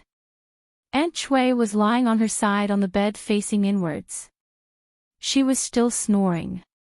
She did not sleep well yesterday. Once she relaxed and filled her stomach, she fell asleep. Yushu sat at the end of the bed. She lifted a corner of the quilt and pulled up Aunt Chui's trousers. She looked at the condition of her ankle sprain. She poured out the medicine and rubbed it on Aunt Chui's foot. Concubine Chui groaned a few times in her dream, but did not wake up. She subconsciously wanted to withdraw her foot, but Yushu firmly held it down. She twisted her foot a few times and then became obedient. Xiang Sui looked at Yushu's actions. She could not help but feel touched. She thought, Aunt Shui has always treated Miss badly, but Miss is still so filial. After applying medicine with great difficulty, Yushu heaved a sigh of relief. She used her sleeve to wipe the sweat on her forehead and pulled the quilt over Aunt Shui. She stood up and led Xiang Sui outside. She instructed, "I bought a change of clothes. I've bought a change of clothes. Tonight, help my mother wash and change. Sui, look after my mother. Don't leave this room. If she's hungry, call for the waiter to send food up. I'll come back tomorrow." As she spoke, Yushu patted the young maidservant's shoulder and left. Yushu left in the morning and only returned when it was almost dusk. When she arrived at the entrance of her house, she saw the luxurious-looking carriage that was parked at the side of the road. Her footsteps paused for a moment, and only then did she recall that Shui Rui had mentioned last night that Jing Qin had gone to Wangji Tower afterward and said that he would look for her again today. After hesitating for a moment, Yushu lifted her feet and walked through the door. She immediately saw the two guards guarding outside the living room in the front yard like door guards. When the two guards saw her, they turned around and said something. Yushu took a few steps forward and saw Jing Chen's figure appear in front of the living room. Under the afterglow of the setting sun, he was still dressed in clean white robes, untainted by even a speck of dust. He was still the same person, but Yushu couldn't tell what was different about him. Because when she saw him now, her heart was not filled with joy but helplessness. Xiaoyu, Jing Chen saw that Yushu looked tired and forgot about yesterday's unhappiness. He asked with concern, "Where did you go?" Yushu was not in a hurry to answer him. She walked forward and saw that Zhao Hui and He Fengji were not in the living room. She then said to Jing Chen, "Come in and talk." The two sat down in the living room and faced each other. Yushu took a blanket and poured a cup of tea. She took a sip and said, "I went to the Ji mansion today." Jing Chen's expression changed. He asked, "You went to see your mother?" Yushu nodded and looked at him meaningfully. "The Ji family thinks that I killed Ji Huaishan. Yesterday, they beat my mother up and locked her in the woodshed." Jing Chen frowned and said, "Is there anything I can help with?" Yushu laughed self-deprecatingly. "Why would you help me? Aren't you the same as them? Aren't you convinced that I killed old Ji?" "When did I say that?" Jing Chen was stunned. "Even if you don't say it, isn't that what you're thinking in your heart?" Yushu stared straight at Jing Chen as if she wanted to see through his thoughts. She went straight to the point.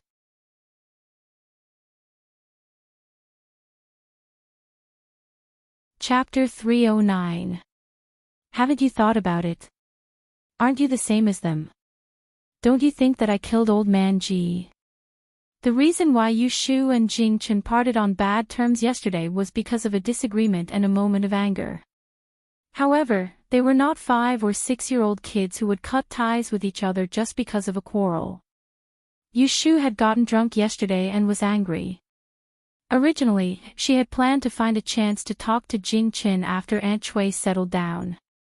Since he was already here, there was no reason for him to go back without making things clear. Yushu's question was straightforward. She was still brooding over the apology that Jing Chen had said to Ji Xingxuan in court yesterday. She was a narrow-minded person who could not tolerate even a grain of sand. If Jing Chen was a passerby, it would be fine. However, he was a person whom she had wholeheartedly treated well. In the end, he was blaming her for the death of an outsider. "Little you, I've never had such a thought." Jing Chen, on the other hand, felt a little wronged. Being questioned by Yushu, he tried his best to express his thoughts clearly. "I feel guilty because of the death of the Ji family's master, but I don't think you killed him. You've misunderstood me. I'm blaming myself, not you." Hearing Jing Chen's words, Yushu's expression did not improve. On the contrary, it became darker. In fact, what happened yesterday had made her realize that the Jing Qin who had regained his memory was different from the one who had lost it.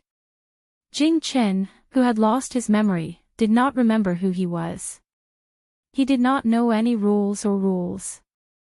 Among the people he knew, she was the only one who knew who he was. At that time, she was the most important person to him. Thus, he could understand her lies and tolerate her different personality from ordinary women. However, after regaining his memory, Jing Qin was no longer alone. Other than her, there were other important people to him: the Taoist priests from Mount Longhu who had changed his fate for him, the emperor who was kind to him in the palace, and his junior sister who had traveled thousands of miles down the mountain to find him.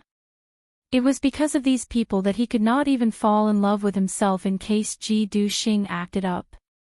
Not only would it implicate the people around her, but it would also bring disaster to the people around him. Including why he felt guilty about Ji Huaishan's death this time. Even if Jing Qin did not say, Yu Shu had guessed it.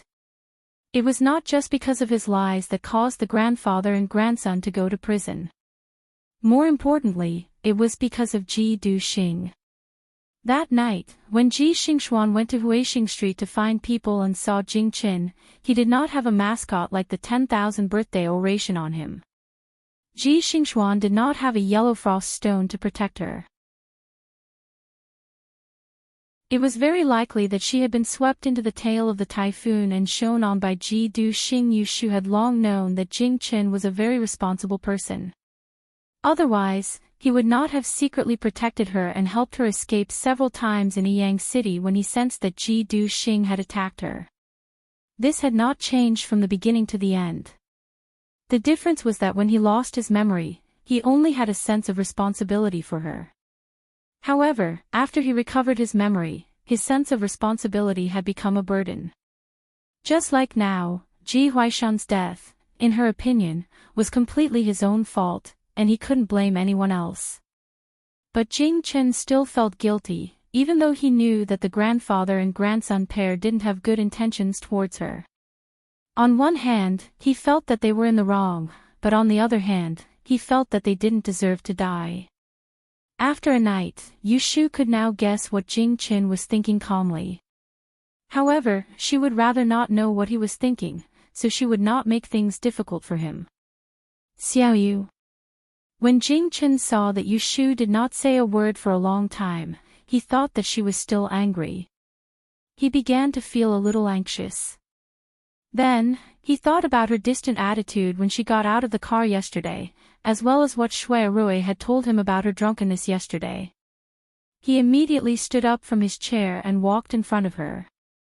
With his head lowered, he said, "If I said something wrong yesterday and caused you to misunderstand and be unhappy, I apologize to you. Please don't be angry, okay?" Sigh, Yu Shu sighed and raised her head with mixed feelings. Looking at his face, she revealed a bitter smile. "You really are a fool." She was not angry at him now. Instead, she did not know what to do with him. It was not that Yu Shu had not been in love in her previous life. She had dated a few people, but Nan had been busy earning money and taking care of her brother. Every relationship did not last long before it ended. As a normal woman, she had had one or two people she liked. Every time, she would tell them directly. This was because she did not like to be ambiguous. If she liked someone, then she liked them. There was nothing to hide. Even if the other party rejected her, she would accept it calmly. To her, Jing Qin was a complete accident. From the start, she had never thought of developing a romantic relationship with him.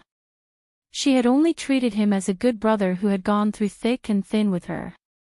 However, a man who was willing to take on a blade barehanded for her and said that he would protect her, as a woman, how could she not be moved? Thus, she naturally did not suppress her feelings. When he had lost his memory, she had explained it to him and used a few tricks to communicate with him. From then on, they had decided on their relationship. Originally, she had thought that after she helped him find the person who had broken his life, if the two of them could persevere, they would naturally get married.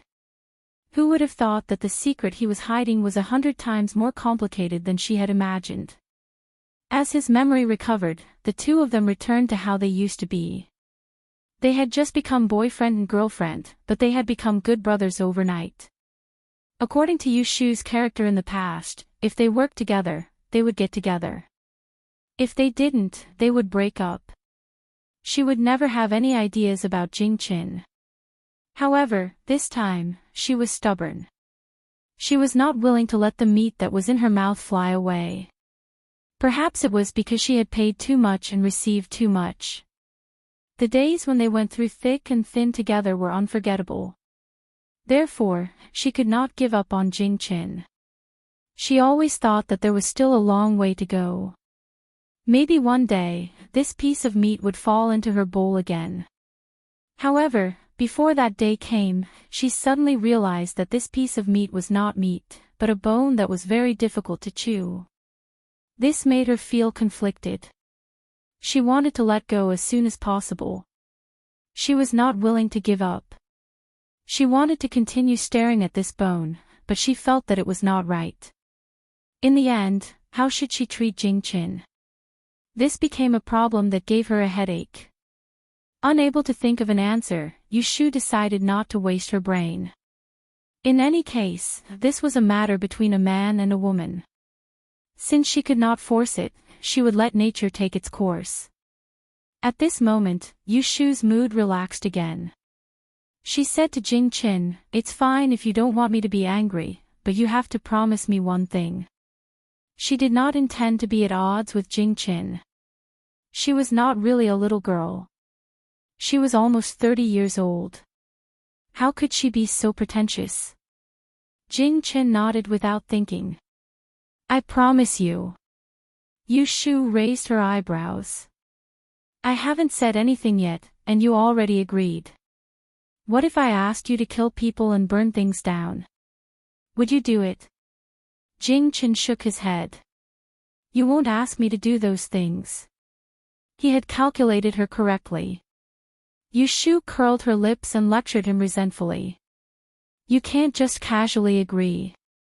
Let me tell you, although you have the 10,000 life memorial text to protect you and you are not afraid of coming into contact with people, you still have to be careful.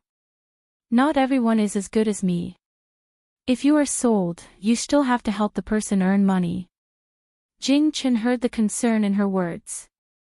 Seeing that her expression had cleared up, he obediently replied with an N. If possible, the last thing he wanted was to make her angry and sad. Last time, he did not protect her well and made her suffer. He already blamed himself. This time, he made her sad because of his stupid words. It was not his intention. The fourth miss of the G family. If you see her in the future, stay away from her. Don't say a word to her. Do you understand?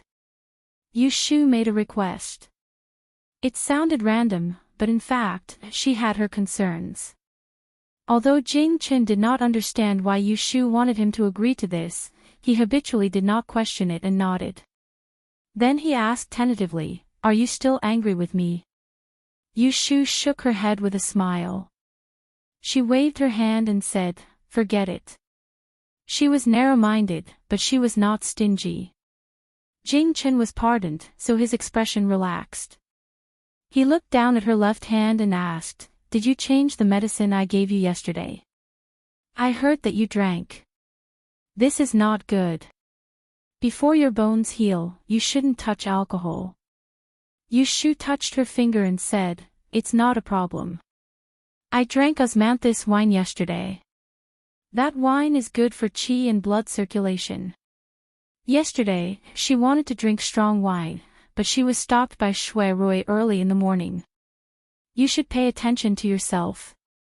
Jing-chin then asked, "You just said that your mother is locked in the G mansion. What do you plan to do? How about I go with you and bring her out?" "There's no need. Yushu calmly told Jing Chen about her visit to the Ji mansion during the day and how she, conveniently, took Auntie Chui away. Jing Chen did not know much about worldly affairs. He did not have any concept of the relationship between a concubine and a servant. Thus, he did not know what was wrong with Yushu's actions. If Shui Rui was here and heard that Yushu was doing this, his expression would certainly be very interesting. Dozy, it's getting late. You should return to the palace. The guard outside reminded Jing Chen. Only then did Yushu realize that the sun had set and the sky was dark. She got up and said to Jing Chen, "Okay, you should quickly return. And then I will come see you tomorrow." "Don't, I still have something to do tomorrow." Yushu avoided the eyes of the two guards and whispered to Jing Chen, "I have to find a place for my mother to live and settle down. In a few days, when the princess mansion is ready, you can come out and we can meet again. At that time, I will call Shuedage and His Highness Jiu. Oh, and also your shimmy, to add some liveliness to your new residence." "Okay." Yushu sent Jing Chen to the gate. When the carriage turned around and went to the gate, she watched him get on the carriage. Two guards rode on horses and escorted him away. Just as she was about to turn around and go in, she saw from the corner of her eyes a carriage hurriedly coming over and stopping in front of her house. She had never seen this carriage before. She was wondering what kind of guest it was when she saw an anxious youth jump out of the carriage. The youth looked up and saw Yushu. He panicked and said, You Jijia."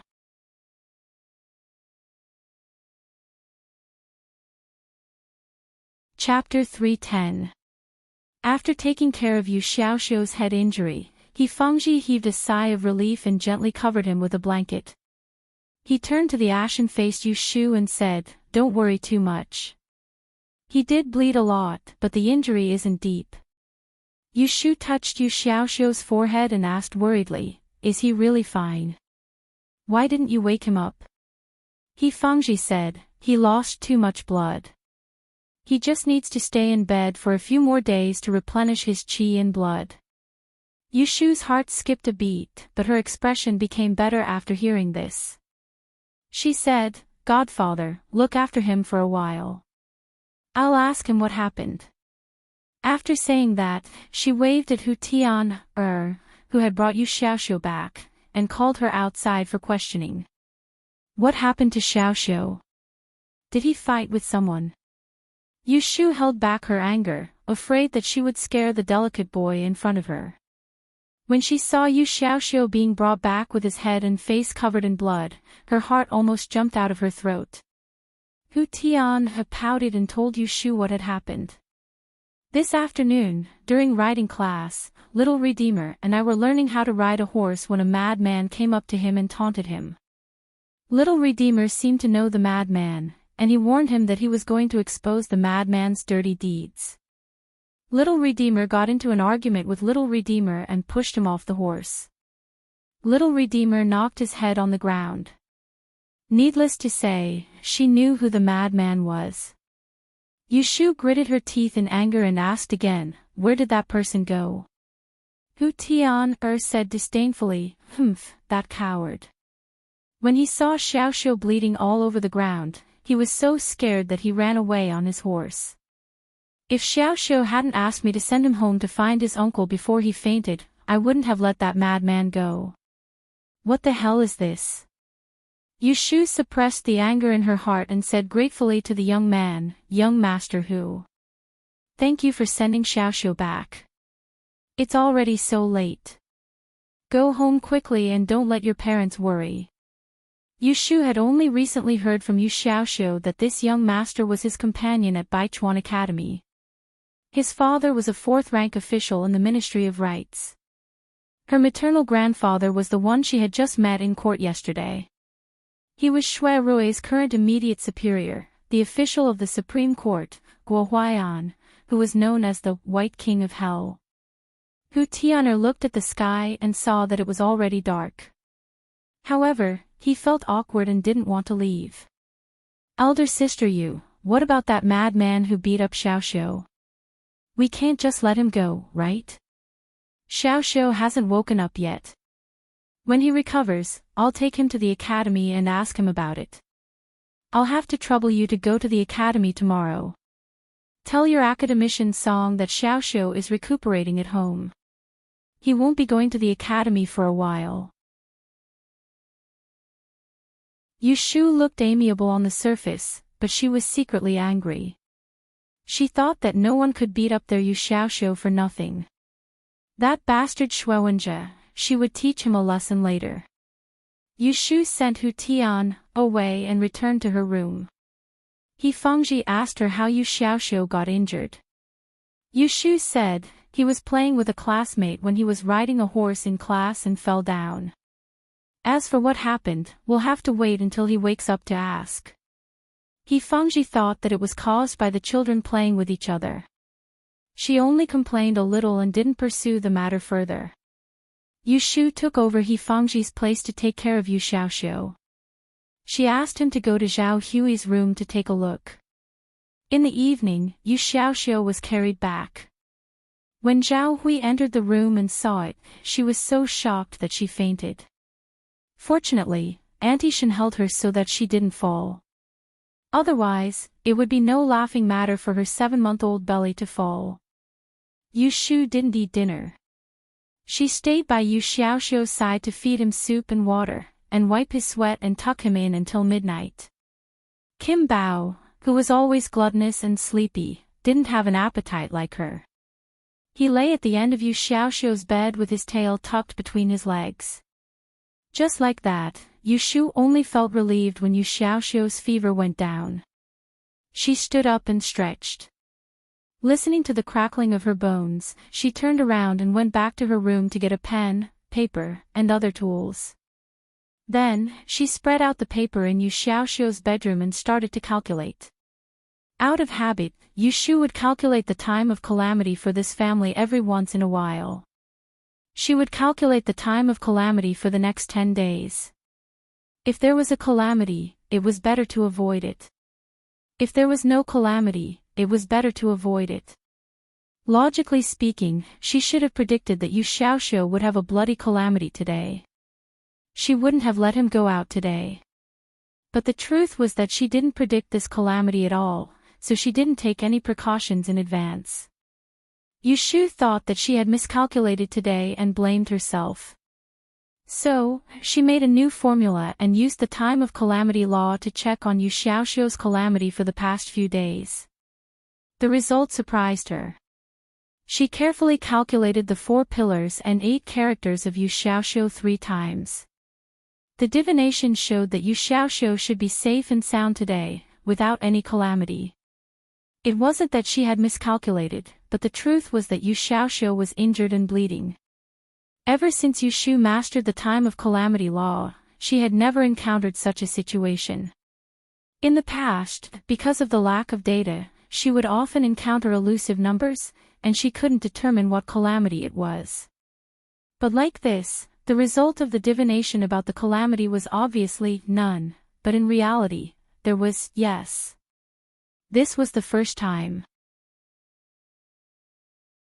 It wasn't that she couldn't calculate it accurately, it was that she couldn't calculate it. This discovery immediately gave Yushu a headache. Honestly speaking, she was very clear that there was a loophole in her time of calamity law.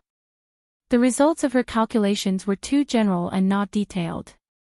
She had yet to make up for these shortcomings, and now there was a new problem, which was also what she was most afraid of. To use a word to describe it, it was blind areas.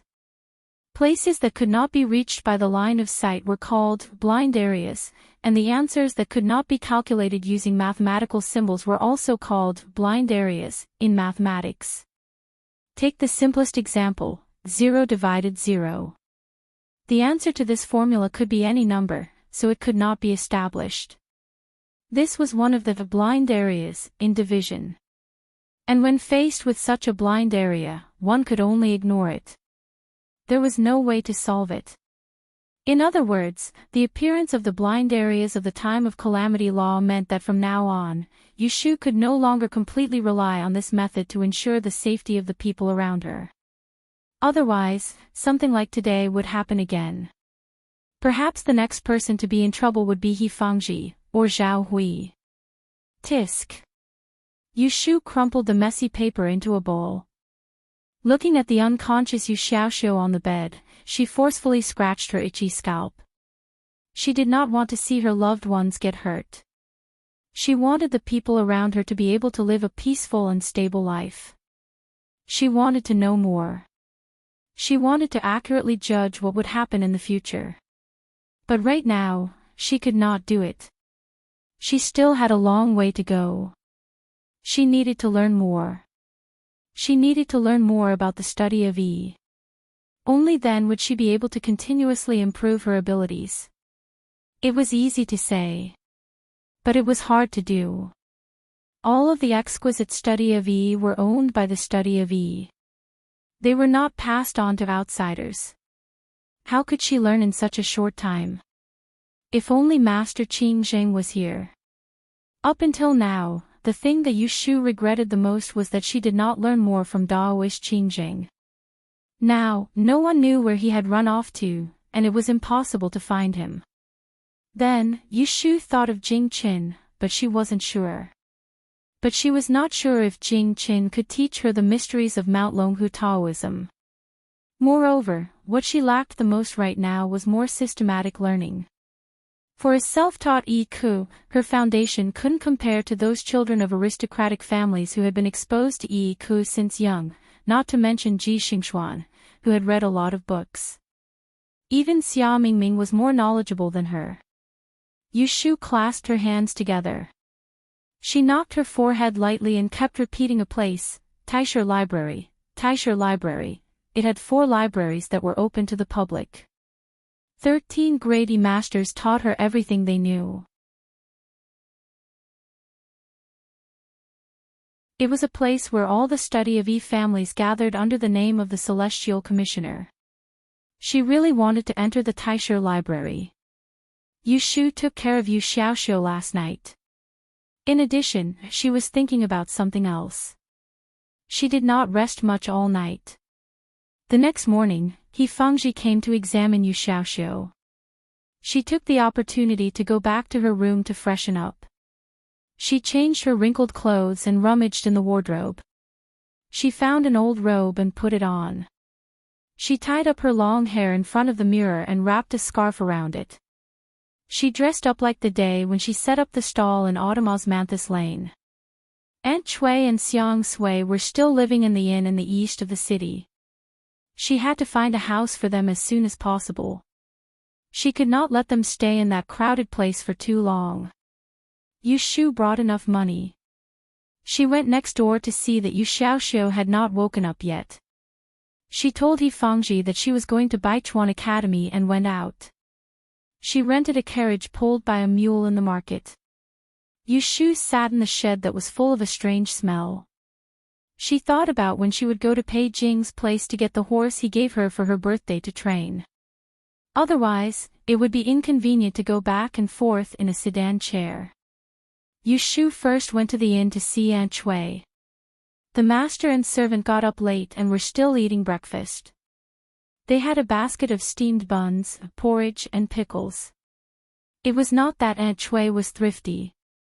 It was just that the inn was remote and there was nothing good to eat other than that. Aunt Chui was still angry that Yu Shu had implicated her to this extent. She ignored everyone who saw her. She kept a straight face and let Xiang Sui pass the message. Sui, ask that unfilial daughter how long she plans to let us stay in this inn. Xiang Sui carefully turned her head to look at Yu Shu. Miss, Aunt asked me to ask you. Yu Shu was not in the mood to play with her, so she sat down opposite concubine Chui and said, I'll go out in a moment and rent an empty house for you to stay in. Buy some bedding, as well as some daily necessities, then you can move in. Hearing her arrangement, Aunt Chui slammed the table and glared at her. You want me, a woman, to live alone outside? I only have a useless servant girl. She doesn't even have someone to boil water and cook. How do you want me to live? Yu Shu said, I will find an old maid to cook for you later. Aunt Shui was still unwilling. She said acidly, "How much money do you have? What kind of good house can you rent? I won't live in that broken-down place. Didn't you say that you found a godmother to live with? It just so happens that Xiaoxiu is also there. I want to live with Xiaoxiu. I will pack my things now. Take me there." Yushu rolled her eyes and said grumpily, "Mother, you should at least think about it. That's my godmother's home, not yours. It's perfectly justifiable for me to live there. What's the point of you going there? You don't even know them. Aren't you ashamed to live in someone else's home?" Aunt Shui's face reddened. She said angrily, "Why would I be ashamed? You can abandon your biological mother to live a good life and make me suffer. Why would I be afraid of being ashamed? Fine, you don't think it's embarrassing." Yushu continued. "Then aren't you afraid that the Ji family will send people to capture you? Let me tell you first. Third Master knows where my godmother's home is. Who knows, there might be people waiting at the door for you. The moment you show your face, they will capture you." You're tuning into the LoveLore Library YouTube channel. We're so grateful for your support, and don't forget to subscribe to join us on this incredible journey through captivating stories. Your generosity through donations truly makes a world of difference, as it's the primary source of revenue that allows me to expand and enhance this channel for you. Thank you from the bottom of my heart for being a part of this adventure.